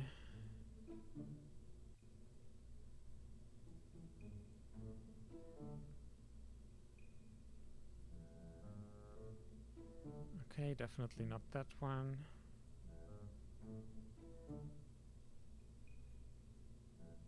Jeez.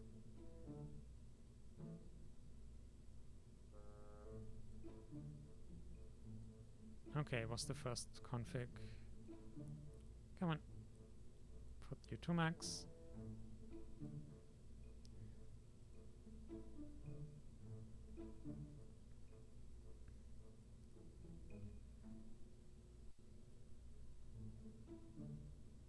It's slower now than it was. Oh well. Whatever.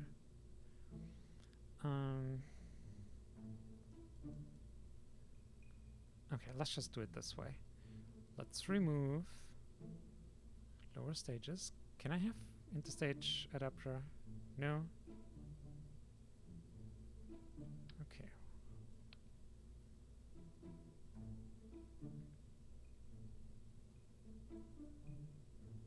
There. Only one config.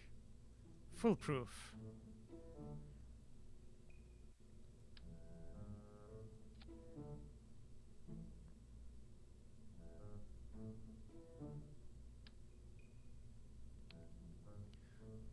So, right now just struggles with realism problems, because even for technically the same type of fuel like Kerolox, kerosene and liquid oxygen,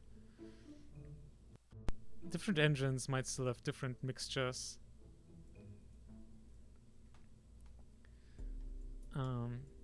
And because we have so many different engine types on this rocket, it's just a mess figuring out which exact fuel mixture you need on which stage. And Welcome, Alina with Bengal Shipper.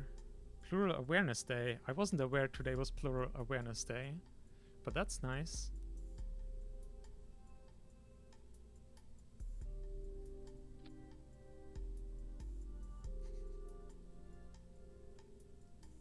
I know that non-binary awareness day was like last week or something. Okay,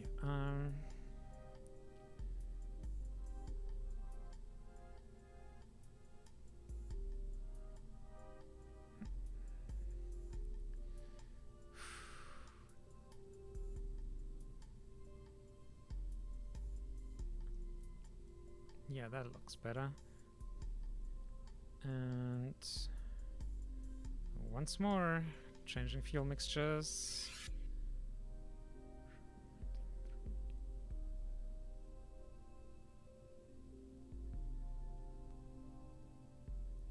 Okay, that's not it then. That reduced our delta V.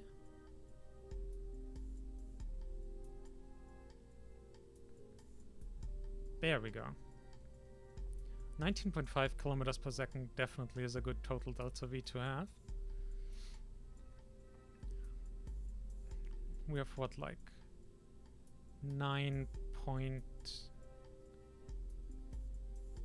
only 9.4 kilometers per second in the first two stages. It's kind of close. But then 3.3 for the transfer stage, which is plenty. Can probably even use some of that for lunar orbit injection. And then, yeah, landing and ascent, 3.3-ish each. But let's add some landing legs. Oh, that might actually be one of the things.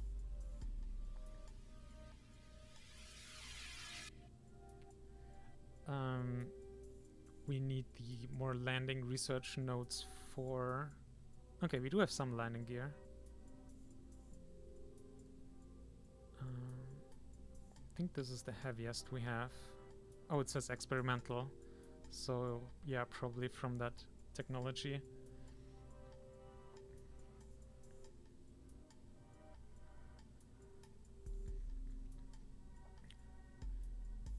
System as of 22, so you became aware of being a system, or you are a system since 2022? And let's not put the landing legs on the wrong stage here. I think it needs to go in here. 5. Yes. Oh, we're gonna have to do something silly now, because the legs are too small. Also, how do we like our height of the rocket? I mean, we specifically made it a bit wider and less tall. I'm still not sure I'm 100% happy with this.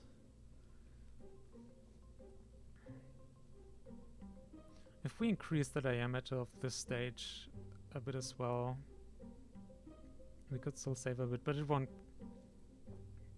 It might give us another meter or something. I think it's one of those things we'll worry about later if it turns out to be too unstable. But something we will need to fix.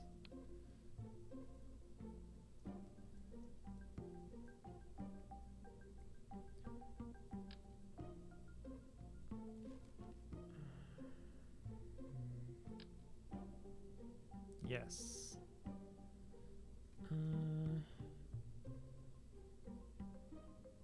Let's see. Also, do we want to do 3 symmetry or 4? Probably 3. Yeah, it's 125 kilograms each. 3 to 20. Okay, it doesn't cost us too much, but yeah. Nope. There we go.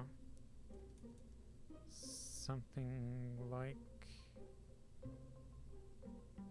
this, and then... Hang on, how do they look folded?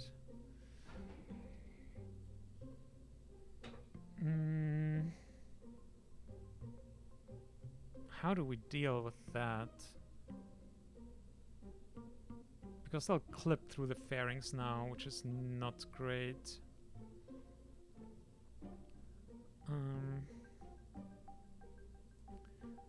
What do we want?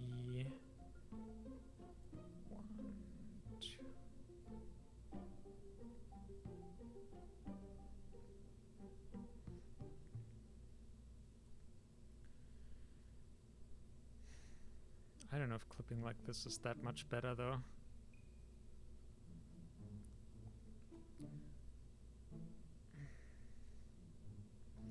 What do?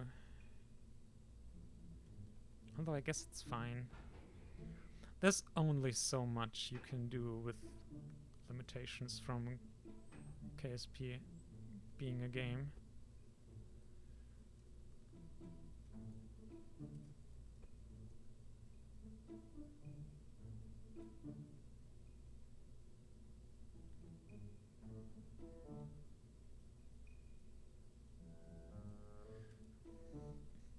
I think this is good enough for like doing a test with it at least. Also, do we really need so many engines here? This is for lunar landing. I don't think we do.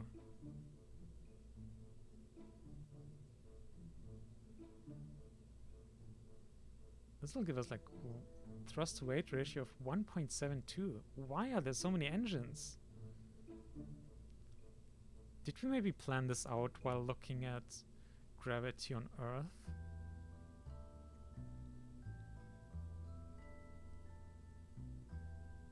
Here it starts at 1.2. That would be kind of funny if we just put way too many engines because we looked at the wrong gravity.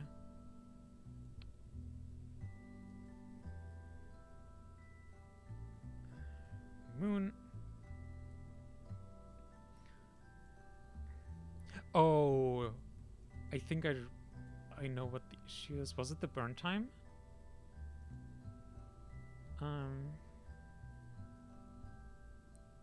Tell me what burn time you had again. Oh no, it's 300 seconds. Oh no, it's 5 minutes. But that's 3 minutes. Oh, I guess then with engine out capability. Like if 1 of 4 engines fails, those 3 minutes. Yeah. Okay. That's 5.5 minutes now.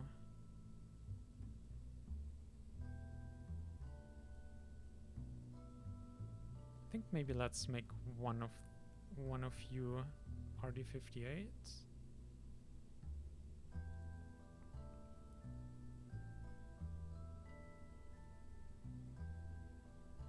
Even increases our total delta V. On that stage, that might actually be a good idea, but probably not for all of them. Actually, yes. Okay.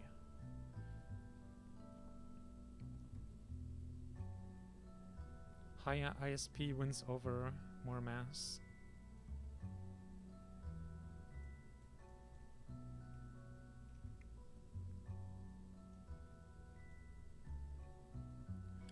Now, will 3.3 kilometers per second be enough to land?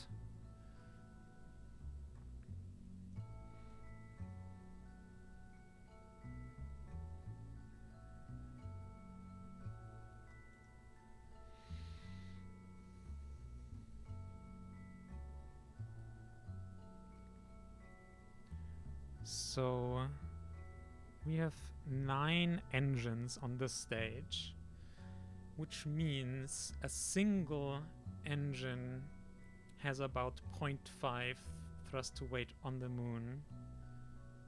Or actually a bit more than 1 because we'll be close to burnout when landing. A single engine thrust to weight more than 1. Yeah, this is gonna be...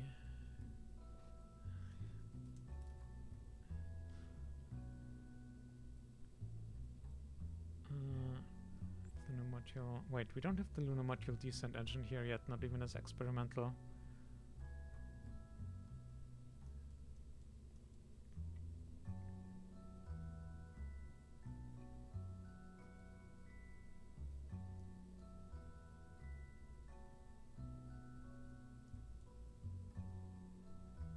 Okay, well, we're gonna have a think about all of this. Ooh, one thing we can do here is reduce the height. That'll help with our stability. But yeah, we'll have a think and come back to this rocket later. And probably some test flights. But I'm guessing it'll be too difficult to land this without throttle-level engines.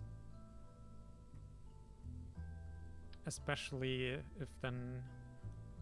I think Kerbal Engineer, which does give you like readouts for like when you need to start the burn to arrest your velocity just above the surface. But I think that also had some issues. And without that, it'll be really difficult. But we might try. But it's one of those things that maybe we'll fly once, but not more than once. Because it's so nerve-wracking. Oh, damn it.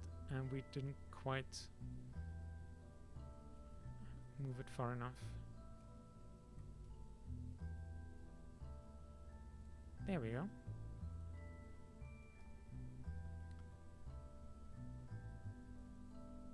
And don't forget you.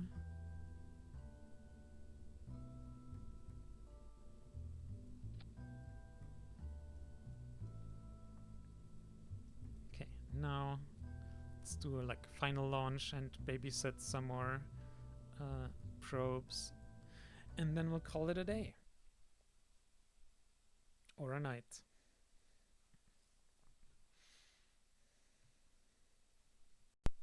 What time is it anyway? Oh yeah, it's been 4.5 hours. Wrapping up stream soon sounds like a good idea.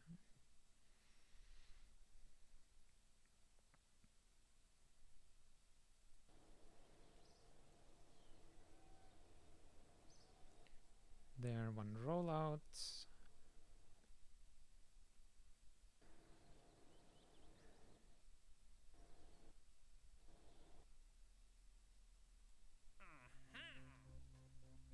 Let's accept the contract.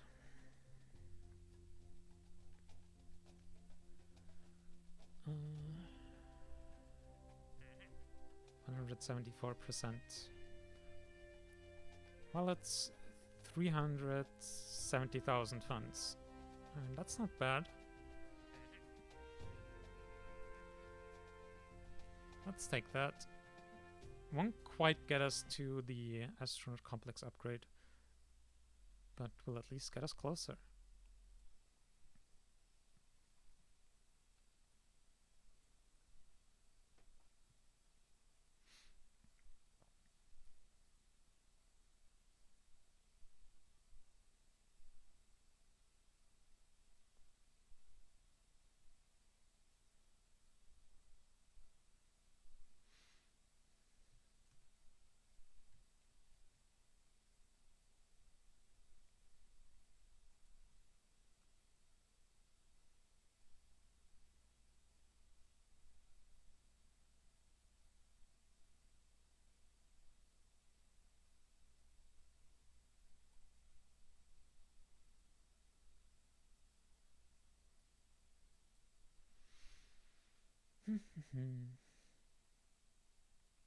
Loading screens.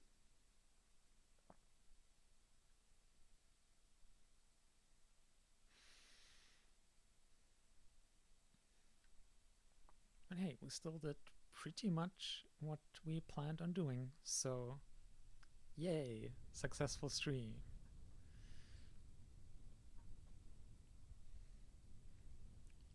And we had the Vesta flyby already.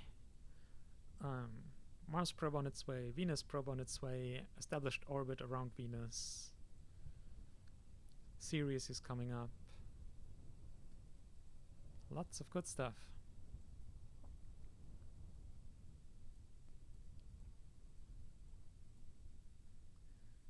Now, this one will set payload, the usual. This time maybe we'll remember to actually fly over the correct location consciously and not merely by accident. Okay. And will we have sound? We have sound again.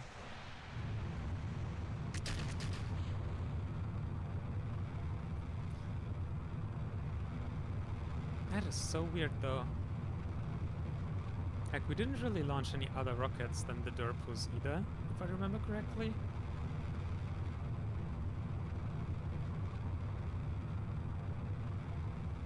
I don't know what's up with that. It's seemingly random when the sound stops working.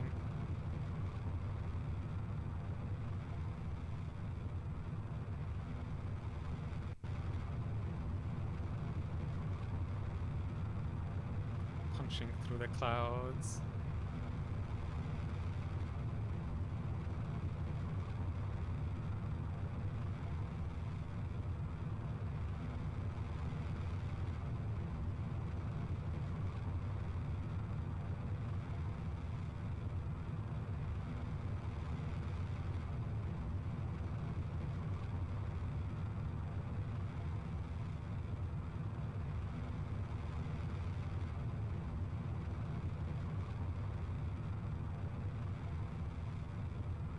Booster set incoming again.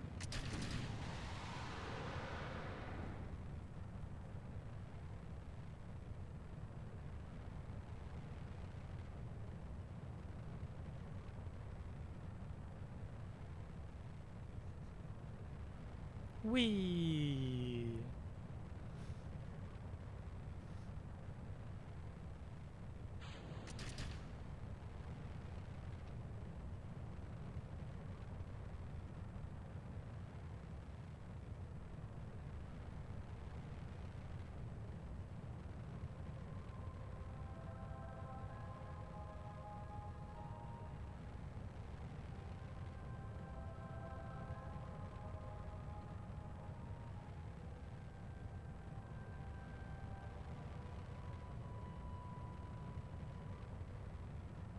Close to burnout here.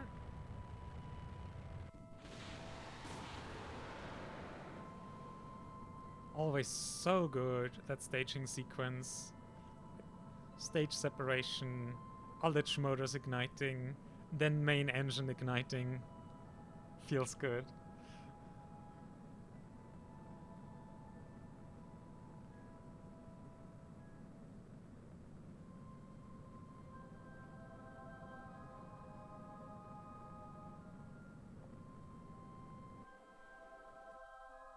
Alright, orbit, here we are. Do we even bother with the plan? Let's just eyeball this. What's the worst that can happen?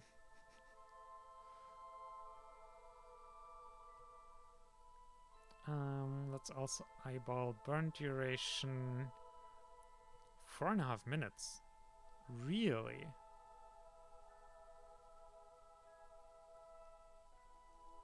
I mean, we won't have to burn for 3.5 kilometers per second.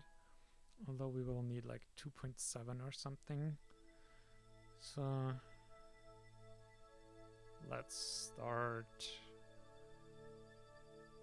about now.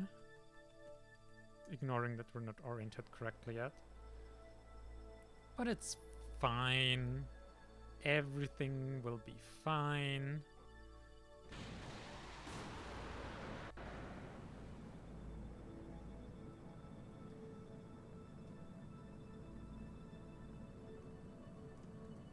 And time warp the hell out of it.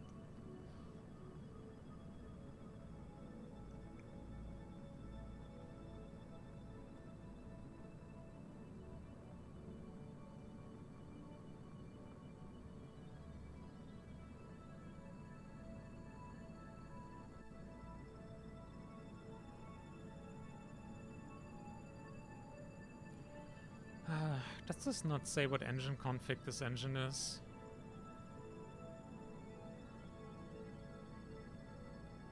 I mean, I can also check here. Yeah, it's an 11D33M. That's the engine config that it should be. So I just wanted to check that.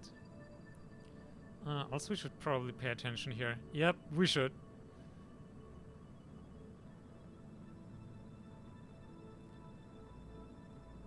Okay, getting very close here. And 23, 24, 25, and change. Yeah, we're a bit off from the ascending node there with the apoapsis.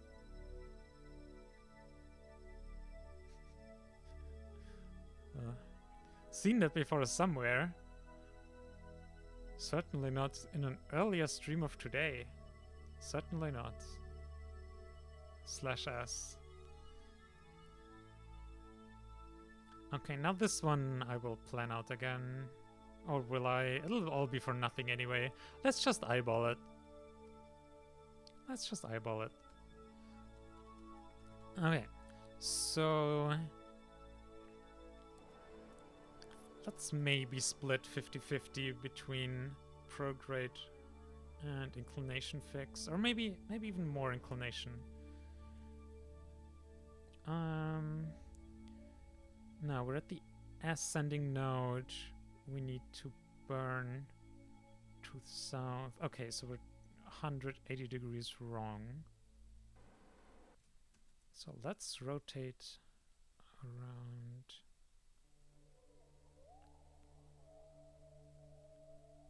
To here. This marker and prograde should be there.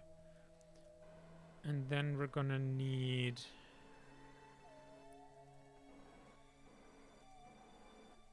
apoapsis ahead of us. So I'm gonna need a little bit inwards, which is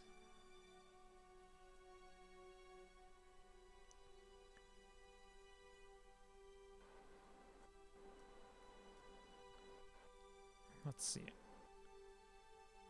Yep, that way. Okay. So this is my estimate for what we need for... Oh, okay. We need to time warp a bit, actually. 7, 6, 5. That's fine.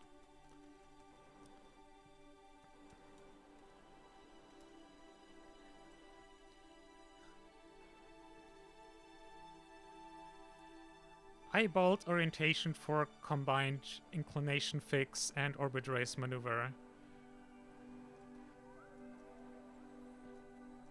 Here. And fixing the apoaps drift. So let's give this a go, shall we?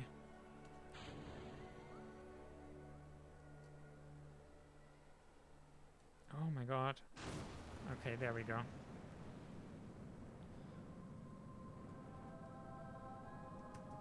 And now let's sit back and watch. Oh, whoa, whoa, whoa, whoa.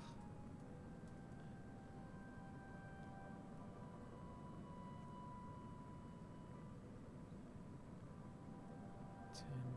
Okay, I think overestimated the amount of delta V that needs to go into inclination fixing.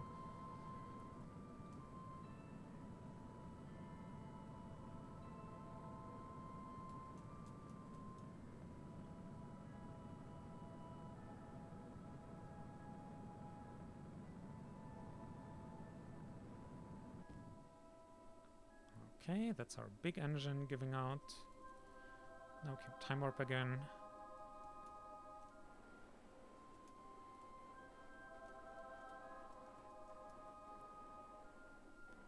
Oh, we're already under 2 degrees. Excellent.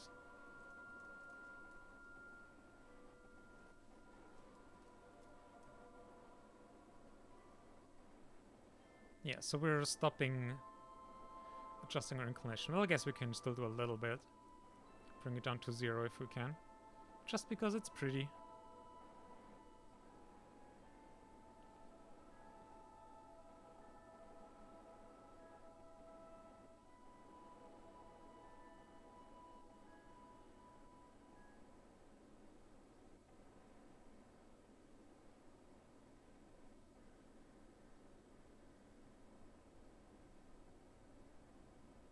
Yeah, this will take another 4 minutes, in-game minutes that is, so maybe 1 real-life minute. And staging sometime soon coming up. How about you stop doing that? Maybe this helps. Yeah, that's better. 20 seconds. 10. And... boop. Now, how are we looking? Inclination 0.4 degrees. Periapsis height 26,000 kilometers. Yep. Looking good. Okay, we can stop compensating for inclination. Very inefficient at this point as well. As you can see, the ascending and descending markers are pretty far away from us at this point. And again, the further away they are, the less efficient maneuvers are.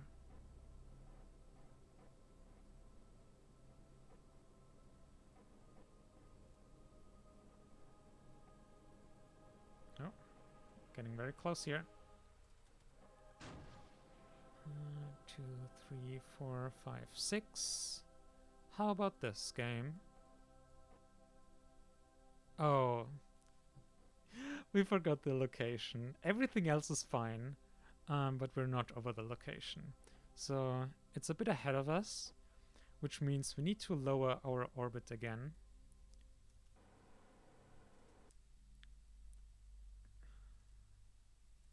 Oh, that was...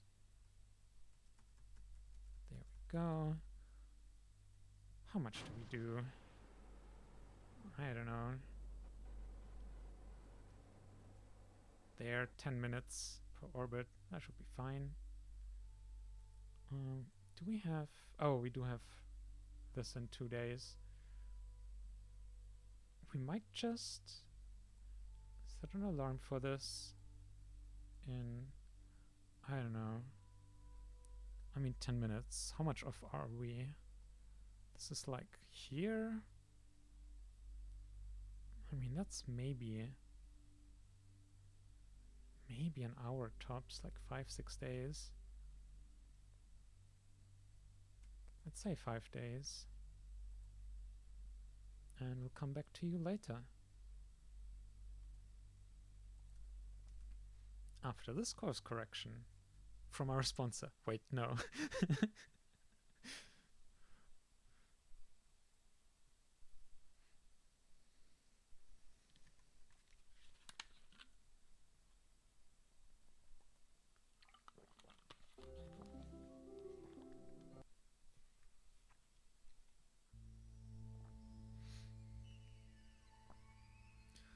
Oh, gods. No electric charge. Well, wait, this mission is 2 years in. Okay. It's not surprising then. A lot of wear, 29%.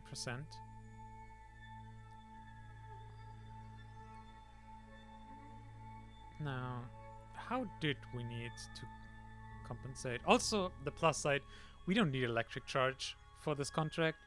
We just need to flyby. Although we might have to transmit some data later, but it's not like we don't get any electricity after all. It's just a trickle. Series flyby. Yeah, transmit science. Alright, course corrections. Series 4.6 million meters. This could actually be closer, to be honest.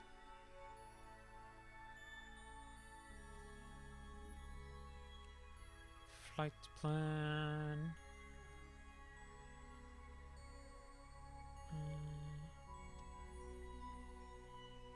Let's see. Wait, can we even... oh, 52 days.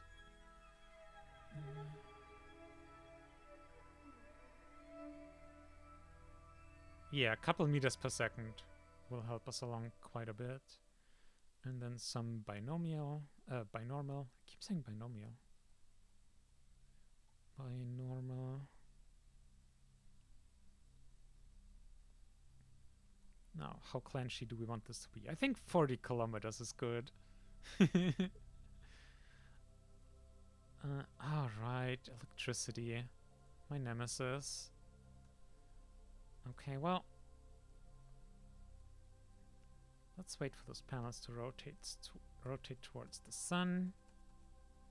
We're still not getting electricity? Excuse me?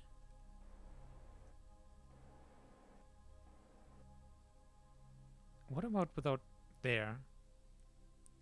Yeah, with the avionics off, we do. So let's get some of that electric charge going, and then find our maneuver node again. How much did we time warp there? There we go. Oh yeah, it was just a prograde. Burn. That's straightforward enough. Don't need you for that.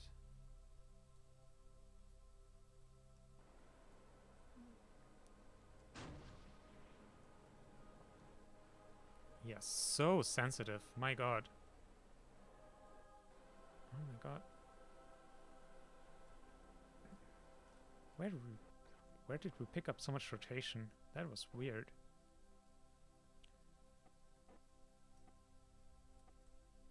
Okay, well. Series 50 days. That's probably this one. I am not sure. I mean, it must be. We did the Vesta earlier. And there's no jump to ship, so yeah.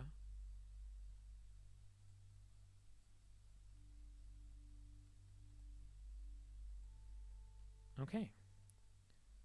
So that was that course correction, and we can come back to our geostationary weather satellite and the phasing.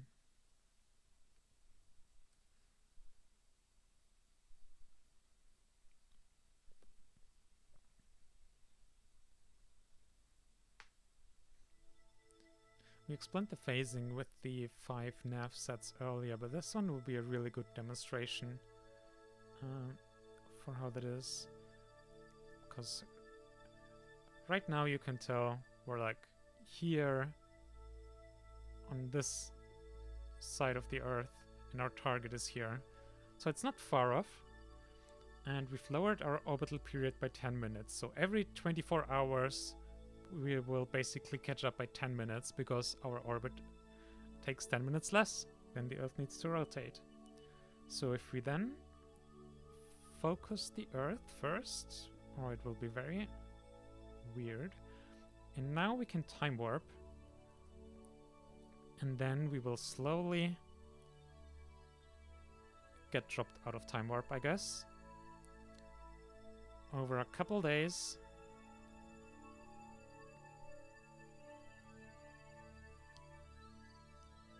There, you can see we're getting closer. We're not quite there yet. And here's our alarm that we set us. I mean, this is probably enough for this contract.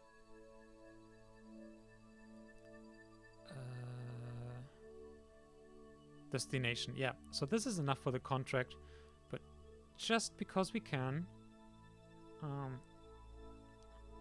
we'll do maybe 2 more, and then 1 more.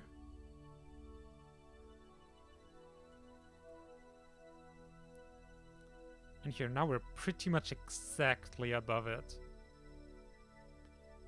And so all we need to do now is establish our period to be basically a day again. So raise our orbit a little bit.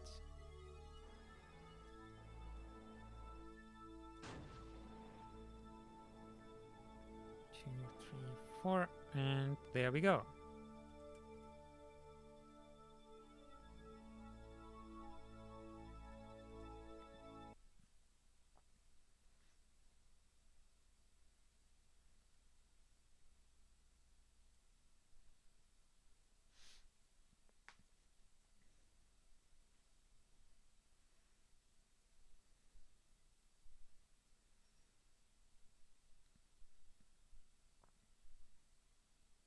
And yeah, phasing like this is really useful for lots of things, like be that satellite constellations, but also rendezvousing. For example, any spacecraft that wants to fly to the International Space Station, they will have to meet at the same exact place in the orbit.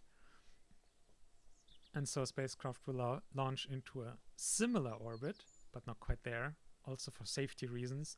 You don't want, like, if a spacecraft loses control to accidentally be able to hit the space station. So you start out on a close orbit, but not quite, and then you slowly get closer and closer to it. I mean, I guess we'll just do the other, like the actual flyby, and then establish the Mars orbiter, and then we'll call it a stream.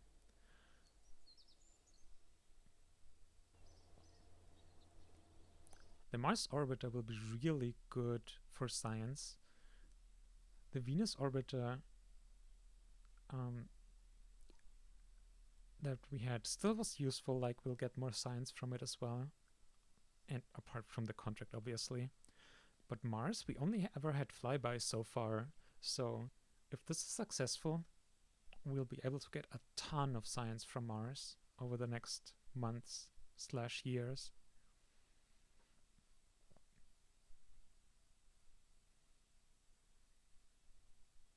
We should do like an orbiter mission to Jupiter and Saturn just to farm science, because having a craft in orbit is just so good.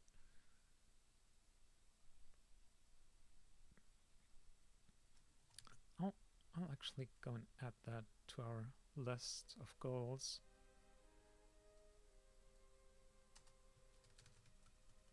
Maybe even... No, I don't think we can make like orbiter around a Jovian moon or something like that yet. There goes the contract. And now we just need to time warp here. Okay, let's first find Ceres again. And max time warp.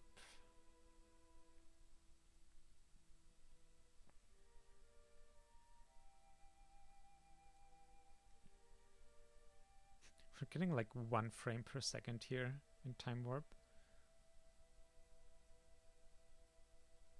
15 days.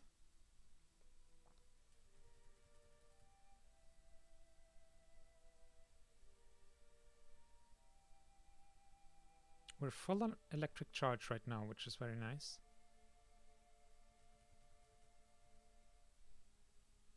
Oh, and there it goes.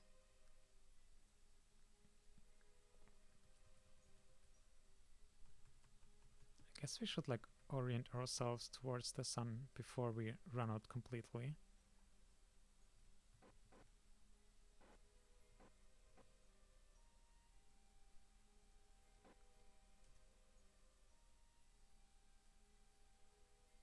There.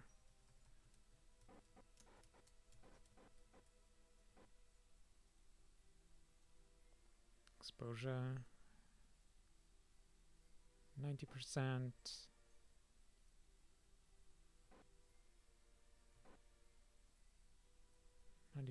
There. It's close enough. And now induce a roll. And now we'll be relatively stable.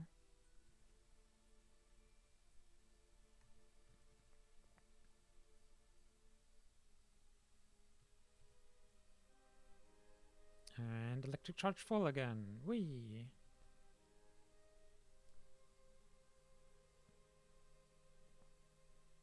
Yeah, definitely looking forward to no longer having to manually babysit solar panels.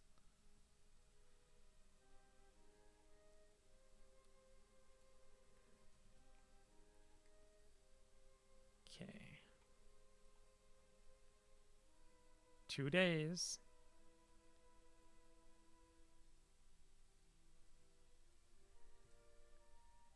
Ooh. Don't overshoot. Let's see. Where might it be?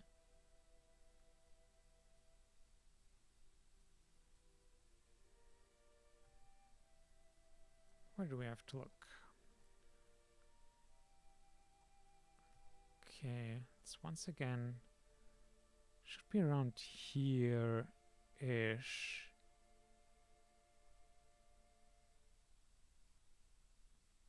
I don't see it.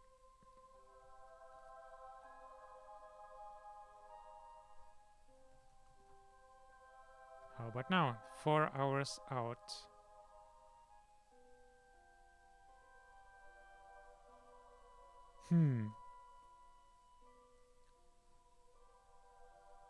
Oh, I guess it's like we're seeing the dark side of it, kinda.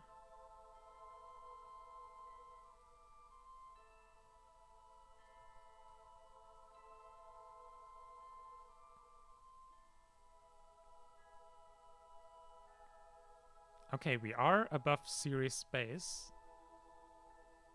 Or in Ceres space.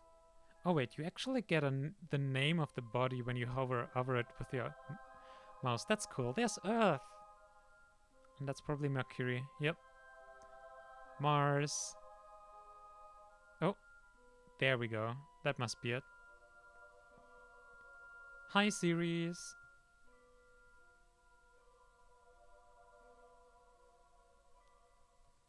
And let's again make sure our experiments are all running, but looks like it. And there we go, flyby. And now we can afford the astronaut complex upgrade. It's awesome.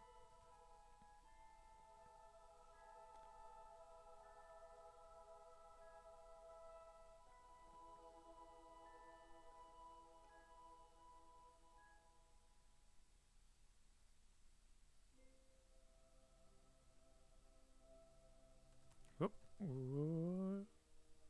There we go. Getting very close to the closest approach here. 4 seconds. And this is the closest we'll get to Ceres. And goodbye, Ceres.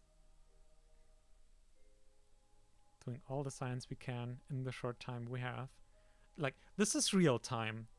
We're flying past this thing with 8 kilometers per second.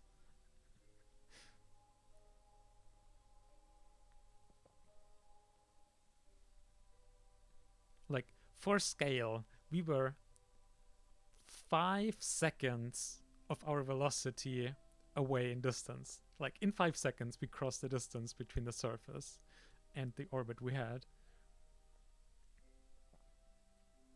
We going fast. What's even the size of Ceres? Like, does it take maybe 30 seconds for us to like cross the diameter of Ceres? Radius 500 kilometers, so yeah, diameter is 1,000 kilometers. So we do that in like 13 seconds. 13 seconds. Oh, that's crazy. Still real time, by the way. Not too long ago, we were way up close there.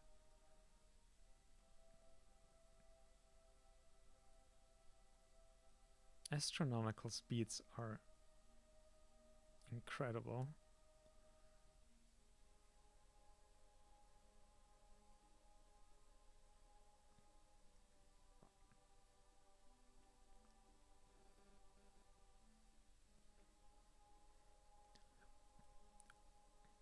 One reason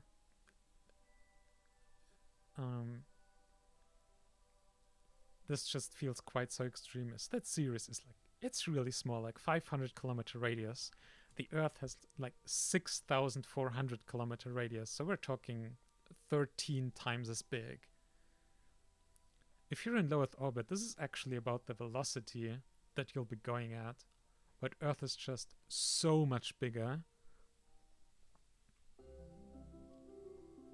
So it doesn't quite feel as fast as here when you literally cross the entire length of a body in 13 seconds. It's just insane.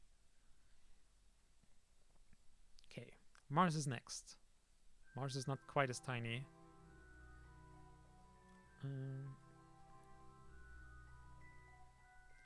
Let's see. And I think we're done with course corrections. Oh yeah, that's a nice gravity assist here. This is how much our trajectory will be affected by flying very close by Mars. Actually, I wanna... Okay, you can't really see it very well in this view. Although you can tell, like, this is the path we're taking, and this is then the orbit we'll have after the encounter with Mars. So it'll fling us out, like, a good bit here, for sure. But definitely not as striking as this. Okay. Power, still good.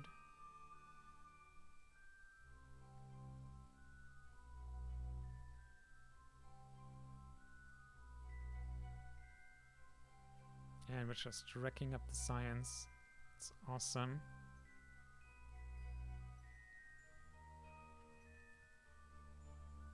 We also still have 2 bars connection. That's not too bad, considering we're out at Mars. Although, to be fair, we just earlier went to Ceres and Vesta, which are both further out. Okay, let's go you. There, I don't know why suddenly electric charge goes down when time warping. Earlier it was fine.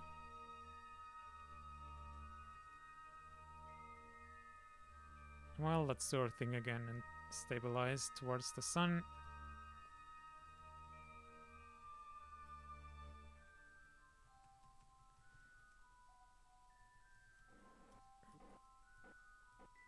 I think this is close enough.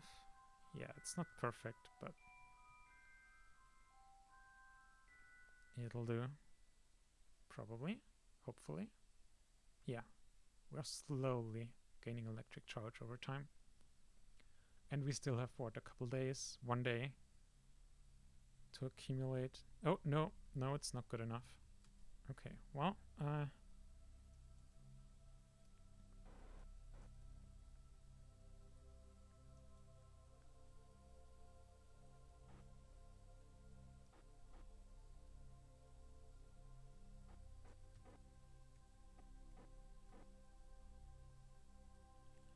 show me your stats.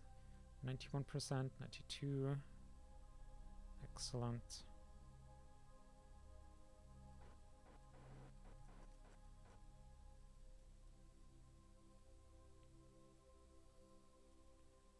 %. Can I get 99? There we go. Close enough. Okay, now kill rotation. And now spin up. Okay. Now we should be good. There. That's more what I like to see. Certainly will be enough to do the capture maneuver. We should probably plan that, shouldn't we? Oh yeah, we have super low thrust to weight ratio engines here.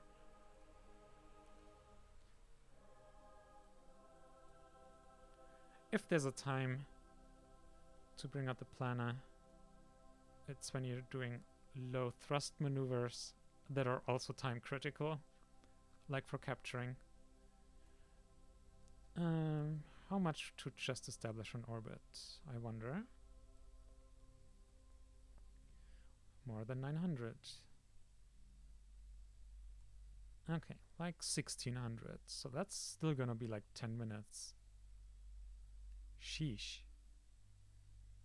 Ooh, we could try and get like a grazing encounter with Deimos at some point. That would be really cool. But oh yeah, no, that'll be really hard to actually pull off. I don't think it's gonna happen. And definitely not gonna happen accidentally. That requires super fine timing. Okay, but yeah. Duration 770 seconds. 13 minutes burn. Oh, jeez, almost overshot there.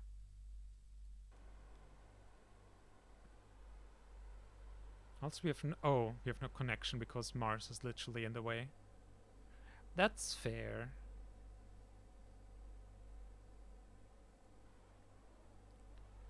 That is very fair. And off we go. Literally can't even see anything from Mars. Also, I forgot to check out for it. To look out for it while we were further away. But oh well.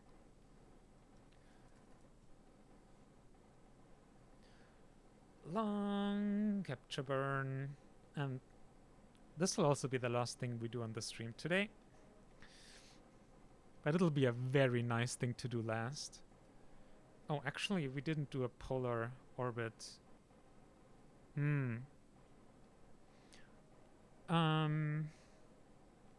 I mean, we could use some of our delta V instead of raising or lowering our orbit to change the inclination to get into a polar orbit.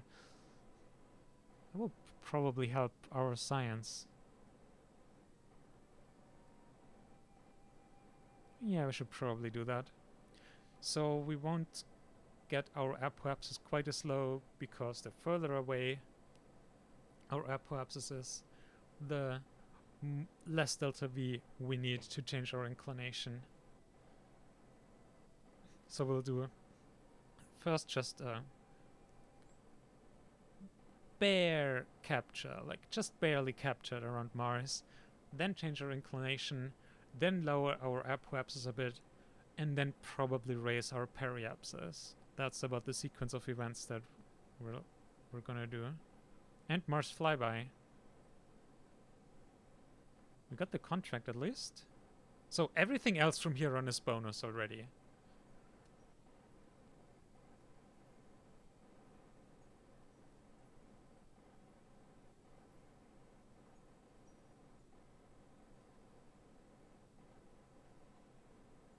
Oh, we should be able... Yes, look at that view.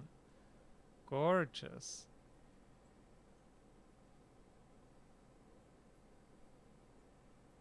Now this is what you play Kerbal Space Program for. Okay, but we will have to actually watch our orbit parameters though. As nice and distracting as this view is. Although we can for now just keep an eye on this. Yeah, so pretty, all these craters.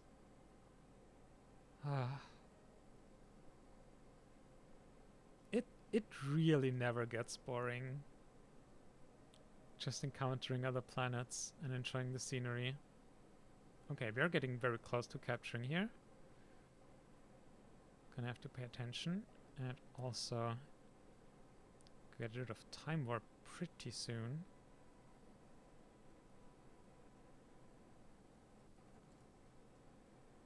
Okay, now we do want something that's kinda stable.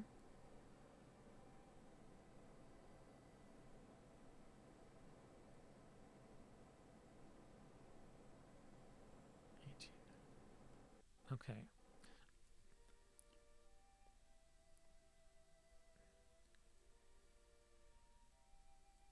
This will do.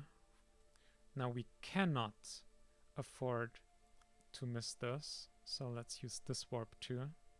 Oh damn it, we're out of electric charge. Fuck.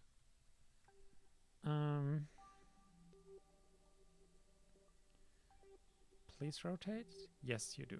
Oh my god. Okay, this is...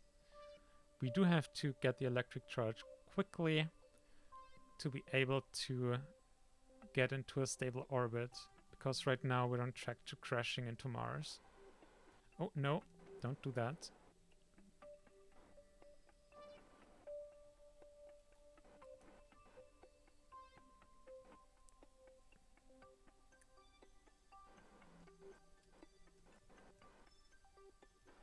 No, not that way.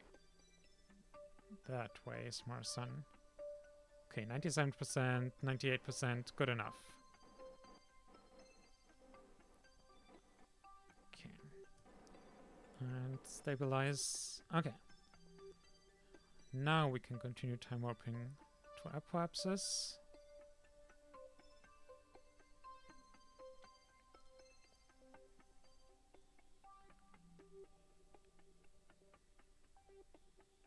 We should probably plan this. Or we can just eyeball it and do it in 2 steps. Okay.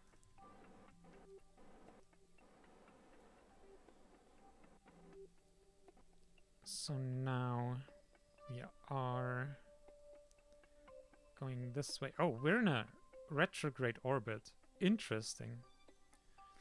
But it means we need to burn northward, which is there.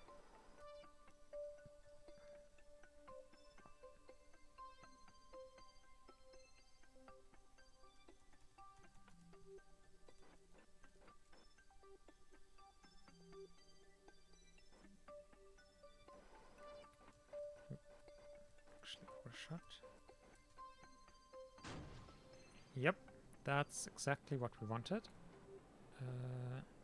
You.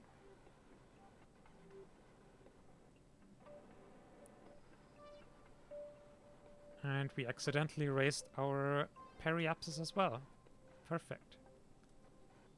I'd actually want to lower it a bit again. And inclination... Wait, where's inclination? Oh, there, 114.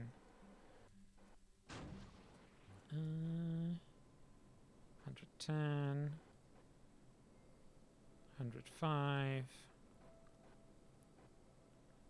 100. I mean there, 95.6. Let's call that close enough, shall we? Now, we should be high enough to be safe. We are. So let's establish good sun again. 90% is fine. Rotate and time warp. Now we can go raise our apoapsis some more.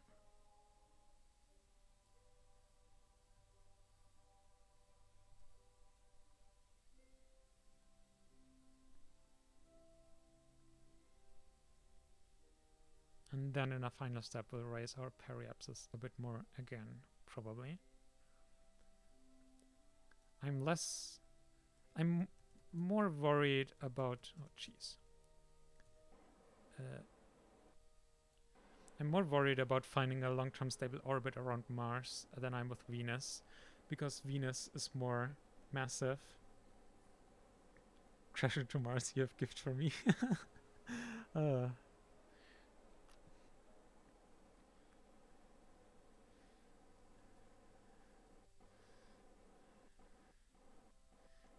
there we go. Now, one thing I definitely want, and that's getting closer to Mars, which we're doing now. Who doesn't want to know more, doesn't get to know a planetary dragon more? Words. I can barely word anymore, if you can't tell. It is high time we end the stream, and we're only a few minutes away from doing that as well. And then Brain can get a rest. Now, high-low do we want to go here?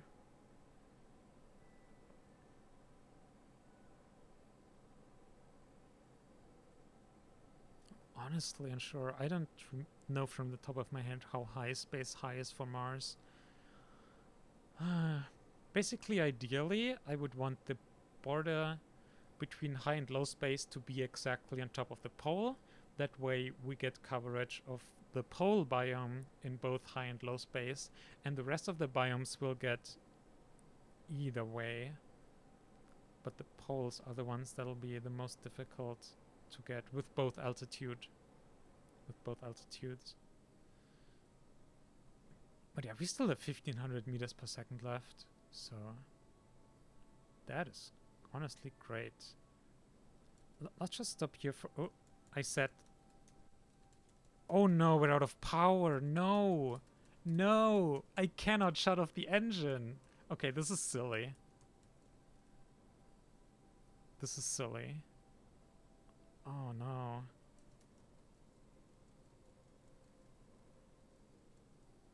Oh dear God. Is there nothing I can do?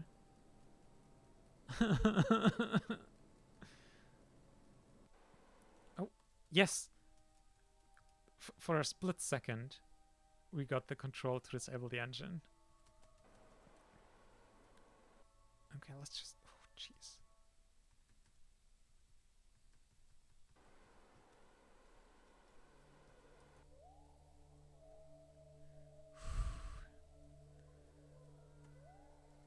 Okay, can we stop rotating? Oh my God.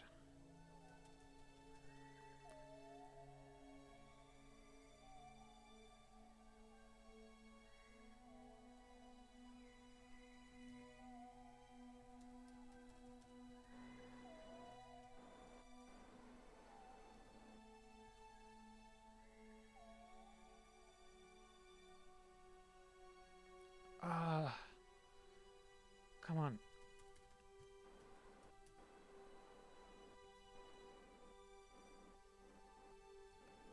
Intent rotate. Okay, this should be good enough to keep us above water. Yeah, okay. Whew. That was difficult. Okay, now what I wanted to do at this point was do an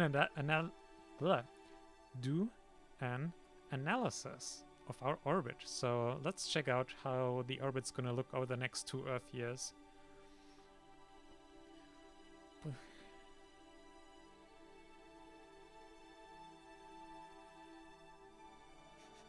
Always gotta resist the temptation to increase the time warp to make the calculations go faster. That's sadly not how this works.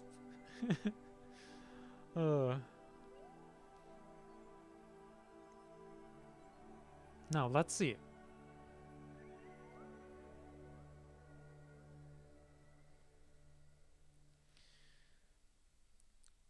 Periapsis, 527 plus minus 32. Apoapsis plus minus 41.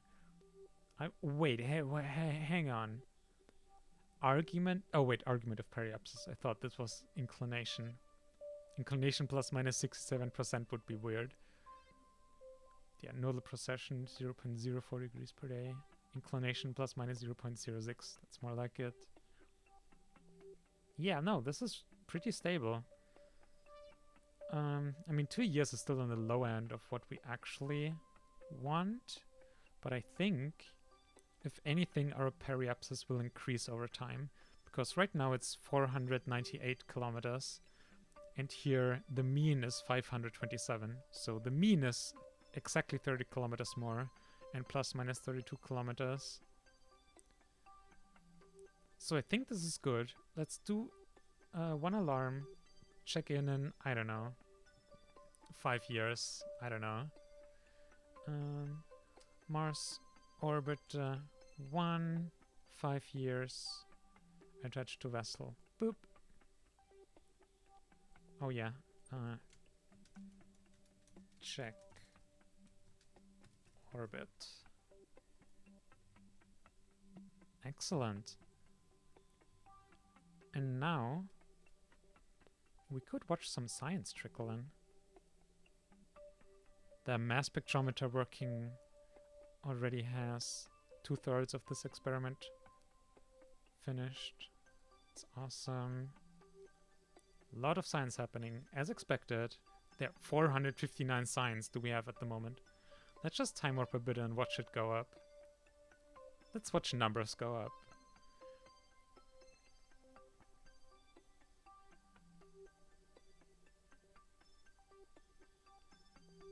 It's like 1 second is like a few hours now, and we can see the science points ticking up. That was like more than a science an hour. That's honestly really cool. Man, so much. The upgrade from R&D. We can, in fact, spend all these science points now. Oh yeah, and the astronaut center upgrade. So we're gonna queue the upgrade, check out R&D, And then it's stream end time. The end times are near.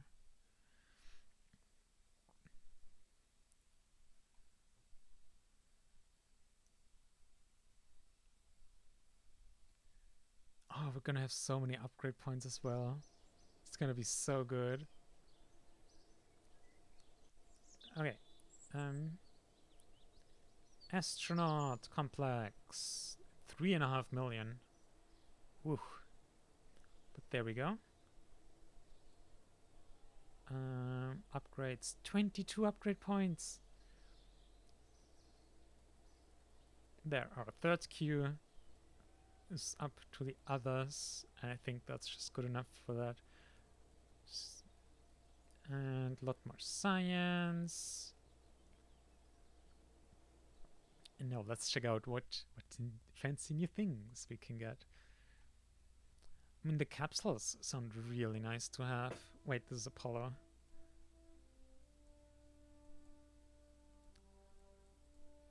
Oh yeah, never mind. These are way further ahead.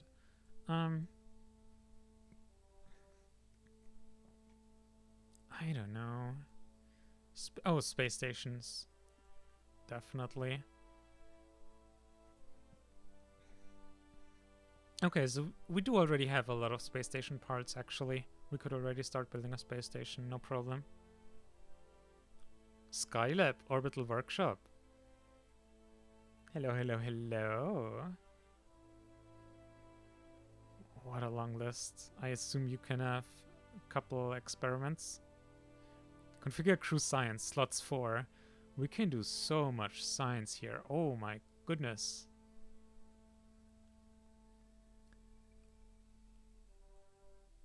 Okay, before we do that, deep space communications are yes. And even better communications are even yeser. Better avionics are also always yes. Better avionics, better avionics.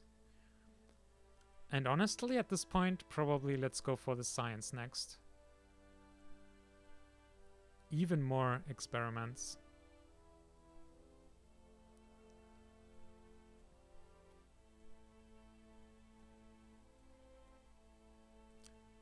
Well, I guess that was a fast way to spend all the science. Alright. With that wrapped up, and all the cool missions we've flown today, we're gonna end the stream here. Thank you all so much for joining us, and hope you have a lovely rest of your day, whatever time zone you're in, and we hope to see you around. Bye!